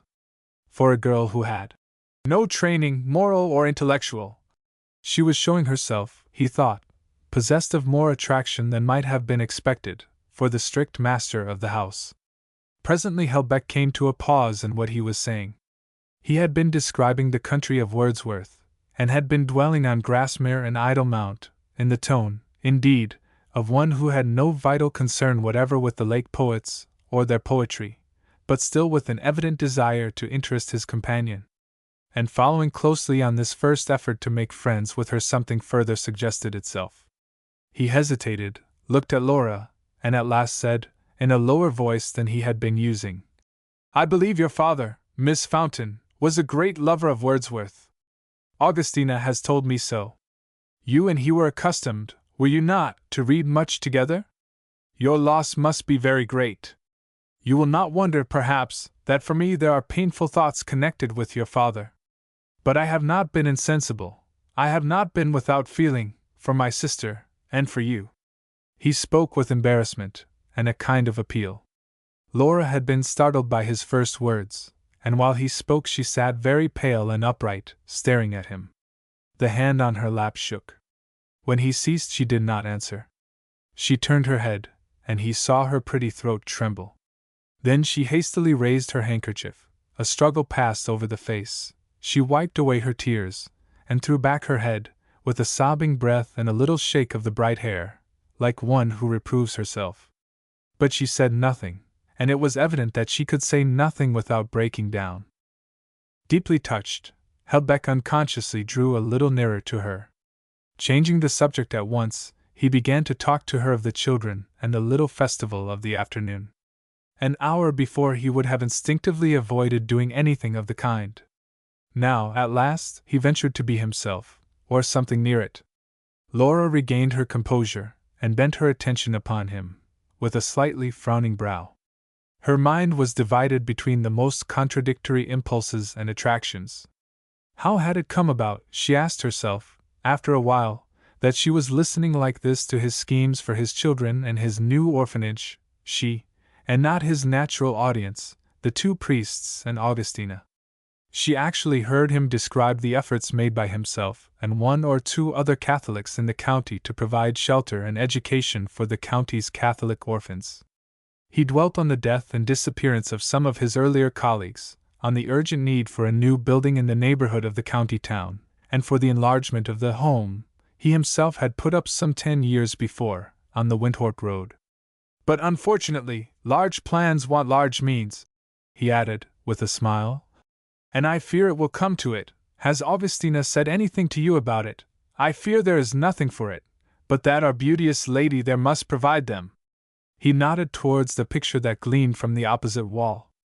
Then he added gravely, and with a perfect simplicity, "It is my last possession of any value." Several times during the fortnight that she had known him, Laura had heard him speak with a similar simplicity about his personal and pecuniary affairs. That anyone so stately should treat himself and his own worldly concerns with so much naivete had been a source of frequent surprise to her. To what, then, did his dignity, his reserve apply? Nevertheless, because childishly she had already taken a side, as it were, about the picture, his manner, with its apparent indifference, annoyed her. She drew back. "Yes, Augustina told me. But isn't it cruel? Isn't it unkind? A picture like that is alive. It has been here so long, one could hardly feel it belonged only to oneself. It is part of the house, isn't it? Part of the family? Won't other people who come after, reproach you?" Helbeck lifted his shoulders, his dark face half amused, half sad. "She died 100 years ago, pretty creature. She has had her turn, so have we, in the pleasure of looking at her. But she belongs to you," said the girl insistently. "She is your own kith and kin." He hesitated, then said, with a new emphasis that answered her own, "Perhaps there are two sorts of kindred." The girl's cheek flushed. "And the one you mean may always push out the other?" "I know, because one of your children told me a story today, such a frightful story, of a saint who would not go to see his dying brother, for obedience' sake. She asked me if I liked it. How could I say I liked it? I told her it was horrible. I wondered how people could tell her such tales." Her bearing was again all hostility, a young defiance. She was delighted to confess herself. Her crime, untold, had been pressing upon her conscience, hurting her natural frankness. Helbeck's face changed. He looked at her attentively, the fine dark eye, under the commanding brow, straight and sparkling. "You said that to the child?" "Yes." Her breast fluttered. She trembled, he saw, with an excitement she could hardly repress. He, too, felt a novel excitement, the excitement of a strong will provoked. It was clear to him that she meant to provoke him, that her young personality threw itself wantonly across his own. He spoke with a harsh directness.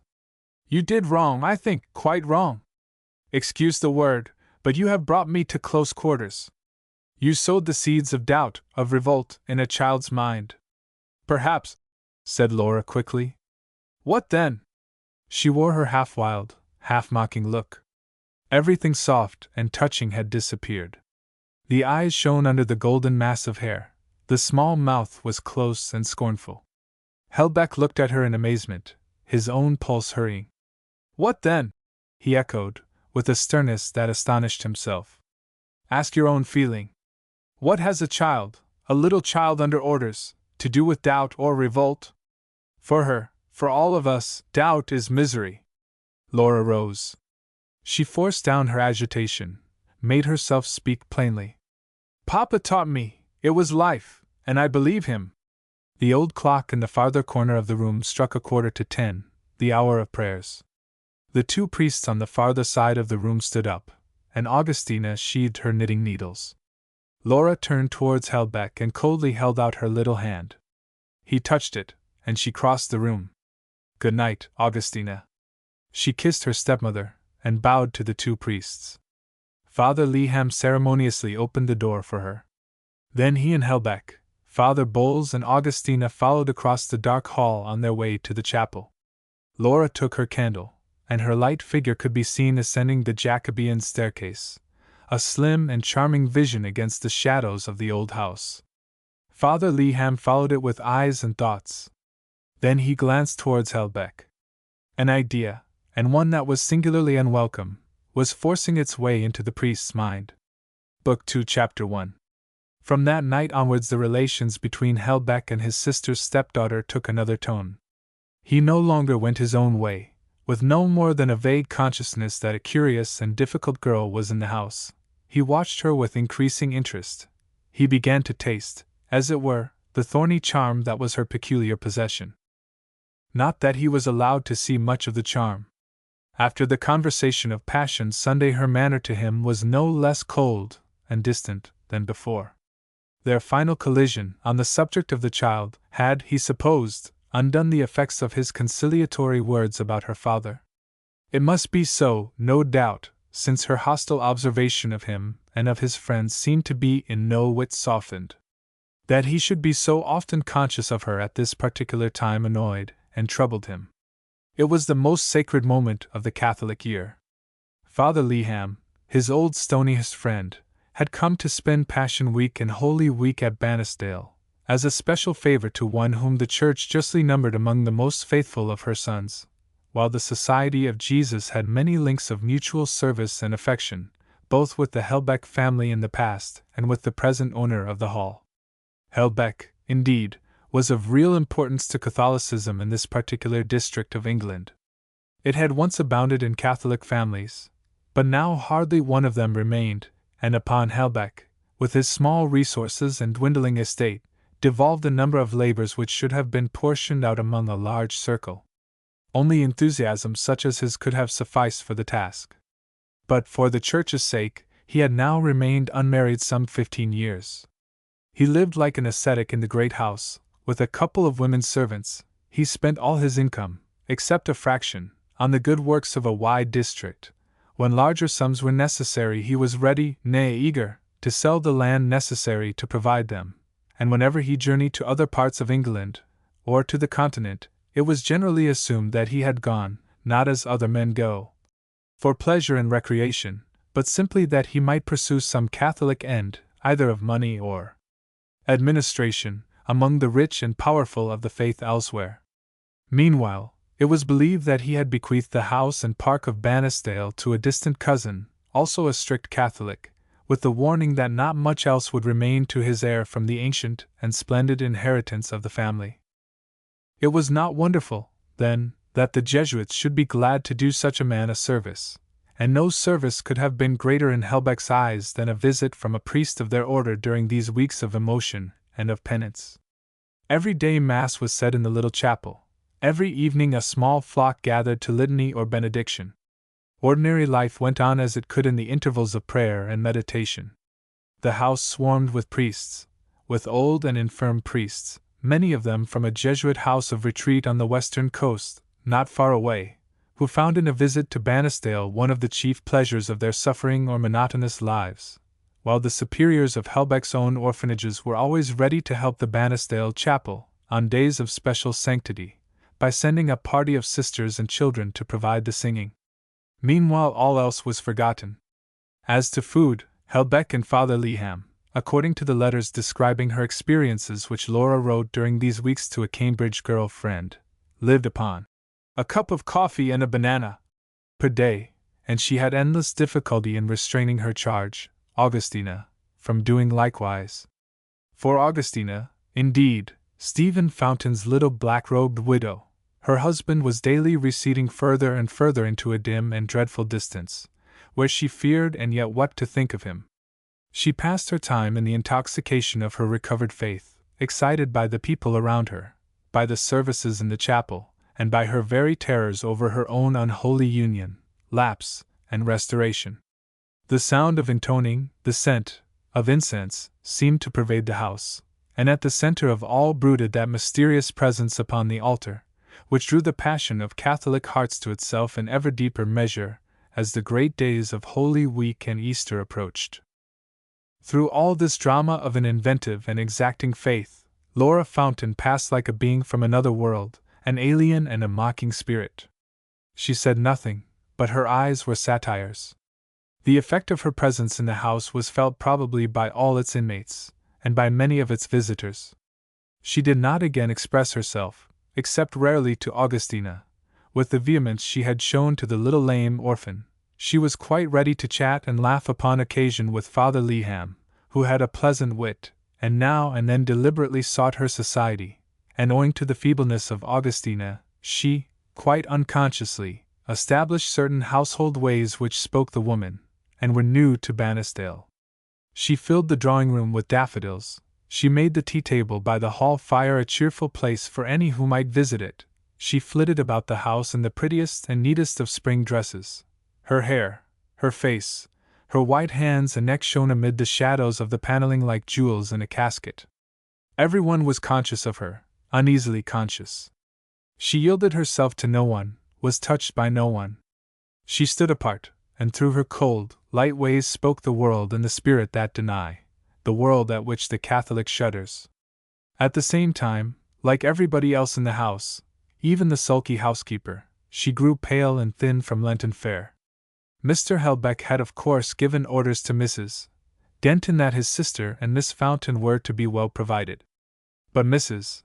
Denton was grudging or forgetful, and it amused Laura to see that Augustina was made to eat, while she herself fared with the rest.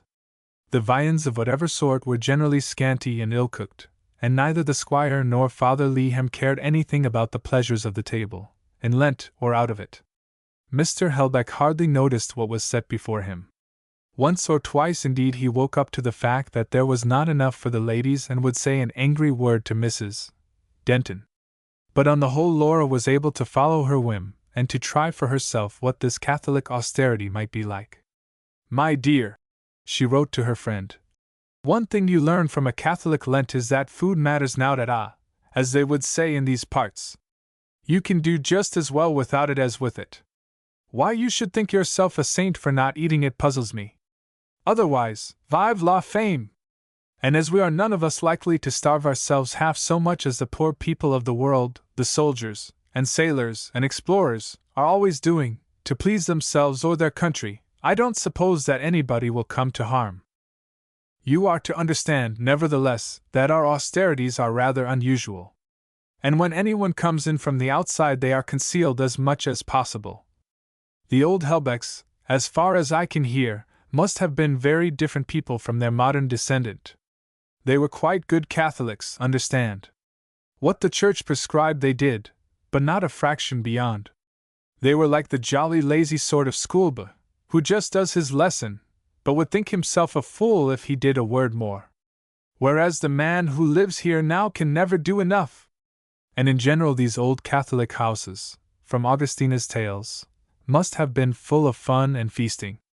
Well, I can vouch for it, there is no fun in Bannisdale now. It is Mr. Helbeck's personality, I suppose. It makes its own atmosphere. He can laugh, I have seen it myself, but it is an event. As Lent went on, the mingling of curiosity and cool criticism with which Miss Fountain regarded her surroundings became perhaps more apparent. Father Leham, in particular, detected the young lady's fasting experiments. He spoke of them to Helbeck as showing a lack of delicacy and good taste.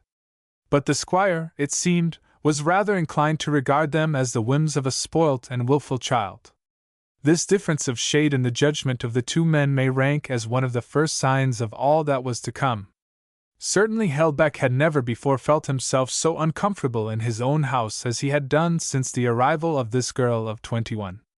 Nevertheless, as the weeks went on, the half-amused, half-contemptuous embarrassment, which had been the first natural effect of her presence upon the mind of a man so little used to women and their ways, had passed imperceptibly into something else. His reserved and formal manner remained the same. But Miss Fountain's goings and comings had ceased to be indifferent to him. A silent relation, still unknown to her, had arisen between them. When he first noticed the fact in himself, it produced a strong, temporary reaction. He reproached himself for a light and unworthy temper. Had his solitary life so weakened him that any new face and personality about him could distract and disturb him, even amid the great thoughts of these solemn days? His heart, his life were in his faith.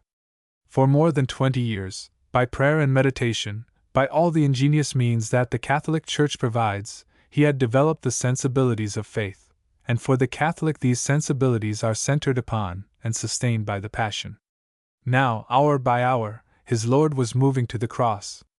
He stood perpetually beside the sacred form in the streets of Jerusalem, in Gethsemane, on the steps of the Praetorium. A varied and dramatic ceremonial was always at hand to stimulate the imagination, the penitence, and the devotion of the believer. That anything whatever should break in upon the sacred absorption of these days would have seemed to him beforehand a calamity to be shrunk from, nay, a sin to be repented. He had put aside all business that could be put aside with one object, and one only, to make a good Easter.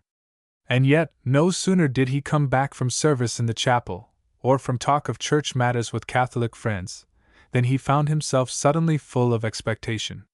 Was Miss Fountain in the hall, in the garden? Or was she gone to those people at Browhead? If she was not in the house, above all, if she was with the Masons, he would find it hard to absorb himself again in the thoughts that had held him before. If she was there, if he found her sitting reading or working by the hall fire, with the dogs at her feet, he seldom indeed went to speak to her. He would go into his library, and force himself to do his business, while Father Leahem talked to her and Augustina. But the library opened on the hall, and he could still hear that voice in the distance. Often, when she caressed the dogs, her tones had the note in them which had startled him on her very first evening under his roof. It was the emergence of something hidden and passionate, and it awoke in himself a strange and troubling echo, the passing surge of an old memory long since thrust down and buried. How fast his youth was going from him! It was 15 years since a woman's voice, a woman's presence, had mattered anything at all to him. So it came about that, in some way or other, he knew, broadly, all that Miss Fountain did, little as he saw of her. It appeared that she had discovered a pony carriage for hire in the little village near the bridge, and once or twice during this fortnight he learned from Augustina that she had spent the afternoon at Browhead Farm, while the Bannisdale household had been absorbed in some function of the season. Augustina disliked the news as much as he did, and would throw up her hands in annoyance. "What can she be doing there? They seem the roughest kind of people. But she says the son plays so wonderfully. I believe she plays duets with him.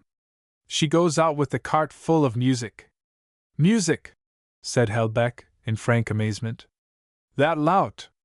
"Well, she says so," said Augustina crossly, as though it were a personal affront. "And what do you think, Alan? She talks of going to a dance up there after Easter, next Thursday, I think." "At the farm?" Helbeck's tone was incredulous. "No, at the mill, or somewhere. She says the schoolmaster is giving it, or something of that sort. Of course it's most unsuitable. But what am I to do, Alan? They are her relations. At the same time they are not her class," said Helbeck decidedly. "She has been brought up in a different way, and she cannot behave as though she belonged to them. And a dance, with that young man to look after her! You ought to stop it." Augustina said dismally that she would try, but her head shook with more feebleness than usual as she went back to her knitting. Next day Helbeck made a point of finding his sister alone. But she only threw him a deprecatory look. "I tried, Alan, indeed I did. She says that she wants some amusement, that it will do her good, and that of course her father would have let her go to a dance with his relations. And when I say anything to her about not being quite like them, she fires up. She says she would be ashamed to be thought any better than they, and that Hubert has a great deal more good in him than some people think." "Hubert!" exclaimed Mr. Helbeck, raising his shoulders in disgust. After a little silence he turned round as he was leaving the room, and said abruptly, "Is she to stay the night at the farm?" "No! Oh, no! She wants to come home. She says she won't be late, she promises not to be late. And that young fellow will drive her home, of course? Well, she couldn't drive home alone, Alan, at that time of night. It wouldn't be proper." Mr. Helbeck smiled rather sourly. "One may doubt where the propriety comes in. Well, she seems determined. We must just arrange it. There is the tower door. Kindly tell her, Augustina, that I will let her have the key of it. And kindly tell her also, as from yourself of course, that she will be treating us all with courtesy if she does come home at a reasonable hour. We have been a very quiet, prim household all these years, and Mrs. Denton, for all her virtues, has a tongue. So she has, said Augustina, sighing. And she doesn't like Laura, not at all. Helbeck raised his head quickly. She does nothing to make Miss Fountain uncomfortable, I trust? Oh, no, said Augustina undecidedly. Besides, it doesn't matter. Laura has got Ellen under her thumb. Helbeck's grave countenance showed a gleam of amusement. How does Mrs. Denton take that? Oh, she has to bear it. Haven't you seen, Ellen, how the girl has brightened up? Laura has shown her how to do her hair. She helped her to make a new frock for Easter. The girl would do anything in the world for her. It's like Bruno. Do you notice, Ellen, I really thought you would be angry, that the dog will hardly go with you when Laura's there?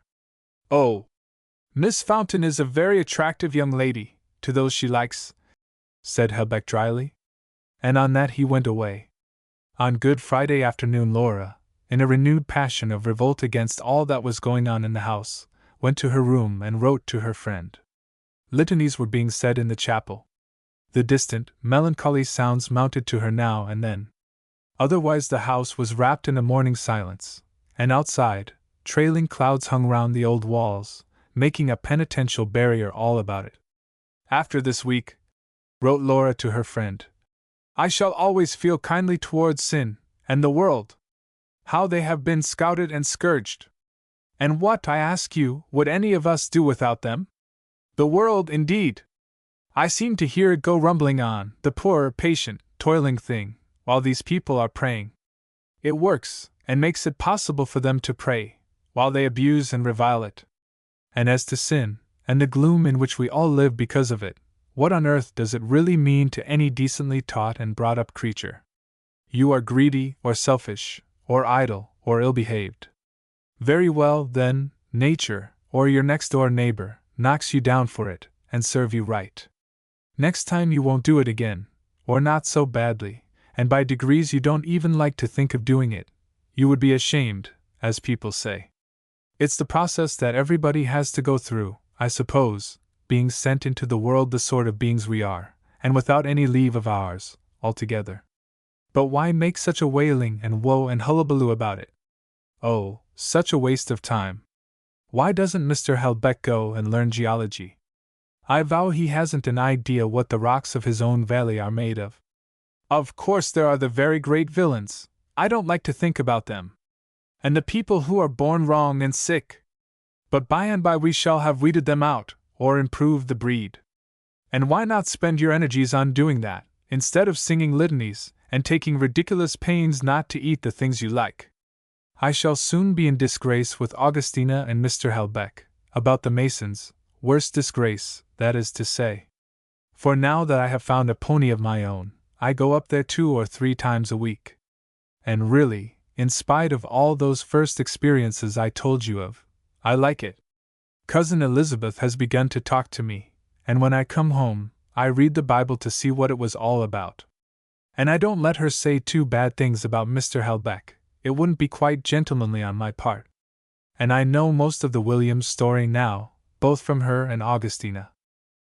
Imagine, my dear, a son not allowed to come and see his mother before she died, though she cried for him night and day. He was at a Jesuit school in Wales.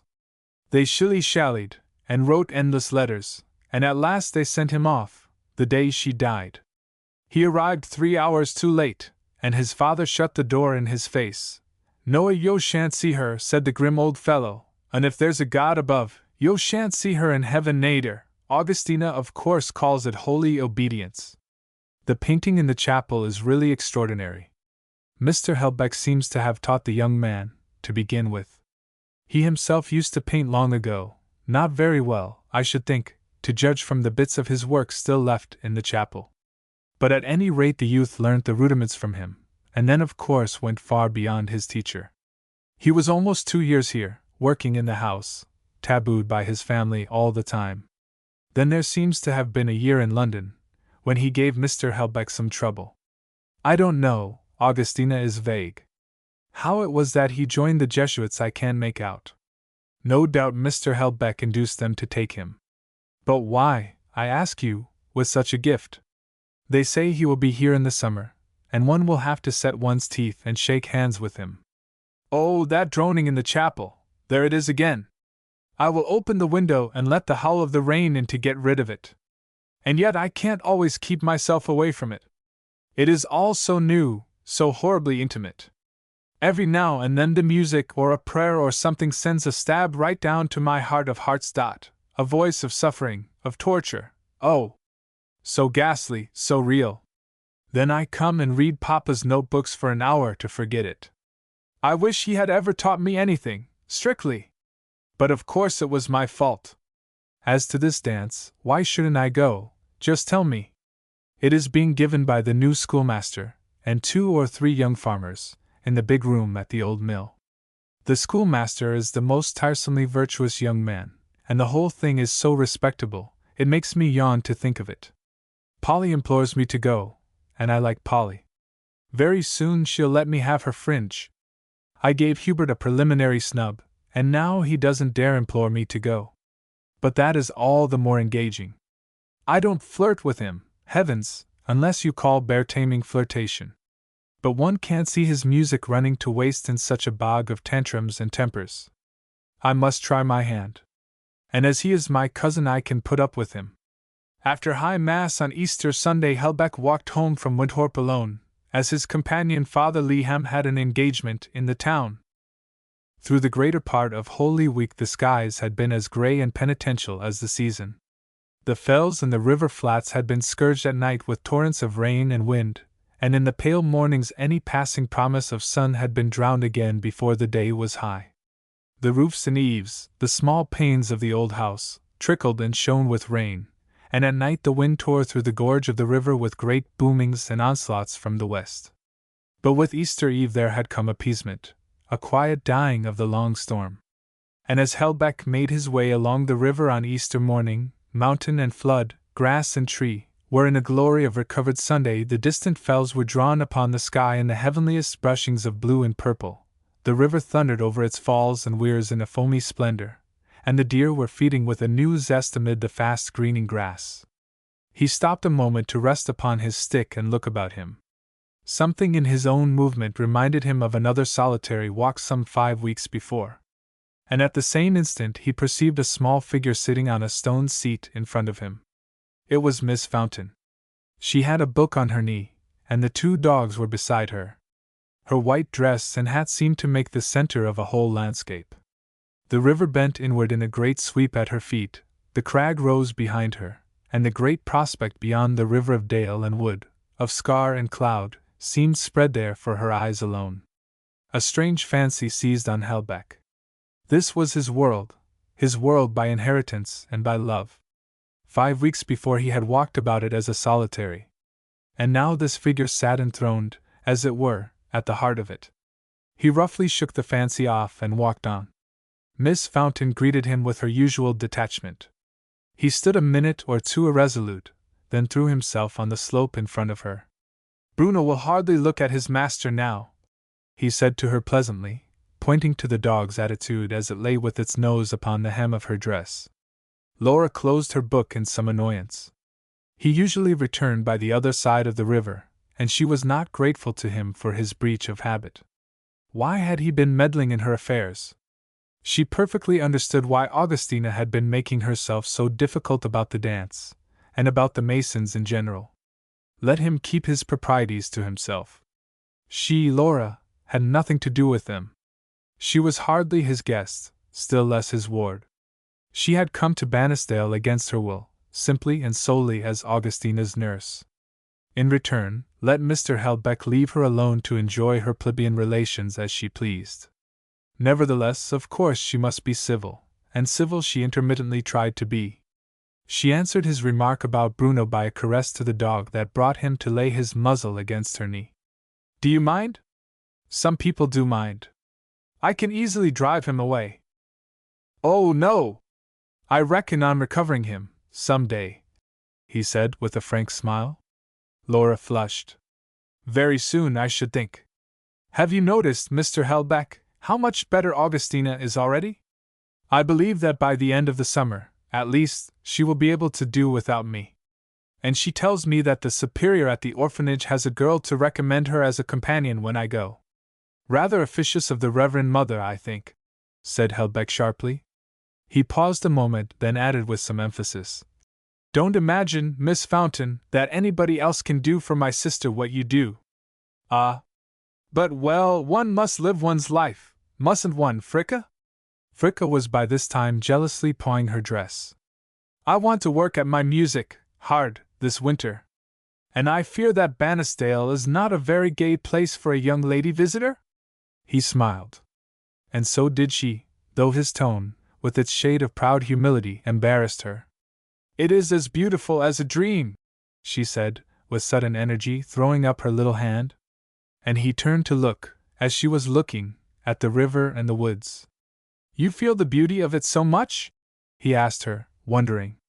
His own strong feeling for his native place was all a matter of old habit and association. The flash of wild pleasure in her face astounded him. There was in it that fiery, tameless something that was the girl's distinguishing mark, her very soul and self. Was it beginning to speak from her blood to his? She nodded, then laughed. But, of course, it isn't my business to live here. I have a great friend, a Cambridge girl, and we have arranged it all. We are to live together, and travel a great deal, and work at music. That is what young ladies do nowadays, I understand. And why not? He lifted his shoulders, as though to decline the answer, and was silent, so silent that she was forced at last to take the field. Don't you approve of new women, Mr. Helbeck? Oh! I wish I was a new woman, she threw out defiantly. But I'm not good enough, I don't know anything. I wasn't thinking of them, he said simply. I was thinking of the life that women used to live here, in this place, in the past, of my mother and my grandmother. She could not help a stir of interest. What might the Catholic women of Bannisdale have been like? She looked along the path that led downward to the house, and seemed to see their figures upon it, not short and sickly like Augustina, but with the morning in their eyes and on their white brows, like the Romney lady. Helbeck's thoughts meanwhile were peopled by the more solid forms of memory. You remember the picture? He said at last, breaking the silence. The husband of that lady was a boor and a gambler. He soon broke her heart. But her children consoled her to some extent, especially the daughters, several of whom became nuns. The poor wife came from a large Lancashire family, but she hardly saw her relations after her marriage. She was ashamed of her husband's failings and of their growing poverty. She became very shy and solitary, and very devout. These rock seats along the river were placed by her. It is said that she used in summer to spend long hours on that very seat where you are sitting, doing needlework, or reading the little office of the Virgin, at the hours when her daughters in their French convent would be saying their office in chapel. She died before her husband, a very meek, broken creature. I have a little book of her meditations, that she wrote out by the wish of her confessor. Then my grandmother, well, that is too long a story. She was a Frenchwoman. We have some of her books in my study. She never got on with England and English people, and at last, after her husband's death, she never went outside the house and park. My father owed much of his shyness and oddity to her bringing up. When she felt herself dying, she went over to her family to die at Nantes. She is buried there, and my father was sent to the Jesuit school at Nantes for a long time. Then my mother, but I mustn't bore you with these family tales. He turned to look at his listener. Laura was by this time half embarrassed, half touched. I should like to hear about your mother, she said rather stiffly. You may talk to me if you like, but don't, pray, presume upon it. That was what her manner said. Helbeck smiled a little, unseen, under his black mustache. My mother was a great lover of books, the only Helbeck, I think, that ever read anything. She was a friend and correspondent of Cardinal Wiseman's, and she tried to make a family history out of the papers here. But in her later years she was twisted and crippled by rheumatic gout. Her poor fingers could not turn the pages. I used to help her sometimes, but we none of us shared her tastes. She was a very happy person, however. Happy? Why? Laura felt a fresh prick of irritation as he paused. Was she never to escape, not even here, in the April sun, beside the river bank? For, of course, what all this meant was that the really virtuous and admirable woman does not roam the world in search of art and friendship. She makes herself happy at home with religion and rheumatic gout. But Helbeck resumed. And instantly it struck her that he had dropped a sentence, and was taking up the thread further on. But there was no priest in the house then, for the society could not spare us one, and very few services in the chapel. Through all her young days nothing could be poorer or raggeder than English Catholicism. There was no church at Winthrop. Sunday after Sunday my father used to read the prayers in the chapel, which was half a lumber room. I often think no dissent could have been barer, but we heard Mass when we could, and that was enough for us. One of the priests from Stonyhurst came when she died. This is her little missal. He raised it from the grass, a small volume bound in faded morocco, but he did not offer to show it to Miss Fountain, and she felt no inclination to ask for it. Why did they live so much alone? She asked him, with a little frown. I suppose there were always neighbors. He shook his head. A difference that has law and education besides religion behind it, goes deep. Times are changed, but it goes deep still. There was a pause. Then she looked at him with a whimsical lifting of her brows. Bannisdale was not amusing? She said. He laughed good-humoredly. Not for a woman, certainly. For a man, yes. There was plenty of rough sport and card-playing, and a good deal of drinking. The men were full of character, often full of ability. But there was no outlet, and a wretched education. My great-grandfather might have been saved by a commission in the army. But the law forbade it him. So they lived to themselves and by themselves. They didn't choose to live with their Protestant neighbors, who had made them outlaws and inferiors. And, of course, they sank in manners and refinement. You may see the results in all the minor Catholic families to this day, that is, the old families. The few great houses that remained faithful escaped many of the drawbacks of the position. The smaller ones suffered, and succumbed. But they had their compensations. As he spoke he rose from the grass, and the dogs, springing up, barked joyously about him. Augustino will be waiting dinner for us, I think. Laura, who had meant to stay behind, saw that she was expected to walk home with him. She rose unwillingly, and moved on beside him. Their compensations? That meant the Mass and all the rest of this tyrannous clinging religion. What did it honestly mean to Mr. Helbeck, to anybody?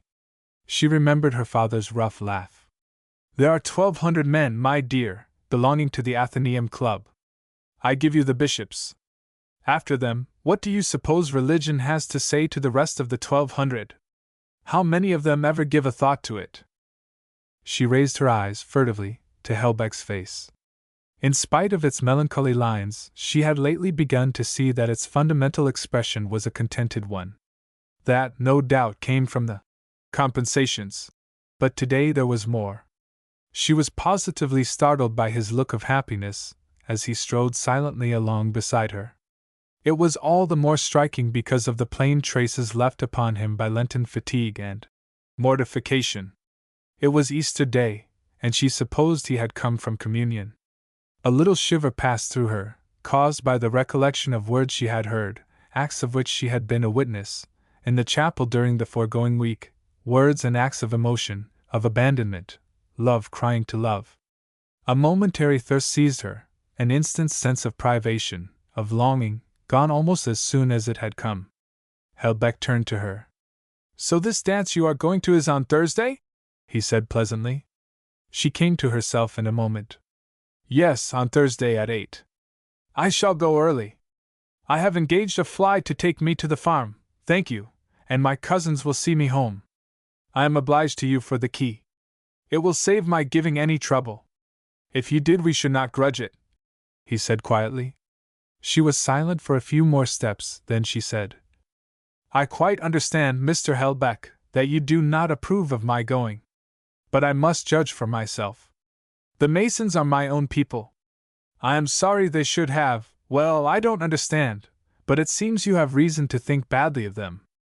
Not of them, he said with emphasis. Of my cousin Hubert, then? He made no answer. She colored angrily, then broke out, her words tumbling childishly over one another. There are a great many things said of Hubert that I don't believe he deserves. He has a great many good tastes, his music is wonderful. At any rate, he is my cousin, they are Papa's only relations in the world. He would have been kind to Hubert, and he would have despised me if I turned my back on them because I was staying in a grand house with grand people. Grand people, said Helbeck, raising his eyebrows. But I am sorry I led you to say these things, Miss Fountain. Excuse me, may I open this gate for you? She reached her own room as quickly as possible, and dropped upon the chair beside her dressing table in a whirl of angry feeling. A small and heated face looked out upon her from the glass. But after the first instinctive moment she took no notice of it. With the mind's eye she still saw the figure she had just parted from, the noble poise of the head, thrown back on the broad shoulders, the black and grays of the hair, the clear penetrating glance, all the slight signs of age and austerity that had begun to filch away the squire's youth. It was at least 10 minutes before she could free herself enough from the unwelcome memories of her walk to find a vindictive pleasure in running hastily to look at her one white dress, all she had to wear at the Browhead dance. On Thursday afternoon Helbeck was fishing in the park. The sea trout were coming up, the day was soft, and he had done well. But just as the evening rise was beginning he put up his rod and went home. Father Leham had taken his departure. Augustina, Miss Fountain, and he were again alone in the house. He went into his study, and left the door open, while he busied himself with some writing. Presently Augustina put her head in. She looked disheveled, and rather pinker than usual, as always happened when there was the smallest disturbance of her routine. Laura has just gone up to dress, Alan. Is it fine? There is no rain, he said without turning his head. Don't shut the door, please. This fire is oppressive. She went away, and he wrote on a little while, then listened. He heard hurrying feet and movements overhead, and presently a door opened hastily, and a voice exclaimed, Just 2 or 3, you know, Ellen, from that corner under the kitchen window. Run, there's a good girl. And there was a clattering noise as Ellen ran down the front stairs, and then flew along the corridor to the garden door. In a minute she was back again, and as she passed his room Helbeck saw that she was carrying a bunch of white narcissus. Then more sounds of laughter and chatter overhead. At last Augustina hurried down and looked in upon him again, flurried and smiling. Alan, you really must see her. She looks so pretty. I am afraid I'm busy, he said, still writing. And she retired disappointed, careful, however, to follow his wishes about the door. Augustina, hold Bruno! Cried a light voice suddenly. If he jumps on me I'm done for. A swish of soft skirts, and she was there, in the hall. Helbeck could see her quite plainly as she stood by the oak table in her white dress. There was just room at the throat of it for a pearl necklace, and at the wrists for some thin gold bracelets. The narcissus were in her hair, which she had coiled and looped in a wonderful way, so that Helbeck's eyes were dazzled by its color and abundance, and by the whiteness of the slender neck below it. She meanwhile was quite unconscious of his neighborhood, and he saw that she was all in a happy flutter, hastily putting on her gloves, and chattering alternately to Augustina and to the transformed Ellen, who stood in speechless admiration behind her, holding a cloak. There, Ellen, that'll do. You're a darling, and the flowers are perfect. Run now and tell Mrs. Denton that I didn't keep you more than 20 minutes. Oh, yes, Augustina, I'm quite warm. I can't choke, dear, even to please you. There now, here goes. If you do lock me out, there's a corner under the bridge, quite snug. My dress will mind, I shan't. Good night. My compliments to Mr. Helbeck. Then a hasty kiss to Augustina, and she was gone. Helbeck went out into the hall. Augustina was standing on the steps, watching the departing fly. At the sight of her brother she turned back to him, her poor little face aglow. She did look so nice, Alan. I wish she had gone to a proper dance, And not to these odd farmers and people. Why, they'll all go in their high dresses, and think her stuck up. I assure you I never saw anything so smart as Miss Mason at the hunt ball," said Helbeck. "Did you give her the key, Augustina? But I shall probably sit up. There are some Easter accounts that must be done." The old clock in the hall struck 1. Helbeck was sitting in his familiar chair before the log fire, which he had just replenished. In one hand was a Life of St. Philip Neri, the other played absently with Bruno's ears. In truth, he was not reading but listening. Suddenly there was a sound. He turned his head, and saw that the door leading from the hall to the tower staircase, and thence to the kitchen regions, had been opened. "Who's there?" he said in astonishment. Mrs. Denton appeared. "You, Denton! What are you up for at this time?" "I came to see if the young lady had come back," she said in a low voice, and with her most forbidding manner. "It's late, and I heard nowt." "Late? Not at all. Go to bed, Denton, at once. Miss Fountain will be here directly." "I'm not sleepy. I can wait for her," said the housekeeper, advancing a step or two into the hall. "You mun be tired, sir, and should take your rest." "I'm not the least tired, thank you. Good night. Let me recommend you to go to bed as quickly as possible." Mrs. Denton lingered for a moment, as though in hesitation, then went with a sulky unwillingness that was very evident to her master. Helbeck laid down his book on his knee with a little laugh. "She would have liked to get in a scolding, but we won't give her the chance." The reverie that followed was not a very pleasant one. He seemed to see Miss Fountain in the large rustic room, with a bevy of young men about her, young fellows in Sunday coats, with shiny hair and limbs bursting out of their ill-fitting clothes.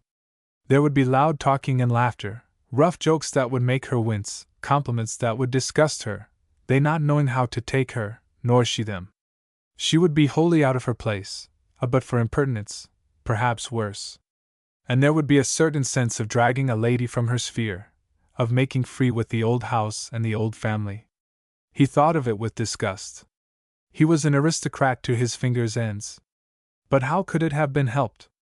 And when he remembered her as she stood there in the hall, so young and pretty, so eager for her pleasure, he said to himself with sudden heartiness, "Nonsense!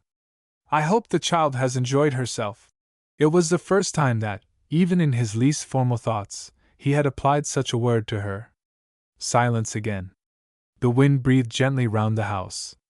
He could hear the river rushing. Once he thought there was a sound of wheels and he went to the outer door, but there was nothing. Overhead the stars shone, and along the track of the river lay a white mist. As he was turning back to the hall, however, he heard voices from the mist, a loud man's voice, then a little cry as of someone in fright or anger, then a song. The rollicking tune of it shouted into the night, into the stately stillness that surrounded the old house, had the abruptest, unseemliest effect. Helbeck ran down the steps. A dog-cart with lights approached the gateway in the low stone enclosure before the house. It shot through so fast and so awkwardly as to graze the inner post. There was another little cry. Then, with various lurches and lunges, the cart drove round the gravel, and brought up somewhere near the steps. Hubert Mason jumped down. "Who's that? Mr. Helbeck? Oh, Lord! Glad to see yer, I'm sure. There's that little silly, she's been making such a fuss all the way, thought I was going to upset her into the river, I do believe. She would try and get at the reins, though I told her it was the worst thing to do, whatever, to be interfering with the driver. Lord! I thought she'd have used the whip to me." And Mason stood beside the shafts, with his arms on the side, laughing loudly and looking at Laura. "Stand out of the way, sir," said Helbeck sternly, "and let me help Miss Fountain." "Oh! I say, come now, I'm not going to stand you coming it over me twice in the same sort, not I," cried the young man with a violent change of tone. "You get out of the way, D.M.N.U. I brought Miss Fountain home, and she's my cousin, so there, not yours." "Hubert, go away at once," said Laura's shaking but imperious voice. "I prefer that Mr. Helbeck should help me." She had risen and was clinging to the rail of the dog-cart, while her face drooped so that Helbeck could not see it. Mason stepped back with another oath, caught his foot in the reins, which he had carelessly left hanging, and fell on his knees on the gravel. "No matter," said Helbeck, seeing that Laura paused in terror. "Give me your hand, Miss Fountain." She slipped on the step in the darkness, and Helbeck caught her and set her on her feet. "Go in, please. I will look after him." She ran up the steps, then turned to look. Mason, still swearing and muttering, had some difficulty in getting up. Helbeck stood by till he had risen and disentangled the reins. "If you don't drive carefully down the park in the fog, you'll come to harm," he said, shortly, as Mason mounted to his seat. "That's none of your business," said Mason sulkily. "I brought my cousin all right. I suppose I can take myself. Now come up, will you?" He struck the pony savagely on the back with the reins. The tired animal started forward. The cart swayed again from side to side. Helbeck held his breath as it passed the gate-posts. But it shaved through, and soon nothing but the gallop of retreating hoofs could be heard through the night. He mounted the steps, and shut and barred the outer door. When he entered the hall, Laura was sitting by the oak table, one hand supporting and hiding her face, the other hanging listlessly beside her. She struggled to her feet as he came in. The hood of her blue cloak had fallen backwards, and her hair was in confusion round her face and neck. Her cheeks were very white, and there were tears in her eyes. She had never seemed to him so small, so childish, or so lovely. He took no notice of her agitation or of her efforts to speak. He went to a tray of wine and biscuits that had been left by his orders on a side table, and poured out some wine. "No, I don't want it," she said, waving it away. "I don't know what to say." "You would do best to take it," he said, interrupting her.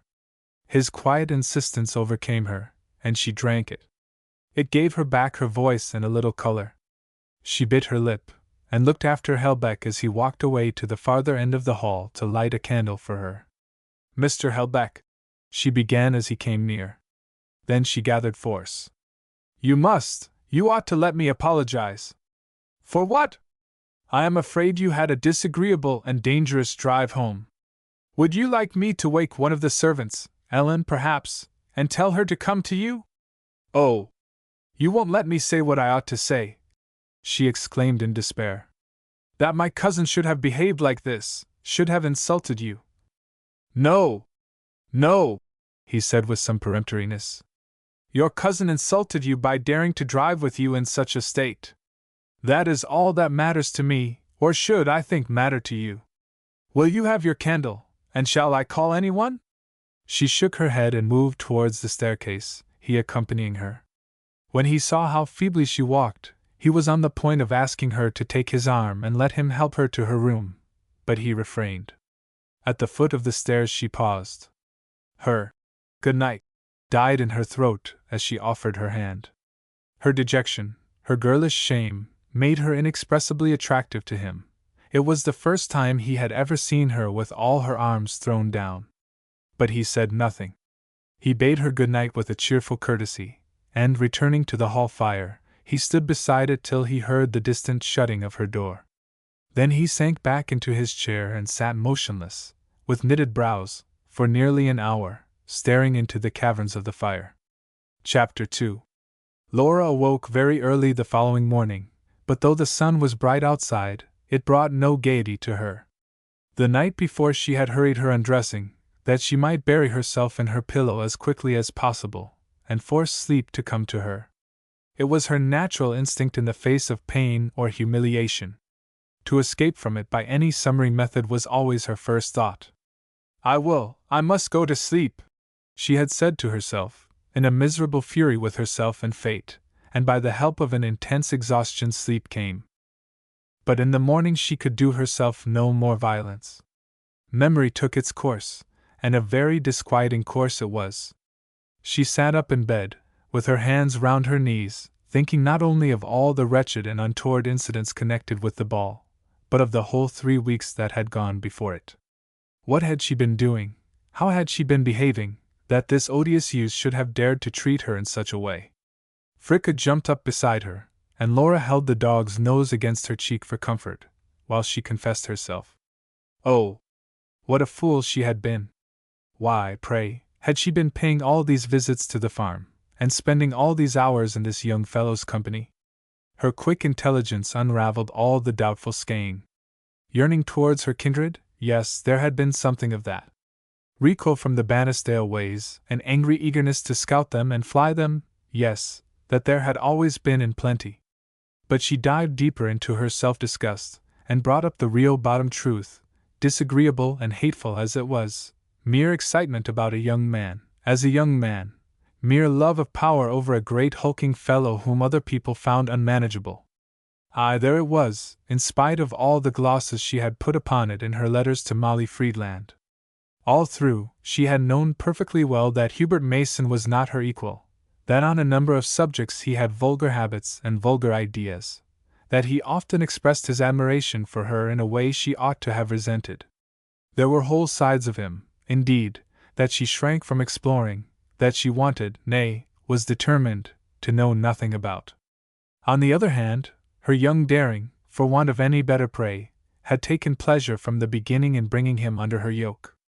With her second visit to the farm she saw that she could make him her slave, that she had only to show him a little flattery, a little encouragement, and he would be as submissive and obedient to her as he was truculent and ill-tempered towards the rest of the world. And her vanity had actually plumed itself on so poor a prey. One excuse, yes, there was the one excuse.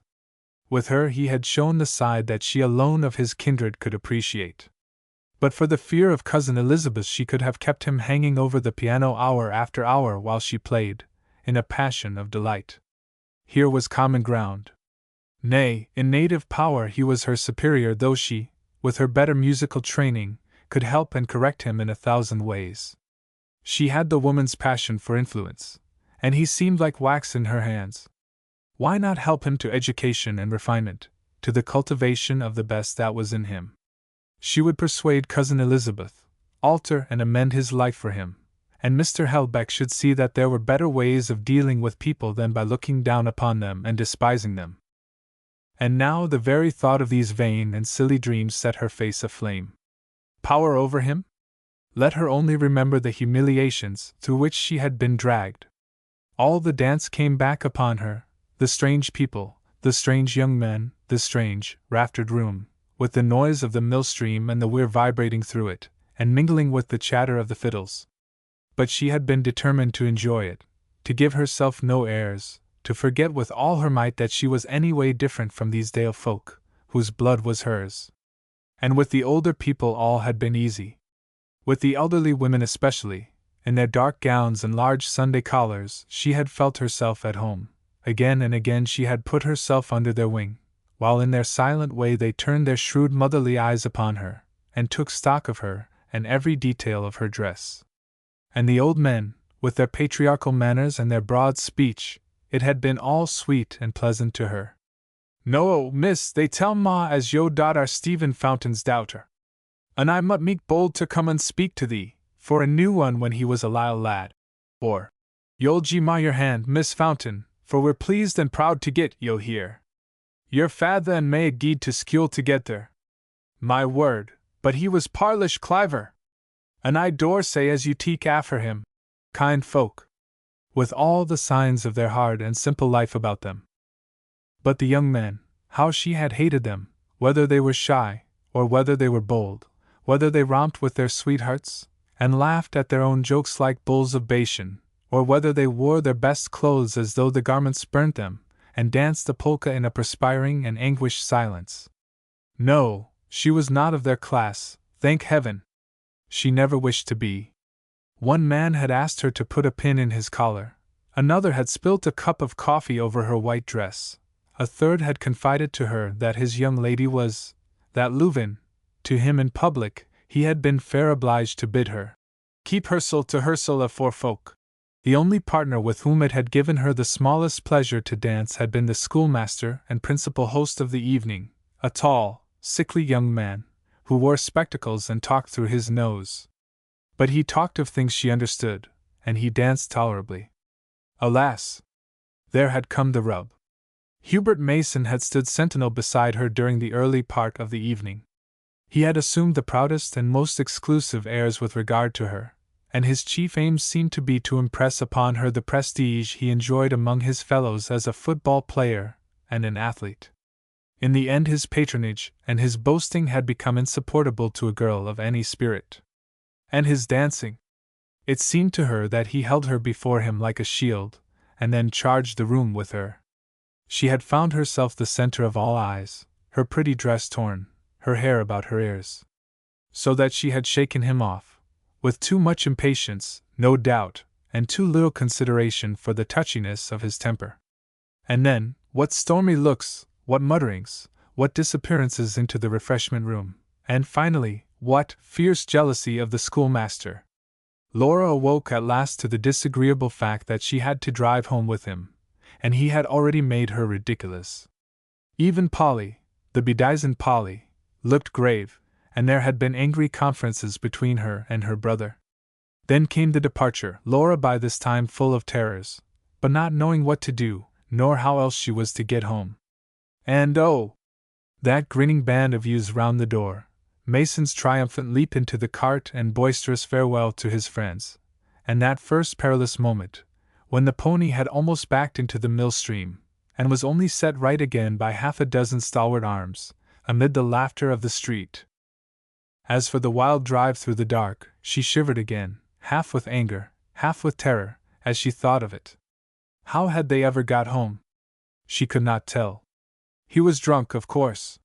He seemed to her to have driven into everything and over everything, abusing the schoolmaster and Mr. Helbeck and his mother all the time, and turning upon her when she answered him, or showed any terror of what might happen to them, now with fury, and now with attempts at love-making which it had taken all her power over him to quell.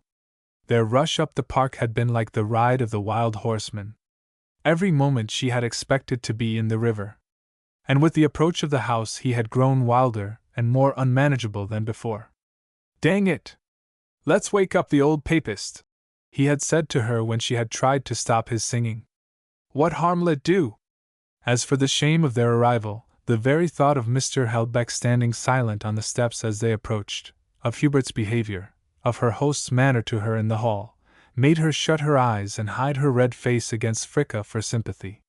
How was she ever to meet Mr. Helbeck again, to hold her own against him any more? An hour later Laura, very carefully dressed, and holding herself very erect, entered Augustina's room. "Oh, Laura!" cried Mrs. Fountain, as the door opened. She was very flushed, and she stared from her bed at her stepdaughter in an agitated silence. Laura stopped short. "Well, what is it, Augustina? What have you heard? Laura! How can you do such things?" And Augustina, who already had her breakfast beside her, raised her handkerchief to her eyes and began to cry. Laura threw up her head and walked away to a far window, where she turned and confronted Mrs. Fountain.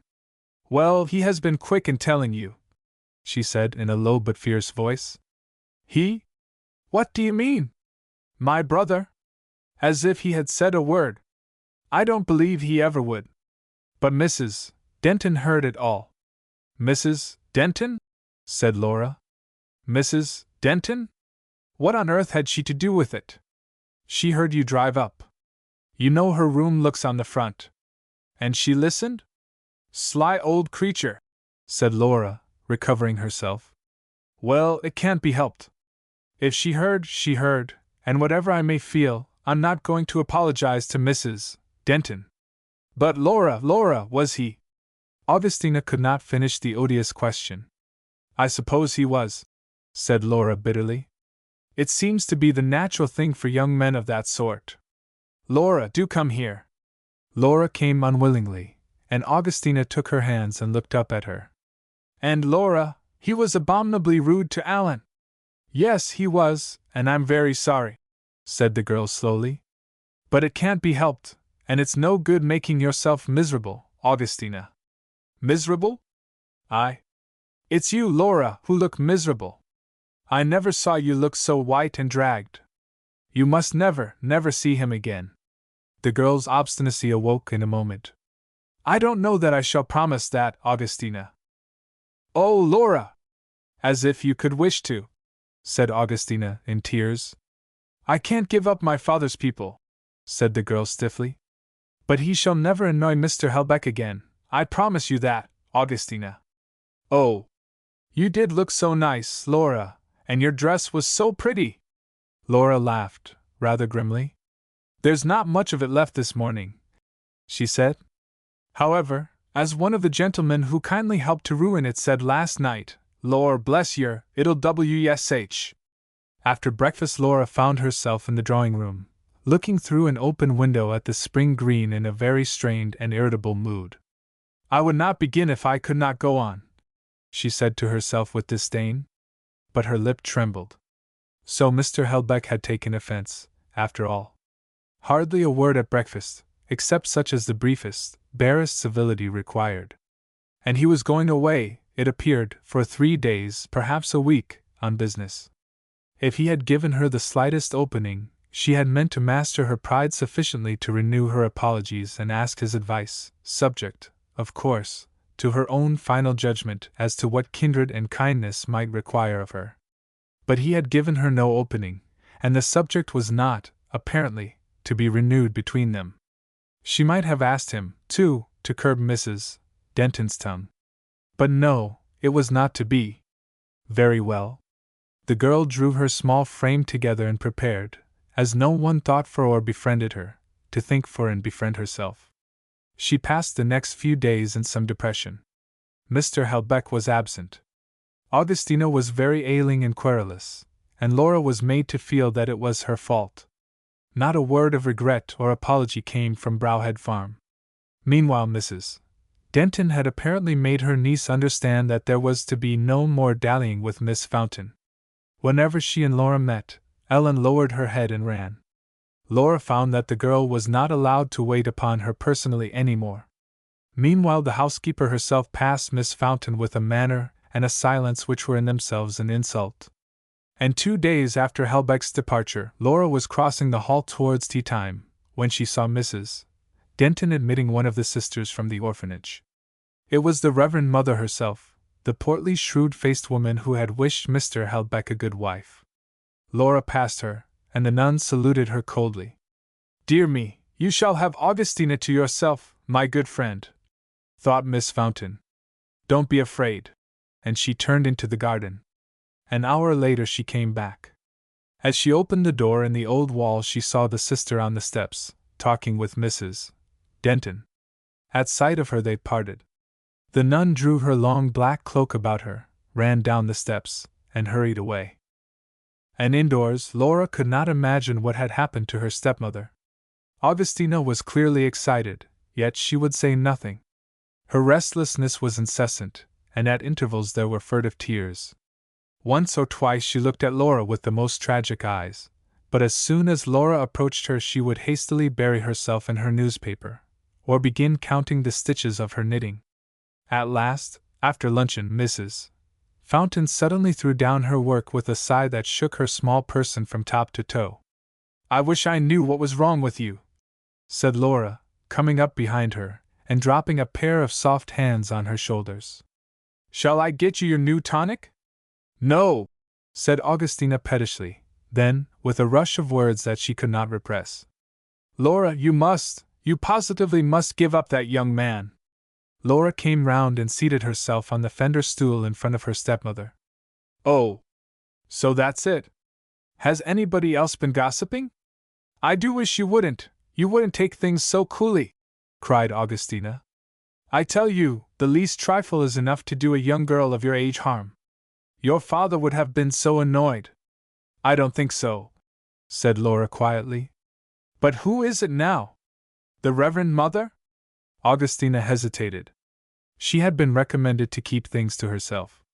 But she had no will to set against Laura's, and she was, in fact, bursting with suppressed remonstrance.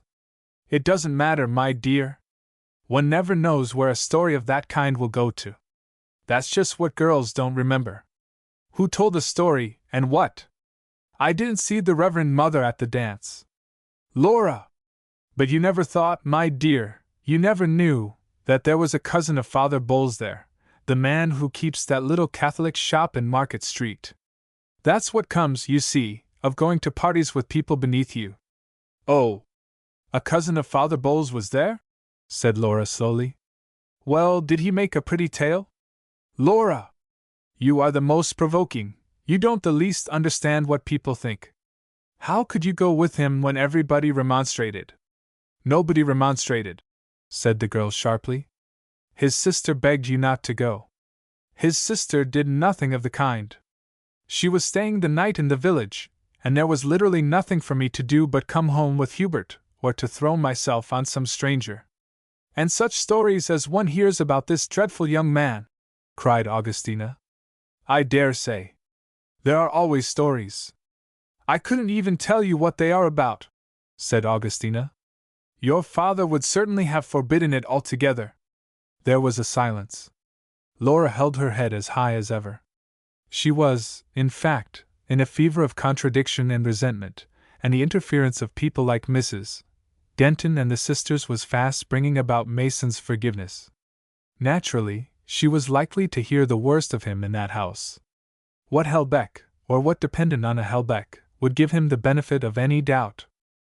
Augustina knitted with all her might for a few minutes, and then looked up.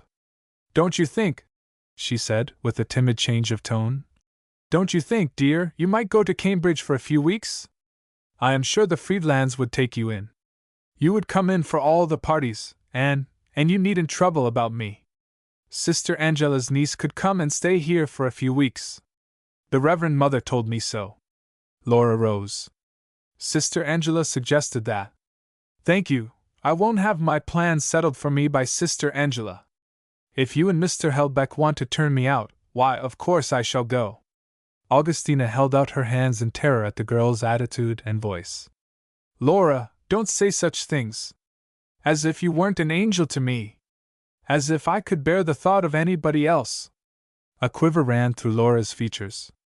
Well, then, don't bear it, she said, kneeling down again beside her stepmother. You look quite ill and excited, Augustina. I think we'll keep the Reverend Mother out in future. Won't you lie down and let me cover you up? So it ended for the time, with physical weakness on Augustina's part, and caresses on Laura's. But when she was alone, Miss Fountain sat down and tried to think things out. What are the sisters meddling for? Do they find me in their way? I'm flattered. I wish I was. Well, is drunkenness the worst thing in the world? She asked herself deliberately. Of course, if it goes beyond a certain point it is like madness. You must keep out of its way, for your own sake. But Papa used to say there were many things a great deal worse. So there are meanness, and shuffling with truth for the sake of your soul. As for the other tales, I don't believe them. But if I did, I am not going to marry him. She felt herself very wise. In truth, as Stephen Fountain had realized with some anxiety before his death, among Laura's many ignorances, none was so complete or so dangerous as her ignorance of all the ugly ground facts that are strewn round us, for the stumbling of mankind. She was as determined not to know them, as he was invincibly shy of telling them. For the rest, her reflections represented, no doubt, many dicta that in the course of her young life she had heard from her father. To Stephen Fountain the whole Christian doctrine of sin was the enemy, and the mystical hatred of certain actions and habits, as such, was the fount of half the world's unreason. The following day it was Father Bowles' turn. He came over in what seemed to be his softest and most cat-like mood, rubbing his hands over his chest in a constant glee at his own jokes. He was amiability itself to Laura. But he, too, had his 20 minutes alone with Augustina, and afterwards Mrs. Fountain ventured once more to speak to Laura of change and amusement. Miss Fountain smiled, and replied as before that, in the first place she had no invitations, and in the next she had no dresses. But again, as before, if Mr. Helbeck should express a wish that her visit to Bannisdale should come to an end, that would be another matter. Next morning Laura was taking a walk in the park when a letter was brought to her by old Wilson, the groom, cowman, and general factotum. She took it to a sheltered nook by the riverside and read it. It was from Hubert Mason, in his best commercial hand, and it ran as follows. Dear Miss Fountain, you would not allow me, I know, to call you Cousin Laura any more, so I don't attempt it. And of course I don't deserve it, nor that you should ever shake hands with me again. I can't get over thinking of what I've done. Mother and Polly will tell you that I have hardly slept at nights, for of course you won't believe me. How I can have been such a blackguard I don't understand. I must have taken too much. All I know is it didn't seem much, and but for the agitation of my mind, I don't believe anything would ever have gone wrong. But I couldn't bear to see you dancing with that man and despising me. And there it is, I can never get over it, and you will never forgive me. I feel I can't stay here any more, and Mother has consented at last to let me have some money on the farm. If I could just see you before I go, to say goodbye, and ask your pardon, there would be a better chance for me. I can't come to Mr. Helbeck's house, of course, and I don't suppose you would come here. I shall be coming home from Kirby Wardale Fair tomorrow night, and shall be crossing the little bridge in the park, upper end, sometime between 8 and 9. But I know you won't be there. I can't expect it, and I feel it pretty badly, I can tell you. I did hope I might have become something better through knowing you. Whatever you may think of me, I am always your respectful and humble cousin, Hubert Mason. Well, upon my word, said Laura. She threw the letter onto the grass beside her, and sat, with her hands round her knees, staring at the river, in a sparkle of anger and amazement. What audacity, to expect her to steal out at night, in the dusk, anyway, to meet him. She fed her wrath on the imagination of all the details that would belong to such an escapade. It would be after supper, of course, in the fast lengthening twilight. Helbeck and his sister would be in the drawing-room, for Mr. Helbeck was expected home on the following day, and she might perfectly well leave them, as she often did, to talk their little Catholic gossip by themselves, and then slip out by the chapel passage and door, through the old garden, to the gate in the wall above the river bank, and so to the road that led along the green through the upper end of the park. Nothing, of course, could be easier, nothing. Merely to think of it, for a girl of Laura's temperament, was already bit by bit to incline to it. She began to turn it over, to taste the adventure of it, to talk very fast to Fricka, under her breath, with little gusts of laughter. And no doubt there was something mollifying in the boy's humble expressions. As for his sleepless nights, how salutary! How very salutary! Only the nail must be driven in deeper, must be turned in the wound. It would need a vast amount of severity, perhaps, to undo the effects of her mere obedience to his call, supposing she made up her mind to obey it. Well, she would be quite equal to severity. She would speak very plain things to him, very plain things indeed. It was her first serious adventure with any of these big, foolish, troublesome creatures of the male sex, and she rose to it much as Helbeck might have risen to the playing of a salmon in the grete. Yes. He should say good-bye to her, let priests and nuns talk what scandal they pleased. Yes. He should go on his way forgiven and admonished, if he wished it, for kindred's sake. Her cheek burned, her heart beat fast. He and she were of one blood, both of them ill-regarded by aristocrats and holy Romans. As for him, he was going to ruin at home, and there was in him this strange, artistic gift to be thought for and rescued. He had all the faults of the young cub. Was he to be wholly disowned for that? Was she to cast him off forever at the mere bidding of the Helbecks and their friends? He would never, of course, be allowed to enter the Bannisdale drawing-room, and she had no intention at present of going to Browhead Farm. Well, then, under the skies and the clouds. A gracious pardon, an appropriate lecture, and a short farewell. All that day and the next Laura gave herself to her whim. She was perfectly conscious, meanwhile, that it was a reckless and a wilful thing that she was planning. She liked it none the less for that. In fact, the scheme was the final crystallization of all that bitterness of mood that had poisoned and tormented her ever since her first coming to Bannisdale. And it gave her for the moment the morbid pleasure that all angry people get from letting loose the angry word or act. Meanwhile she became more and more conscious of a certain network of blame and discussion that seemed to be closing about her and her actions. It showed itself by a number of small signs. When she went into Winthrop to shop for Augustina, she fancied that the assistants in the shop, and even the portly draper himself, looked at her with a sly curiosity. The girl's sore pride grew more unmanageable hour by hour.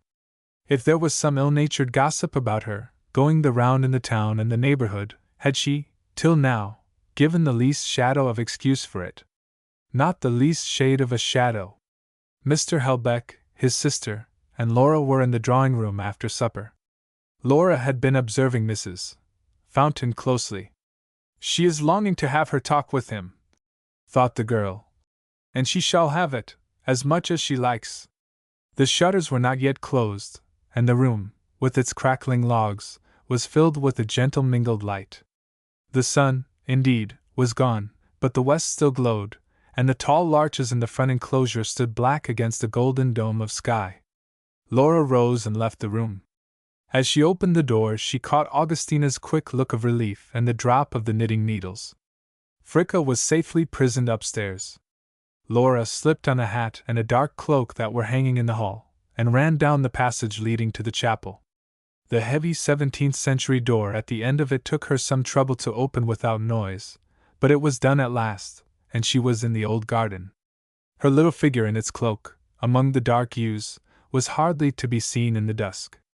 The garden was silence itself, and the gate in the wall was open. Once on the road beside the river, she could hardly restrain herself from running, so keen was the air, so free and wide the evening solitude. All things were at peace, nothing moved but a few birds and the tiniest intermittent breeze. Overhead, great thunderclouds kept the sunset. Beneath, the blues of the evening were all interwoven with rose. So, too, were the wood and sky reflections in the gently moving water. In some of the pools the trout were still lazily rising. Pigeons and homing rooks were slowly passing through the clear space that lay between the treetops and the just emerging stars, and once Laura stopped, holding her breath, thinking that she saw through the dust the blue flash of a kingfisher making for a nest she knew.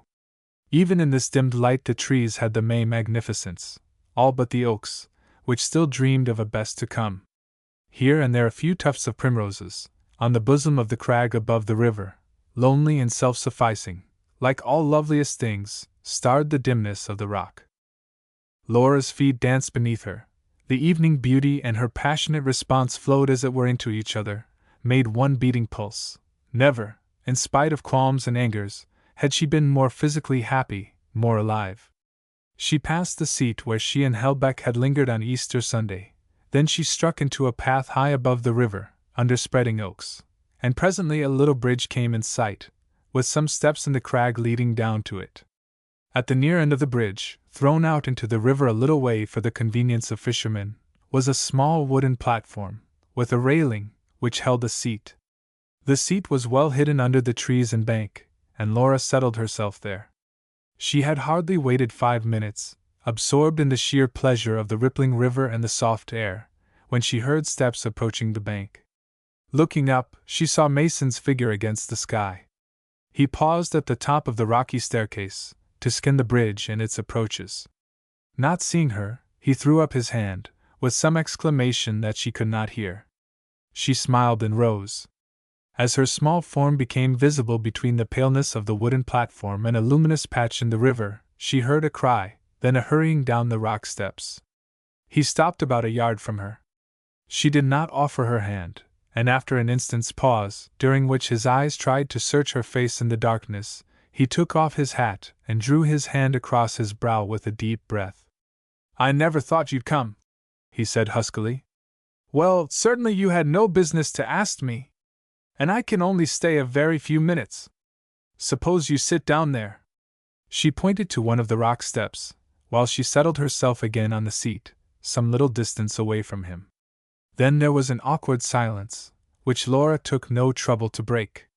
Mason broke it at last in desperation. "You know that I'm an awful hand at saying anything, Miss Fountain. I can't, so it's no good. But I've got my lesson. I've had a pretty rough time of it, I can tell you, since last week." "You behaved about as badly as you could, didn't you?" said Laura's soft yet cutting voice out of the dark. Mason fidgeted. "I can't make it no better," he said at last. "There's no saying I can, for I can't. And if I did give you excuses, you'd not believe 'em. There was a devil got hold of me that evening, that's the truth, Aunt. And it was only a glass or two I took. Well, there, I'd have cut my hand off sooner. His tone of miserable humility began to affect her rather strangely. It was not so easy to drive in the nail. You needn't be so repentant, she said, with a little shrinking laugh. One has to forget everything in good time. You've given Winthrop people something to talk about at my expense, for which I am not at all obliged to you. You nearly killed me, which doesn't matter. And you behaved disgracefully to Mr. Helbeck. But it's done, and now you've got to make up, somehow. Has he made you pay for it, since? Said Mason eagerly. He? Mr. Helbeck? She laughed. Then she added, with all the severity she could muster. He treated me in a most kind and gentlemanly way, if you want to know. The great pity is that you, and Cousin Elizabeth, understand nothing at all about him. He groaned. She could hear his feet restlessly moving. Well, and now you are going to Frostwick, she resumed. What are you going to do there? There's an uncle of mine in one of the shipbuilding yards there. He's got leave to take me into the fitting department. If I suit, he'll get me into the office. It's what I've wanted this 2 years. Well, now you've got it, she said impatiently. Don't be dismal. You have your chance. Yes, and I don't care a ha'porth about it, he said, with sudden energy, throwing his head up and bringing his fist down on his knee. She felt her power, and liked it. But she hurried to answer.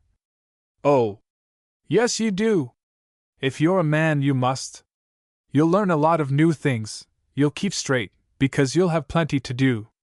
Why, it will hatch you over again, and hatch you different, as somebody said.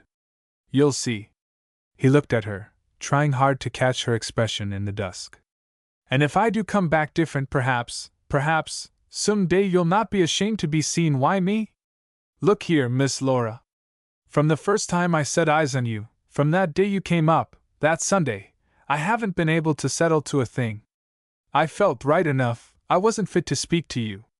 And yet I'm your kith and kin, don't you see? There can't be no such tremendous gap between us as all that. If I can just manage myself a bit, and find the work that suits me, and get away from these fellows here, and this beastly farm. Ah, have you been quarreling with Daffodil all day? She looked for him to fly out. But he only stared, and then turned away. Oh Lord! What's the good of talking? He said, with an accent that startled her. She rose from her seat. Are you sorry I came to talk to you? You didn't deserve it, did you? Her voice was the pearliest, most musical, and yet most distant of things. He rose, too, held by it. And now you must just go and make a man of yourself. That's what you have to do, you see? I wish Papa was alive. He'd tell you how. I can't. But if you forget your music, it'll be a sin, and if you send me your song to write out for you, I'll do it. And tell Polly I'll come and see her again some day. Now good night. They'll be locking up if I don't hurry home. But he stood on the step, barring the way. I say, give me something to take with me, he said hoarsely. What's that in your hat? In my hat? She said, laughing, but if there had been light he would have seen that her lips had paled. Why, a bunch of buttercups. I bought them at Winthrop yesterday. Give me one, he said. Give you a sham buttercup? What nonsense! It's better than nothing, he said doggedly, and he held out his hand. She hesitated, then she took off her hat and quietly loosened one of the flowers. Her golden hair shone in the dimness. Mason never took his eyes off her little head. He was keeping a grip on himself that was taxing a whole new set of powers, straining the lad's unripe nature in wholly new ways. She put the flower in his hand. There, now we're friends again, aren't we? Let me pass, please, and good night. He moved to one side, blindly fighting with the impulse to throw his powerful arms round her and keep her there, or carry her across the bridge, at his pleasure. But her light fearlessness mastered him. He let her go. He watched her figure on the steps, against the moonlight between the oaks overhead. Good night! She dropped again, already far away, far above him. The young man felt a sob in his throat.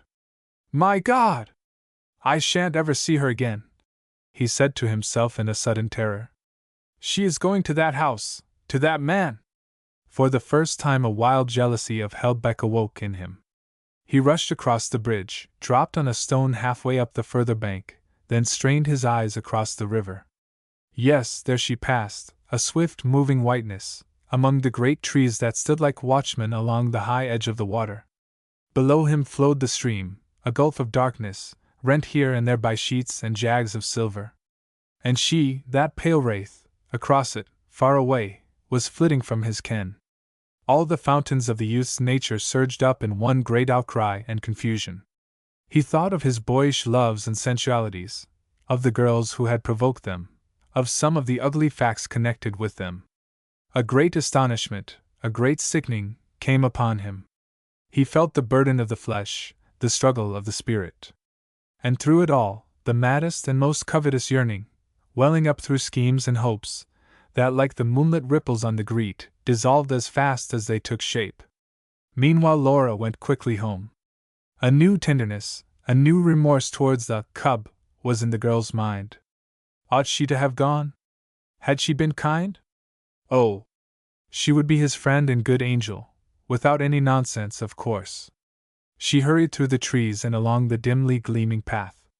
Suddenly she perceived in the distance the sparkle of a lantern. How vexatious! Was there no escape for her? She looked in some trouble at the climbing woods above, at the steep bank below. Ah! Well, her hat was large and hid her face. And her dress was all covered by her cloak. She hastened on. It was a man, an old man, carrying a bundle and a lantern. He seemed to waver and stop as she approached him, and at the actual moment of her passing him, to her amazement, he suddenly threw himself against one of the trees on the mountain side of the path, and his lantern showed her his face for an instant, a white face stricken with fear, was it? Or what? Fright gained upon herself. She ran on, and as she ran it seemed to her that she heard something fall with a clang, and, afterwards, a cry. She looked back. The old man was still there, erect, but his light was gone. Well, no doubt he had dropped his lantern. Let him light it again. It was no concern of hers. Here was the door in the wall. It opened to her touch. She glided in, across the garden, found the chapel door ajar, and in a few more seconds was safe in her own room. Chapter 3. Laura was standing before her looking-glass straightening the curls that her rapid walk had disarranged, when her attention was caught by certain unusual sounds in the house. There was a hurrying of distant feet, calls, as though from the kitchen region, and lastly, the deep voice of Mr. Helbeck. Miss Fountain paused, brush in hand, wondering what had happened. A noise of fluttering skirts, and a cry for Laura! Miss Fountain opened her door, and saw Augustina, who never ran, hurrying as fast as her feebleness would let her, towards her stepdaughter. Laura, where is my sal volatile? You gave me some yesterday, you remember, for my headache. There's somebody ill downstairs. She paused for breath. Here it is, said Laura, finding the bottle and bringing it. What's wrong? Oh, my dear, such an adventure! There's an old man fainted in the kitchen. He came to the back door to ask for a light for his lantern. Mrs. Denton says he was shaking all over when she first saw him, and as white as her apron.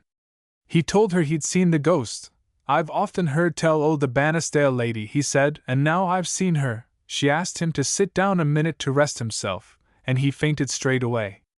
He's that old Scarsbrook, you know, whose wife does our washing. They live in that cottage by the weir, the other end of the park. I must go. Mrs. Denton's giving him some brandy, and Alan's gone down. Isn't it an extraordinary thing? Very, said Laura, accompanying her stepmother along the passage. What did he see? She paused, laying a restraining hand on Augustina's arm, cudgeling her brains the while. Yes. She could remember now a few contemptuous remarks of Mr. Helbeck to Father Leham on the subject of a ghost story that had sprung up during the squire's memory in connection with the park and the house, a quite modern story, according to Helbeck, turning on the common motive of a gypsy woman and her curse, started some 40 years before this date, with a local success not a little offensive, apparently, to the owner of Bannisdale. "What did he see?" repeated the girl. "Don't hurry, Augustina. You know the doctor told you not. Shall I take the sal volatile?" "Oh, no, they want me." In any matter of doctoring small or great, Augustina had the happiest sense of her own importance. "I don't know what he saw exactly. It was a lady, he says. He knew it was by the hat and the walk. She was all in black, with a Dolly Varden hat, fancy the old fellow, that hid her face, and a little white hand that shot out sparks as he came up to her. Did you ever hear such a tale? Now, Laura, I'm all right. Let me go. Come when you like." Augustina hurried off. Laura was left standing pensive in the passage. That's unlucky," she said to herself. Then she looked down at her right hand. An old-fashioned diamond ring with a large center stone, which had been her mother's, shone on the third finger. With an involuntary smile, she drew off the ring, and went back to her room. "What's to be done now?" she thought, as she put the ring in a drawer. "Shall I go down and explain, say I was out for a stroll?" She shook her head. "Won't do now. I should have had more presence of mind a minute ago. Augustina would suspect 100 things. It's really dramatic. Shall I go down? He didn't see my face. No, that I'll answer for. Here's for it." She pulled out the golden mass of her hair till it made a denser frame than usual round her brow, looked at her white dress, shook her head dubiously, laughed at her own flushed face in the glass, and calmly went downstairs. She found an anxious group in the great bare servants' hall. The old man, supported by pillows, was stretched on a wooden settle, with Helbeck, Augustina, and Mrs. Denton standing by. The first thing she saw were the old peasant's closed eyes and pallid face, then Helbeck's grave and puzzled countenance above him. The squire turned at Miss Fountain's step. Did she imagine it, or was there a peculiar sharpness in his swift glance? Mrs. Denton had just been administering a second dose of brandy, and was apparently in the midst of her own report to her master of Scarisbrick's story.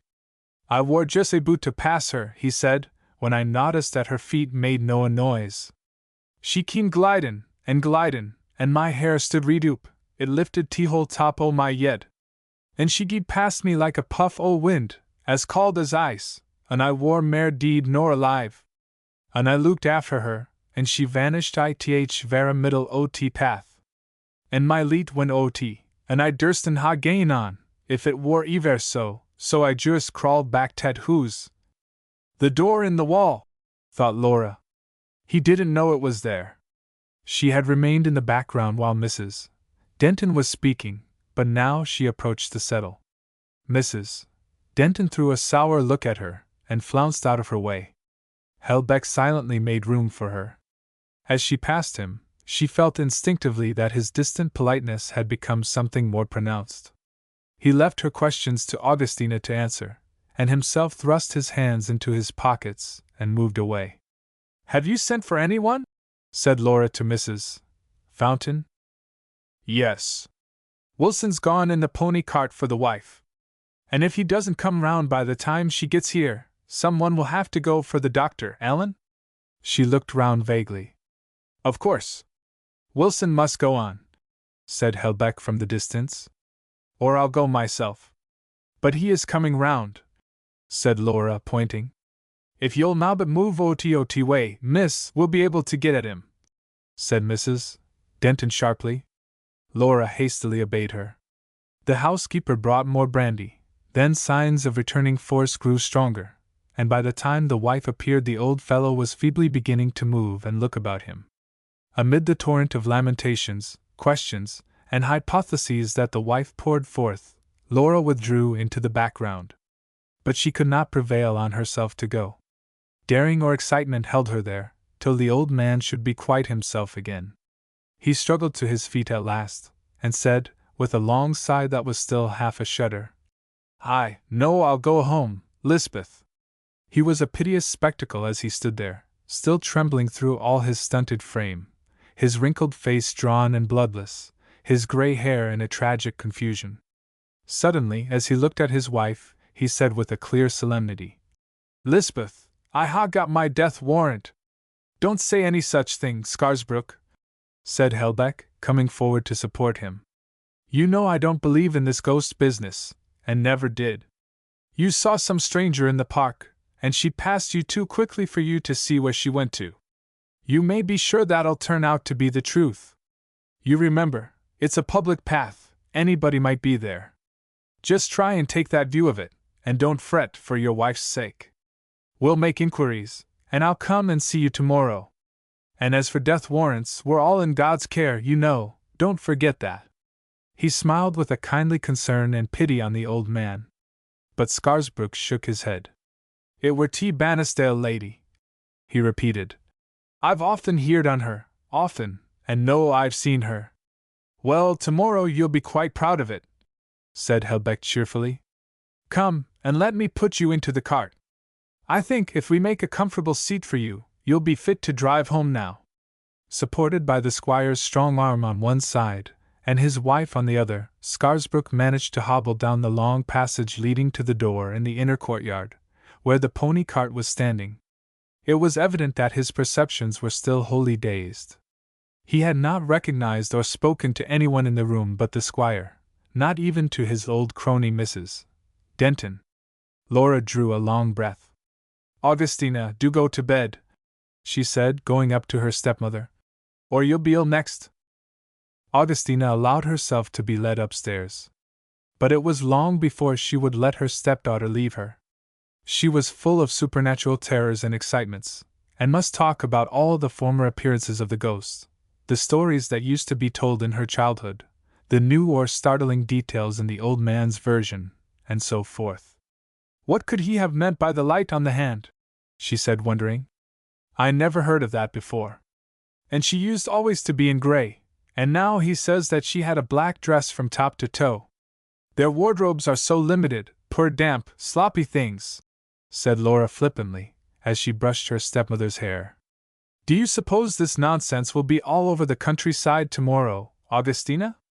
What do you really think he saw, Laura? Cried Mrs. Fountain, wavering between doubt and belief. Goodness, don't ask me. Miss Fountain shrugged her small shoulders. I don't keep a family ghost. When at last Augustina had been settled in bed, and persuaded to take some of her sleeping medicine, Laura was bidding her good night, when Mrs. Fountain said, Oh, I forgot, Laura, there was a letter brought in for you from the post office, by Wilson this afternoon. He gave it to Mrs. Denton, and she forgot it till after dinner. Of course, because it was mine, said Laura vindicatively. Where is it? On the drawing-room chimney-piece. All right. I'll go for it. But I shall be disturbing Mr. Helbeck. Oh. No, it's much too late. Alan will have gone to his study. Miss Fountain stood a moment outside her stepmother's door, consulting her watch. For she was anxious to get her letter, and not at all anxious to fall in with Mr. Helbeck. At least, so she would have explained herself had anyone questioned her. In fact, her wishes and intentions were in tumultuous confusion. All the time that she was waiting on Augustina, her brain, her pulse was racing. In the added touch of stiffness which she had observed in Helbeck's manner, she easily divined the result of that conversation he had no doubt held with Augustina after dinner, while she was by the river. Did he think even worse of her than he had before? Well, if he and Augustina could do without her, let them send her away, by all manner of means. She had her own friends, her own money, was in all respects her own mistress, and only asked to be allowed to lead her life as she pleased. Nevertheless, as she crossed the darkness of the hall, with her candle in her hand, Laura Fountain was very near indeed to a fit of wild weeping. During the months following her father's death, these agonies of crying had come upon her night after night, unseen by any human being. She felt now the approach of an old enemy, and struggled with it. One mustn't have this excitement every night, she said to herself, half mocking. No nerves would stand it. A light under the library door. Well and good. How, she wondered, did he occupy himself there, through so many solitary hours? Once or twice she had heard him come upstairs to bed, and never before 1 or 2 o'clock. Suddenly she stood abashed. She had thrown open the drawing-room door, and the room lay before her, almost in darkness. One dim lamp still burned at the further end, and in the middle of the room stood Mr. Helbeck, arrested in his walk to and fro, and the picture of astonishment. Laura drew back in real discomfiture. "Oh, I beg your pardon, Mr. Helbeck. I had no notion that anyone was still here. Is there anything I can do for you?" he said, advancing. "Augustina told me there was a letter for me this evening." "Of course. It is here on the mantelpiece. I ought to have remembered it." He took up the letter and held it towards her. Then suddenly he paused, and sharply withdrawing it, he placed it on a table beside him, and laid his hand upon it. She saw a flash of quick resolution in his face, and her own pulses gave a throb. "Miss Fountain, will you excuse my detaining you for a moment? I have been thinking much about this old man's story, and the possible explanation of it. It struck me in a very singular way. As you know, I have never paid much attention to the ghost story here. We have never before had a testimony so direct. Is it possible that you might throw some light upon it? You left us, you remember, after dinner. Did you by chance go into the garden? The evening was tempting, I think. If so, your memory might possibly recall to you some slight thing." "Yes," she said, after a moment's hesitation. "I did go into the garden." His eye gleamed. He came a step nearer. "Did you see or hear anything to explain what happened?" She did not answer for a moment. She made a vague movement, as though to recover her letter, looked curiously into a glass case that stood beside her, containing a few Stuart relics and autographs. Then, with absolute self-possession, she turned and confronted him, one hand resting on the glass case. "Yes, I can explain it all. I was the ghost." There was a moment's silence. A smile that she winced under, showed itself on Helbeck's lip. "I imagined as much," he said quietly. She stood there, torn by different impulses. Then a passion of annoyance with herself, and anger with him, descended on her. "Now perhaps you would like to know why I concealed it," she said, with all the dignity she could command. "Simply because I had gone out to meet and say goodbye to a person who is my relation, whom I cannot meet in this house, and against whom there is here an unreasonable—" She hesitated, then resumed, leaning obstinately on the words. "Yes. Take it all in all, it is an unreasonable prejudice." "You mean Mr. Hubert Mason?" She nodded. "You think it an unreasonable prejudice after what happened the other night?" She wavered. "I don't want to defend what happened the other night," she said, while her voice shook. Helbeck observed her carefully. There was a great decision in his manner, and at the same time a fine courtesy. "You knew, then, that he was to be in the park? Forgive my questions. They are not mere curiosity." "Perhaps not," she said indifferently. "But I think I have told you all that needs to be told. May I have my letter?" She stepped forward. "One moment. I wonder, Miss Fountain," he chose his words slowly, "if I could make you understand my position. It is this. My sister brings a young lady, her stepdaughter, to stay under my roof. That young lady happens to be connected with a family in this neighborhood, which is already well known to me. For some of its members I have nothing but respect, about one I happen to have a strong opinion. I have reasons for my opinion. I imagine that very few people of any way of thinking would hold me either unreasonable or prejudiced in the matter. Naturally, it gives me some concern that a young lady towards whom I feel a certain responsibility should be much seen with this young man. He is not her equal socially, and pardon me, she knows nothing at all about the type to which he belongs. Indirectly I try to warn her. I speak to my sister as gently as I can. But from the first she rejects all I have to say, she gives me credit for no good intention, and she will have none of my advice. At last a disagreeable incident happens, and unfortunately the knowledge of it is not confined to ourselves." Laura threw him a flashing look. "No, there are people who have taken care of that," she said. Helbeck took no notice. "It is known not only to ourselves," he repeated steadily. "It starts gossip. My sister is troubled. She asks you to put an end to this state of things, and she consults me, feeling that indeed we are all in some way concerned. Oh, say at once that I have brought scandal on you all, cried Laura. That, of course, is what Sister Angela and Father Bowles have been saying to Augustina. They are pleased to show the greatest anxiety about me, so much so, that they most kindly wish to relieve me of the charge of Augustina. So I understand. But I fear I am neither docile nor grateful, that I never shall be grateful. Helbeck interrupted. Let us come to that presently. I should like to finish my story. While my sister and I are consulting, trying to think of all that can be done to stop a foolish talk and undo an unlucky incident, this same young lady, his voice took a cold clearness, steals out by night to keep an appointment with this man, who has already done her so great a disservice. Now I should like to ask her, if all this is kind, is reasonable, is generous towards the persons with whom she is at present living, if such conduct is not, he paused, unwise towards herself, unjust towards others. His words came out with a strong and vibrating emphasis. Laura confronted him with crimson cheeks. I think that will do, Mr. Helbeck, she cried. You have had your say. Now just let me say this. These people were my relations. I have no other kith and kin in the world. He made a quick step forward as though in distress. But she put up her hand. I want very much to say this, please. I knew perfectly well when I came here that you couldn't like the Masons, for many reasons. Her voice broke again. You never liked Augustina's marriage. You weren't likely to want to see anything of Papa's people. I didn't ask you to see them. All my standards and theirs are different from yours. But I prefer theirs, not yours. I have nothing to do with yours. I was brought up, well, to hate yours, if one must tell the truth. She paused, half suffocated, her chest heaving.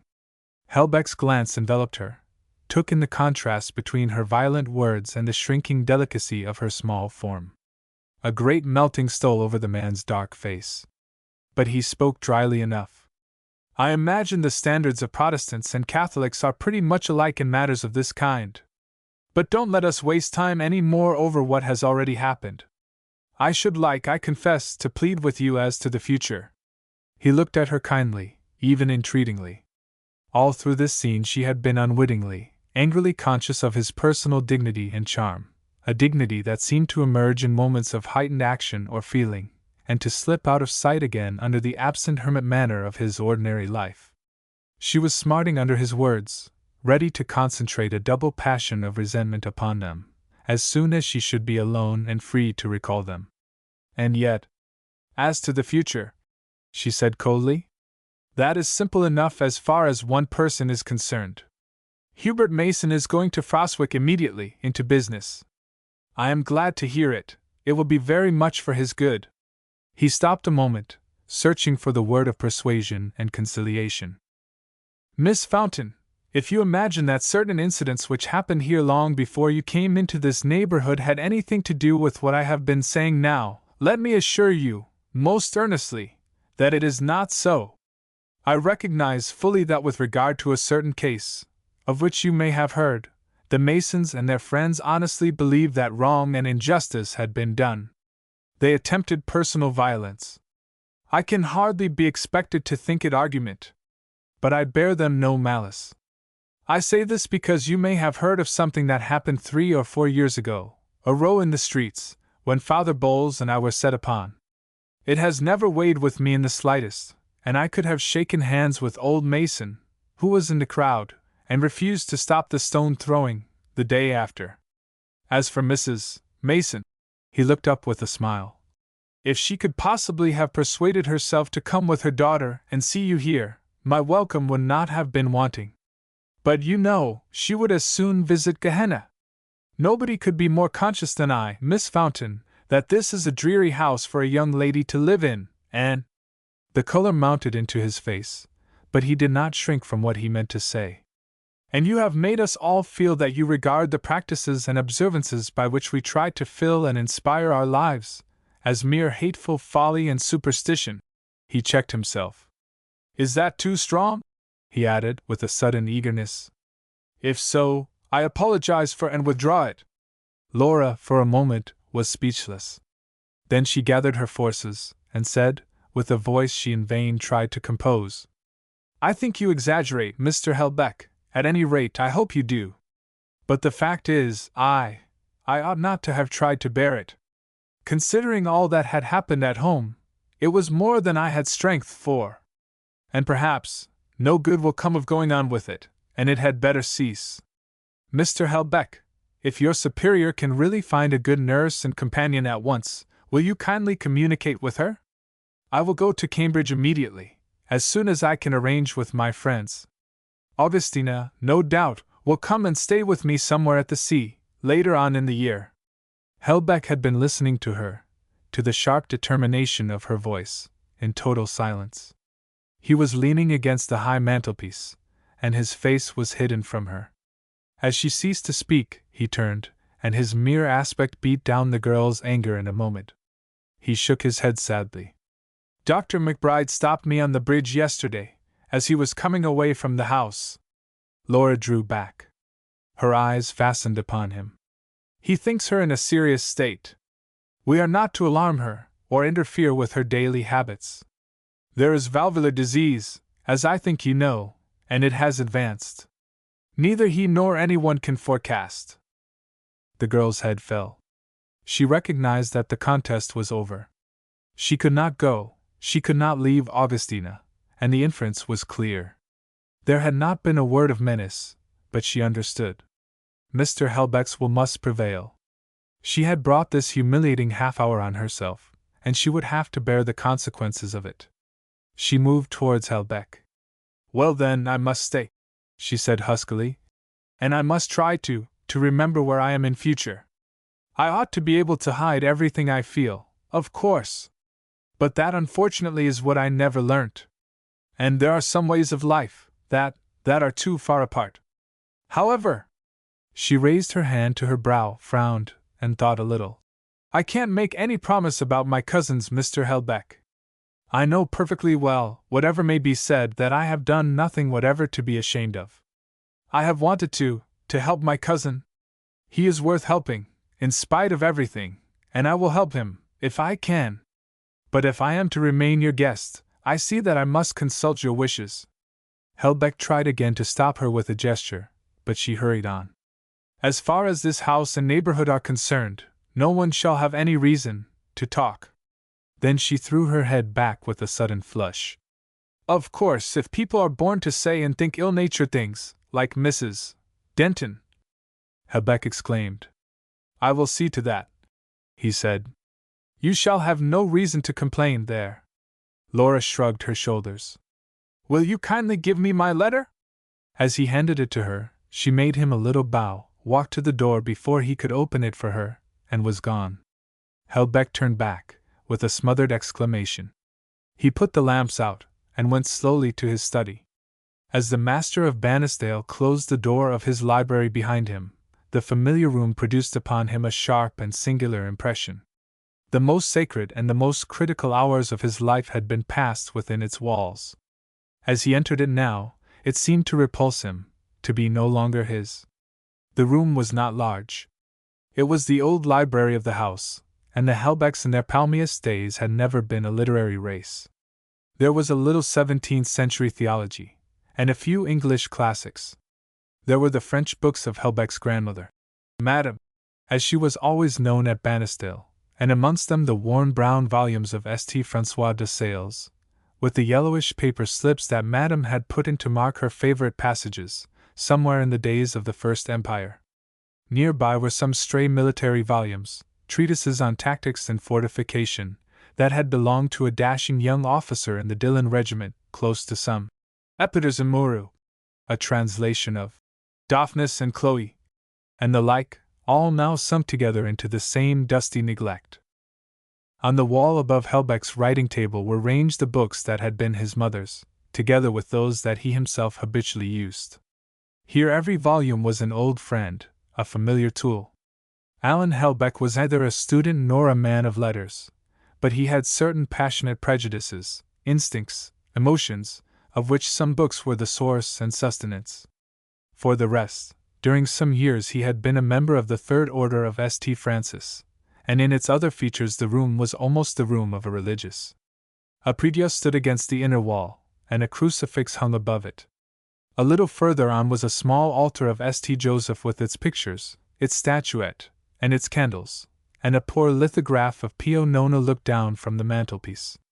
The floor was almost bare, save for a few pieces of old matting here and there. The worn Turkey carpet that had formerly covered it had been removed to make the drawing-room comfortable for Augustina, so had most of the chairs. Those left were of the straightest and hardest. In that dingy room, however, Helbeck had known the most blessed, the most intimate moments of the spiritual life. Tonight he entered it with a strange sense of wrench, of mortal discouragement.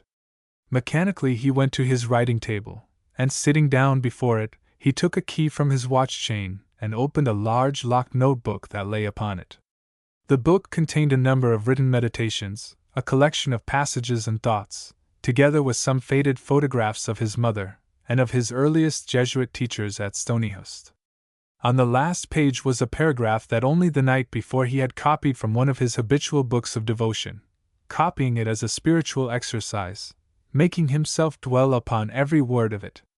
When shall I desire thee alone, feed on thee alone, O my delight, my only good? O my loving and almighty Lord! Free now this wretched heart from every attachment, from every earthly affection, adorn it with thy holy virtues, and with a pure intention of doing all things to please thee, that so I may open it to thee, and with gentle violence compel thee to come in, that thou, O Lord, mayest work therein without resistance all those effects which from all eternity thou hast desired to produce in me. He lingered a little on the words, his face buried in his hands. Then slowly he turned back to an earlier page. Man must use creatures as being in themselves indifferent. He must not be under their power, but use them for his own purpose, his own first and chiefest purpose, the salvation of his soul. A shudder passed through him. He rose hastily from his seat, and began to pace the room. He had already passed through a wrestle of the same kind, and had gone away to fight down temptation. Tonight the struggle was harder. The waves of rising passion broke through him. Little pale, angry face! I gave her a scolding like a child. What joy to have forgiven her like a child, to have asked her pardon in return, to have felt the soft head against my breast. She was very fierce with me, she hates me, I suppose. And yet, she is not indifferent to me, she knows when I am there. Downstairs she was conscious of me all through, I knew it. Her secret was in her face. I guessed it, foolish child, from the first moment. Strange, stormy nature, I see it all, her passion for her father, and for these peasants as belonging to him, her hatred of me and of our faith, because her father hated us, her feeling for Augustina, that rigid sense of obligation she has, just on the 2 or 3 points of natural affection. It is this sense, perhaps, that makes the soul of her struggle with this house, with me. How she loathes all that we love, humility, patience, obedience. She would sooner die than obey. Unless she loved. Then what an art, what an enchantment to command her! It would tax a lover's power, a lover's heart, to the utmost. Ah! He stood still, and with an effort of iron resolution put from him the fancies that were thronging on the brain. If it were possible for him to conquer her, conceivable that he might win her, such a dream was forbidden to him, Alan Helbeck, 1,000-fold. Such a marriage would be the destruction of innumerable schemes for the good of the Church, for the perfecting of his own life. It would be the betrayal of great trusts, the abandonment of great opportunities. My life would center in her.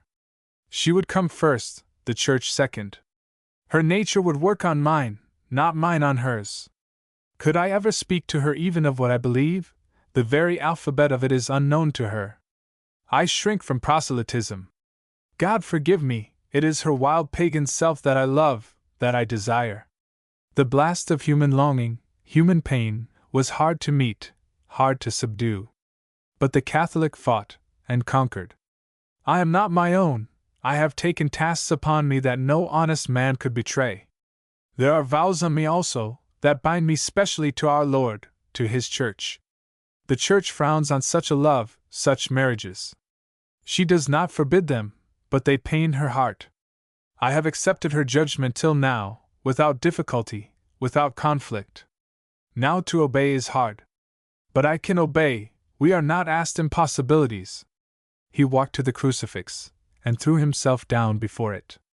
A midnight stillness brooded over the house. But far away, in an upper room, Laura Fountain had cried herself to sleep, only to wake again and again, with the tears flooding her cheeks. Was it merely a disagreeable and exciting scene she had gone through? What was this new invasion of her life, this new presence to the inward eye of a form and look that at once drew her and repulsed her? 100 alien forces were threatening and pressing upon her, and out from the very heart of them came this strange drawing, this magnetism, this troubling misery. To be prisoned in Bannisdale, under Mr. Helbeck's roof, for months and months longer, this thought was maddening to her. But when she imagined herself free to go, and far away once more from this old and melancholy house, among congenial friends and scenes, she was no happier than before.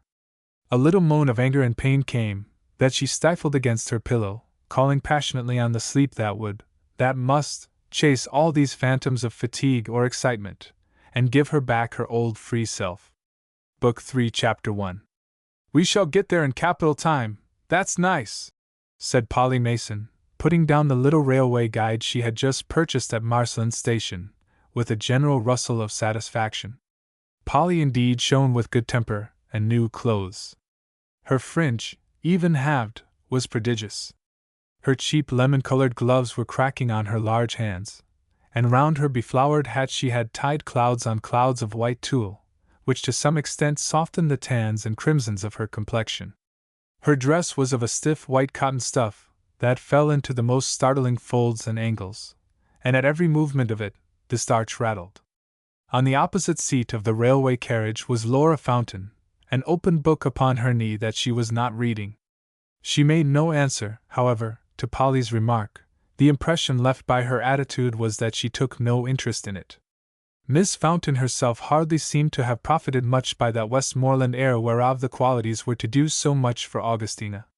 It was now June, the end of June, and Laura was certainly paler, less blooming, than she had been in March. She seemed more conscious, she was certainly less radiant. Whether her prettiness had gained by the slight change, might be debated. Polly's eyes, indeed, as they sped along, paid her cousin one long covetous tribute.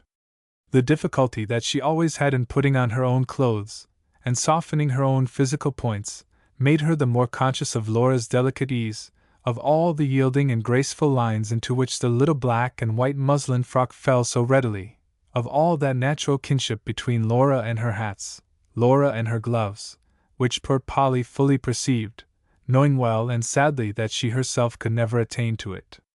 Nevertheless, pretty Miss Fountain might be, elegant she certainly was, but Polly did not find her the best of companions for a festal day. They were going to Froswick, the big town on the coast, to meet Hubert and another young man, one Mr. Seaton, foreman in a large engineering concern, whose name Polly had not been able to mention without bridling, for some time past. It was more than a fortnight since the sister, driven by Hubert's incessant letters, had proposed to Laura that they two should spend a summer day at Froswick and see the great steel works on which the fame of that place depended, escorted and entertained by the two young men. Laura at first had turned a deaf ear.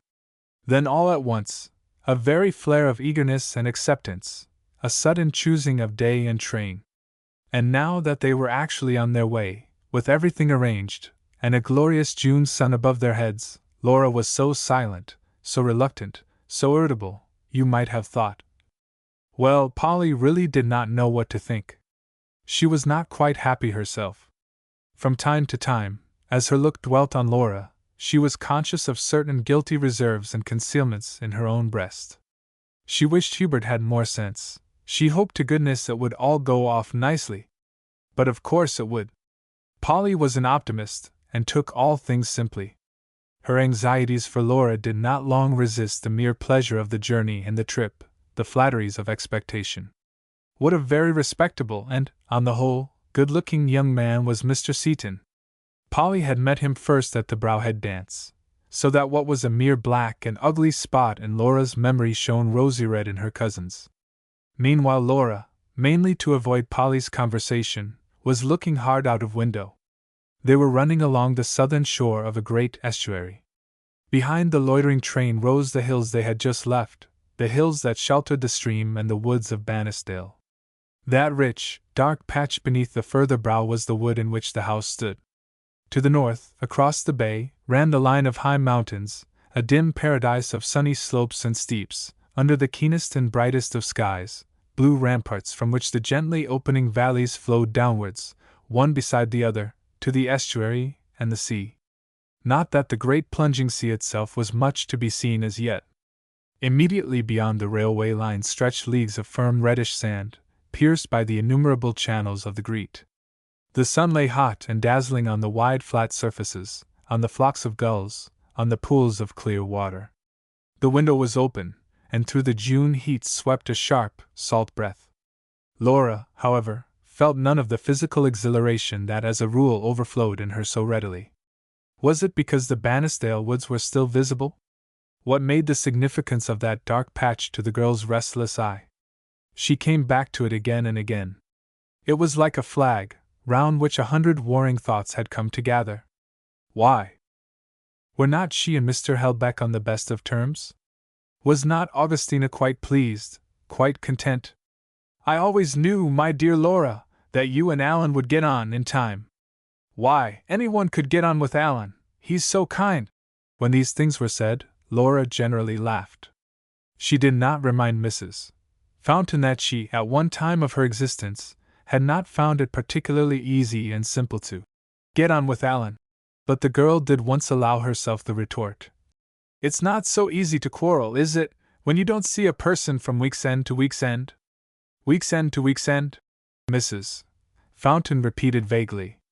Yes, Alan is away a great deal. People trust him so much, he has so much business. Laura was of opinion that his first business might very well have been to see a little more of his widowed sister. She and Augustina spent days and days alone, while Mr. Helbeck pursued the affairs of the church. One precious attempt indeed had been made to break the dullness of Bannisdale. Miss Fountain's cheeks burned when she thought of it. There had been an afternoon party. Though Augustina's widowhood was barely a year old, Mrs. Fountain had been sent about the country delivering notes and cards. And the result, oh, such a party, such an interminable afternoon. Where had the people come from? Who were they? If Polly, full of curiosity, asked for some details, Laura would toss her head and reply that she knew nothing at all about it, that Mrs. Denton had provided bad tea and worse cakes, and the guests had filled their chairs, and there was nothing else to say. Mr. Helbeck's shyness and efforts, the glances of appeal he threw every now and then towards his sister, his evident depression when the thing was done, these things were not told to Polly. There was a place for them in the girl's sore mind, but they did not come to speech. Anyway, she believed, nay, was quite sure, that Bannisdale would not be so tried a second time. For whose benefit was it done? Whose? One evening, as the train crossed the bridge of the estuary, from one stretch of hot sand to another, Laura, staring at the view, saw really nothing but an image of the mind, felt nothing except what came through the magic of memory. The hall of Bannisdale, with the lingering daylight of the north still coming in at 10 o'clock through the uncurtained oriel windows, herself at the piano, Augustina on the settle, a scent of night and flowers spreading through the dim place from the open windows of the drawing-room beyond. One candle is beside her, and there are strange glints of moonlight here and there on the paneling. A tall figure enters from the chapel passage. Augustina makes room on the settle. The squire leans back and listens. And the girl at the piano plays. The stillness and the night seem to lay releasing hands upon her. Bonds that have been stifling and cramping the soul break down. She plays with all herself, as she might have talked or wept to a friend, to her father. And at last, in a pause, the squire puts a new candle beside her, and his deep, shy voice commends her, asks her to go on playing. Afterwards, there is a pleasant and gentle talk for half an hour. Augustina can hardly be made to go to bed, and when at last she rises, the girl's small hand slips into the man's, is lost there, feels a new lingering touch, from which both withdraw in almost equal haste. And the night, for the girl, is broken with restlessness, with wild efforts to draw the old fetters tight again, to clamp and prison something that flutters, that struggles. Then next morning, there is an empty chair at the breakfast table. The squire left early on business, without any warning, any courteous message? One evening at home, after a long absence, and then, off again. A good Catholic, it seems, lives in the train, and makes himself the catspaw of all who wish to use him for their own ends. As to that old peasant, Scarisbrooke, what could be more arbitrary, more absurd, than Mr. Helbeck's behavior? The matter turns out to be serious. Fright blanches the old fellow's beard and hair, he takes to his bed, and the doctor talks of severe, nervous shock, very serious, often deadly, at the patient's age. Why not confess everything at once, set things straight, free the poor shaken mind from its oppression? Who's afraid? What harm is there in an after-dinner stroll? But there, truth apparently is what no one wants, what no one will have, least of all Mr. Helbeck. She sees the meeting in the park, under the oaks, the same tall man and the girl bound impetuously for confession, and the soothing of old Scarisbrooke's terrors once for all, the man standing in the way, as tough and prickly as one of his own hawthorns. Courtesy, of course. There is no one can make courtesy so galling, and then such a shooting out of will and personality, so sudden, so volcanic a heat of remonstrance. And a woman is such a poor ill-strung creature, even the boldest of them. She yields when she should have pressed forward, goes home to rage, when she should have stayed to wrestle. Afterwards, another absence, the old house silent as the grave, and Augustina so fretful, so wearisome. But she is better, much better. How unscrupulous are doctors, and those other persons who make them say exactly what suits the moment. The dullness seems to grow with the June heat. Soon it becomes intolerable. Nobody comes, nobody speaks, no mind offers itself to yours for confidence and sympathy. Well, but change and excitement of some sort one must have. Who is to blame, if you get it where you can? A day in Frostwick with Hubert Mason? Yes, why not? Polly proposes it, has proposed it once or twice before to no purpose. For 2 months now the young man has been in training. Polly writes to him often. Laura sometimes wonders whether the cross-examinations through which Polly puts her may not partly be for Hubert's benefit. She herself has written twice to him in answer to some half-dozen letters, has corrected his song for him, has played altogether a very moral and sisterly part. Is the youth really in love? Perhaps. Will it do him any harm? Augustina, of course, dislikes the prospect of the Frostwick day. But really, Augustina must put up with it. The Reverend Mother will come for the afternoon, and keep her company. Such civility of late on the part of all the Catholic friends of Bannisdale towards Miss Fountain, a civility always on the watch, week by week, day by day, that never yields itself for an instant, has never a human impulse, an unguarded tone. Father Leham is there one day. He makes a point of talking with Miss Fountain. He leads the conversation to Cambridge, to her father, his keen glance upon her all the time, the hidden life of the convert, and the mystic leaping every now and then to the surface, and driven down again by a will that makes itself felt, even by so cool a listener, as a living tyrannous thing, developed out of all proportion to, nay at the cruel expense of, the rest of the personality. Yet it is no will of the man's own, it is the will of his order, of his faith. And why these repeated stray references to Bannisdale, to its owner, to the owner's goings and comings? They are hardly questions, but they might easily have done the work of questions had the person addressed been willing. Laura laughs to think of it. Ah! Well, but discretion today, discretion tomorrow, discretion always, is not the most amusing of diets. How dumb, how tame, has she become? There is no one to fight with, nothing whereon to let loose the sharp-edged words and sayings that lie so close behind the girl's shut lips. How amazing that one should positively miss those fuller activities in the chapel that depend on the squire's presence. Father Bowles says Mass there twice a week, the light still burns before the altar. Several times a day Augustina disappears within the heavy doors. But when Mr. Helbeck is at home, the place becomes, as it were, the strong heart of the house. It beats through the whole organism, so that no one can ignore or forget it. What is it that makes the difference when he returns? Unwillingly, the mind shapes its reply. A sense of unity and law comes back into the house, a hidden dignity and poetry. The squire's black head carries with it stern reminders that challenge or provoke, but he nothing common does nor mean. And smaller mortals, as the weeks go by, begin to feel their hot angers and criticisms driven back upon themselves, to realize the strange persistency and force of the religious life. Inhuman force. But force of any kind tends to draw, to conquer. More than once Laura sees herself at night, almost on the steps of the chapel, in the dark shadows of the passage, following Augustina.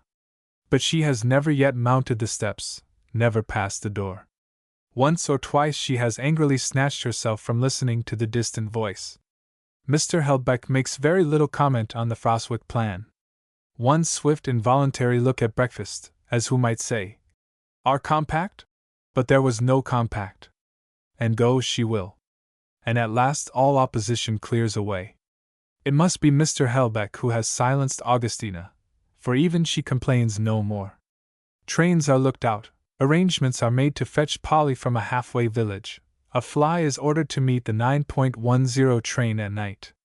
Why does one feel a culprit all through? Absurdity. Is one to be mewed up all one's life, to throw over all fun and frolic at Mr. Helbeck's bidding, Mr. Helbeck, who now scarcely sets foot in Bannisdale, who seems to have turned his back upon his own house, since that precise moment when his sister and her stepdaughter came to inhabit it? Never till this year was he restless in this way, so says Mrs. Denton, whose temper grows shorter and shorter. Oh, as to fun and frolic! The girl yawns as she looks out of window. What a long hot day it is going to be, and how foolish are all expeditions, all formal pleasures. 9:10 at Marshland, about 7, she supposes, at Frostwick? Already her thoughts are busy, hungrily busy with the evening, and the return. The train sped along. They passed a little watering place under the steep wooded hills, a furnace of sun on this hot June day, in winter a soft and sheltered refuge from the north. Further on rose the ruins of a great Cistercian abbey, great ribs and arches of red sandstone, that still, in ruin, made the soul and beauty of a quiet valley, then a few busy towns with mills and factories, the fringe of that industrial district which lies on the southern and western border of the lake country, more wide valleys sweeping back into blue mountains, a wealth of June leaf and blossoming tree, and at last docks and buildings, warehouses and works, a network of spreading railway lines, and all the other signs of an important and growing town. The train stopped amid a crowd, and Polly hurried to the door. "Why, Hubert, Mr. Seaton, here we are!" She beckoned wildly, and not a few passers-by turned to look at the nodding clouds of tulle. "We shall find them, Polly, don't shout," said Laura behind her, in some disgust. Shout and beckon, however, Polly did and would, till the two young men were finally secured. "Why, Hubert, you never told me what a big place 'twas," said Polly joyously. "Lor, Mr. Seaton, don't fash yoursel. This is Miss Fountain, my cousin. You'll remember her, I know." Mr. Seaton began a polite and stilted speech while possessing himself of Polly's shawl and bag. He was a very superior young man of the clerk or foreman type, somewhat ill put together at the waist, with a flat back to his head, and a cadaverous countenance. Laura gave him a rapid look. But her chief curiosity was for Hubert. And at her first glance she saw the signs of that strong and silent process perpetually going on amongst us that tames the countryman to the life and habits of the town. It was only a couple of months since the young athlete from the Fells had been brought within its sway, and already the marks of it were evident in dress, speech, and manner. The dialect was almost gone, the black Sunday coat was of the most fashionable cut that Frostwick could provide, and as they walked along, Laura detected more than once in the downcast eyes of her companion a stealthy anxiety as to the knees of his new grey trousers. So far the change was not an embellishment. The first loss of freedom and rough strength is never that. But it roused the girl's notice, and a sort of secret sympathy. She too had felt the curb of an alien life, She could almost have held out her hand to him as to a comrade in captivity. Outside the station, to Laura's surprise, considering the object of the expedition, Hubert made a sign to his sister, and they too dropped behind a little. "What's the matter with her?" said Hubert abruptly, as soon as he judged that they were out of hearing of the couple in front. "Who do you mean? Laura? Why, she's well enough. Then she don't look it. She's fretting. What's wrong with her?" As Hubert looked down upon his sister, Polly was startled by the impatient annoyance of look and manner. And how red-rimmed and weary were the lad's eyes. You might have thought he had not slept for a week. Polly's mind ran through a series of conjectures, and she broke out with Westmoreland plainness. "Hubert, I do wish thou wouldn't be sich a fool. I've towed the so times and times. Aye, and you may tell me so till kingdom come, I shan't mind you," he said doggedly. "There's something between her and the squire, I know there is. I know it by the look of her." Polly laughed. "How you jump! I tell thee she never says a word aboot him." Hubert looked moodily at Laura's little figure in front. "All the more reason," he said between his teeth. "She'd talk about him when she first came. But I'll find out, never fear." "For goodness' sake, Hubert, let her be," said Polly, entreating. "Sich wild stuff as thou's been writin' me. Yen might ha' thought yo'd be fair cutting your throat, if yo' didn't get her doon here dot. What art the thinkin' of, lad? She'll never marry the. She don't belong to us, and there's no undoing it." Hubert made no reply, but unconsciously his muscular frame took a passionate rigidity, his face became set and obstinate. "Well, you keep watch," he said. "You'll see, I'll make it worth your while." Polly looked up, half laughing. She understood his reference to herself and her new sweetheart. Hubert would play her game if she would play his. Well, she had no objection whatever to help him to the sight of Laura when she could. Polly's moral sense was not over-delicate, and as to the upshot and issues of things, her imagination moved but slowly. She did not like to let herself think of what might have been Hubert's relations to women, to one or two wild girls about Winthrop, for instance. But Laura, who was so much their social better, whose manners and self-possession awed them both, what smallest harm could ever come to her from any act or word of Hubert's?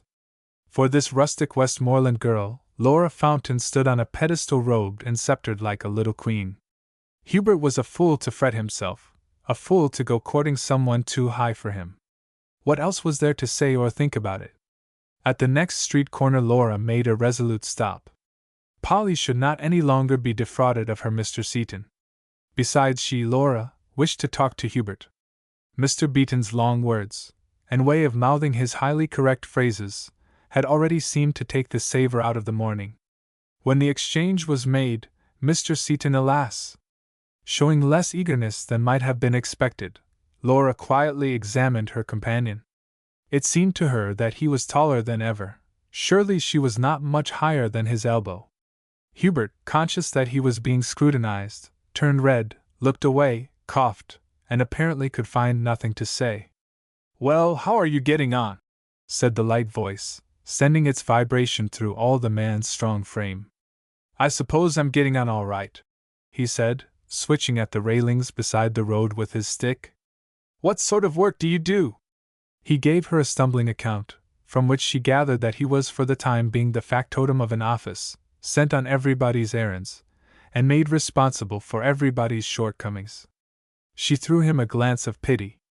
This young Hercules, with his open-air traditions, and his athlete's triumphs behind him, turned into the butt and underling of half a dozen clerks in a stuffy office.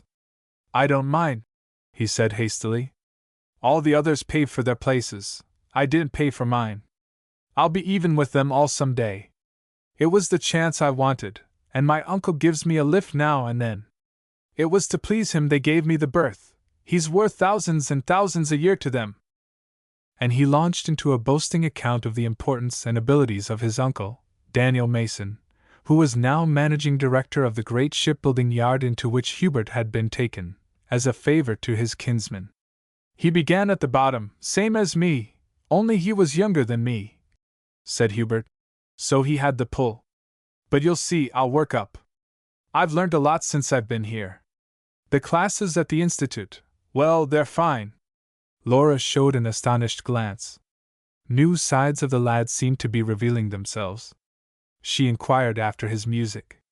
But he declared he was too busy to think of it. By and by in the winter he would have lessons.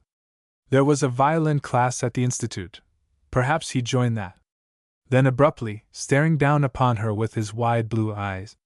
And how have you been getting on with the squire? He thought she started, but couldn't be quite sure. Getting on with the squire? Why, capitally. Whenever he's there to get on with. What, he's been away? He said eagerly. She raised her shoulders. He's always away. Why, I thought they'd have made a papist of you by now, he said. His laugh was rough, but his eyes held her with a curious insistence. Think something more reasonable, please, next time. Now, where are we going to lunch? We've got it all ready. But we must see the yard first. Miss Fountain, Laura, I've got that flower you gave me. His voice was suddenly hoarse. She glanced at him, lifting her eyebrows. Very foolish of you, I'm sure. Now do tell me, how did you get off so early? He sulkily explained to her that work was unusually slack in his own yard, that, moreover, he had worked special overtime during the week in order to get an hour or two off this Saturday, and that Seaton was on night duty at a large engineering works, and lord therefore of his days. But she paid small attention. She was occupied in looking at the new buildings and streets, the brand new squares and statues of Frostwick. How can people build and live in such ugly places? She said at last, standing still that she might stare about her. When there are such lovely things in the world, Cambridge, for instance, or Bannisdale. The last word slipped out, dreamily, unaware. The lad's face flushed furiously. I don't know what there is to see in Bannisdale, he said hotly. It's a damp, dark, beastly hole of a place. I prefer Bannisdale to this, thank you, said Laura, making a little face at the very ample bronzed gentleman in a frock coat who was standing in the center of a great new-built empty square, haranguing a phantom crowd. Oh, how ugly it is to succeed, to have money! Mason looked at her with a half-puzzled frown, a frown that of late had begun to tease his handsome forehead habitually. What's the harm of having a bit of brass? He said angrily. And what's the beauty o' livin' in an old ramshackle place, without a sixpence in your pocket, and a pride fit to bring you to the workhouse? Laura's little mouth showed amusement, an amusement that stung.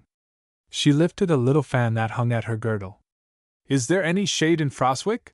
She said, looking round her. Mason was silenced, and as Polly and Mr. Seaton joined them, he recovered his temper with a mighty effort, and once more set himself to do the honors, the slighted honors, of his new home. But oh! The heat of the shipbuilding yard! Laura was already tired and faint, and could hardly drag her feet up and down the sides of the great skeleton ships that lay building in the docks, or through the interminable, fitting, sheds with their piles of mahogany and teak, their whirring lathes and saws, their heaps of shavings, their resinous wood smell. And yet the managing director appeared in person for 20 minutes, a thin, small, hawk-eyed man, not at all unwilling to give a brief patronage to the young lady who might be said to link the houses of Mason and Helbeck in a flattering equality. He wad never ha' doon it for us, Polly whispered in her awe to Miss Fountain. It's you he's after. Laura, however, was not grateful. She took her industrial lesson ill, with much haste and inattention, so that once when the director and his nephew fell behind, the great man, whose speech to his kinsman in private was often little less broad than Mrs. Mason's own, said scornfully, And I don't think much o' your fine cousin, mon. She's nobbut a flighty miss. The young man said nothing. He was still slavishly ill at ease with his uncle, on whose benevolence all his future depended. Is there something more to see? Said Laura languidly. Only the steel works, said Mr. Seaton, with a patronizing smile. You young ladies, I presume, would hardly wish to go away without seeing our chief establishment. Frostwick Steel and Hematite Works employ 3,000 workmen. Do they, and does it matter? Said Laura, playing with the salt. She wore a little plaintive, tired air, which suited her soft paleness, and made her extraordinarily engaging in the eyes of both the young men. Mason watched her perpetually, anticipating her slightest movement, waiting on her least want. And Mr. Seton, usually so certain of his own emotions and so wholly in command of them, began to feel himself confused.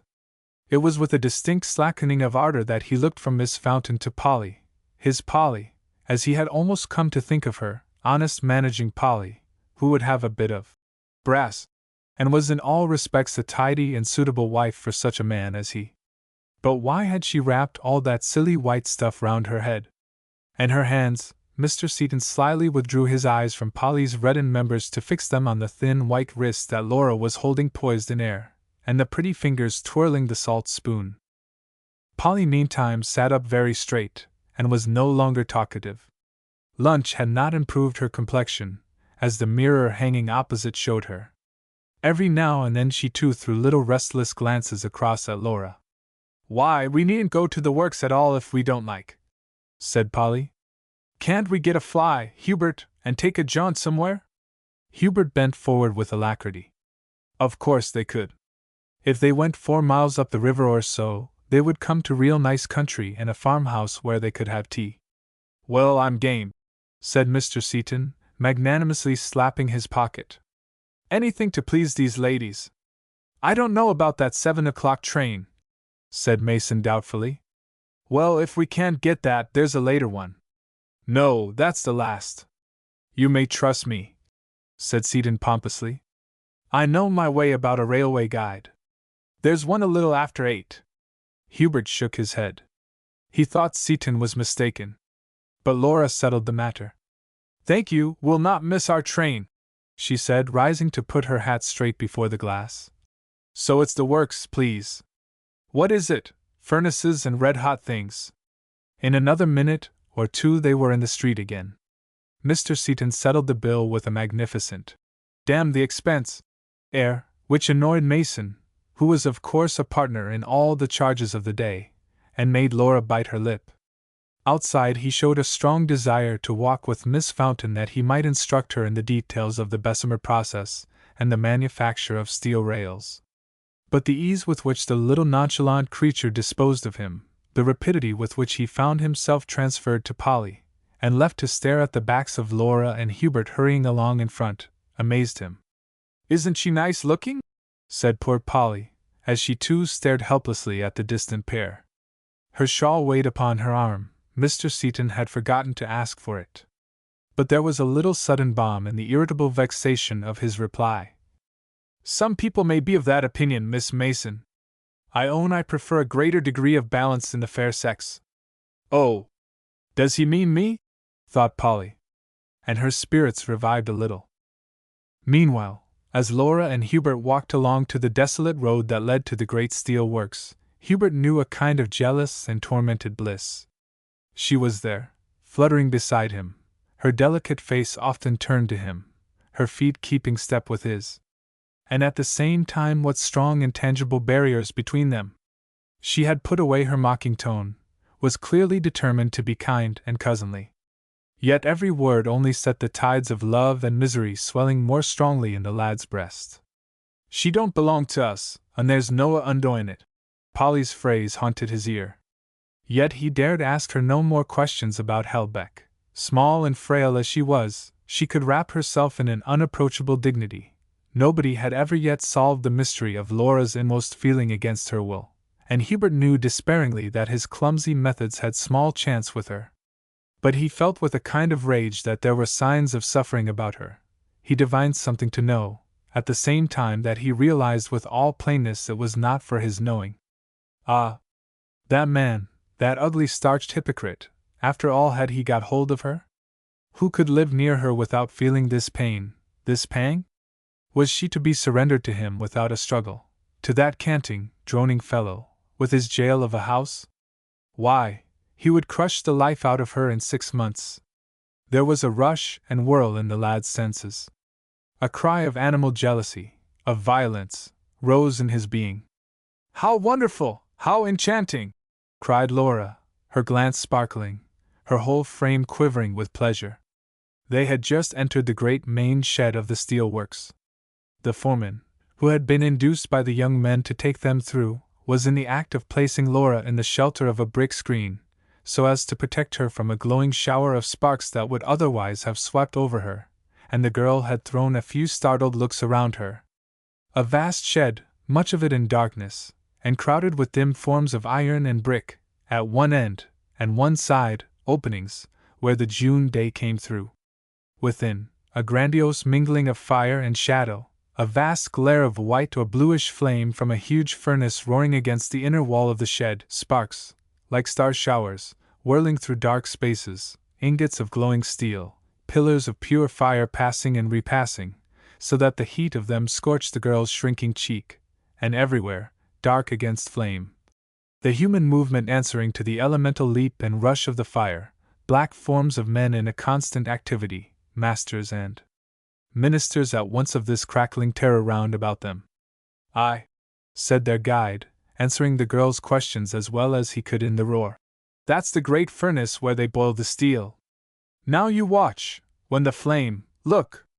It's white now, turns blue, that means the process is done, the steel's cooked. Then they'll bring the vat beneath, turn the furnace over, you'll see the steel pour out. Is that a railway?" She pointed to a raised platform in front of the furnace. A truck bearing a high metal tub was running along it. "Yes, it's from there they feed the furnace. In a minute you'll see the tub tip over." There was a signal bell, a rattle of machinery. The tub tilted, a great jet of white flame shot upwards from the furnace. The great mouth had swallowed down its prey. "And those men with their wheelbarrows? Why do they let them go so close?" She shuddered and put her hand over her eyes. The foreman laughed. "Why, it's quite safe, the tub's moved out of the way. You see, the furnace has to be fed with different stuffs. The tub brings one sort and the barrows another.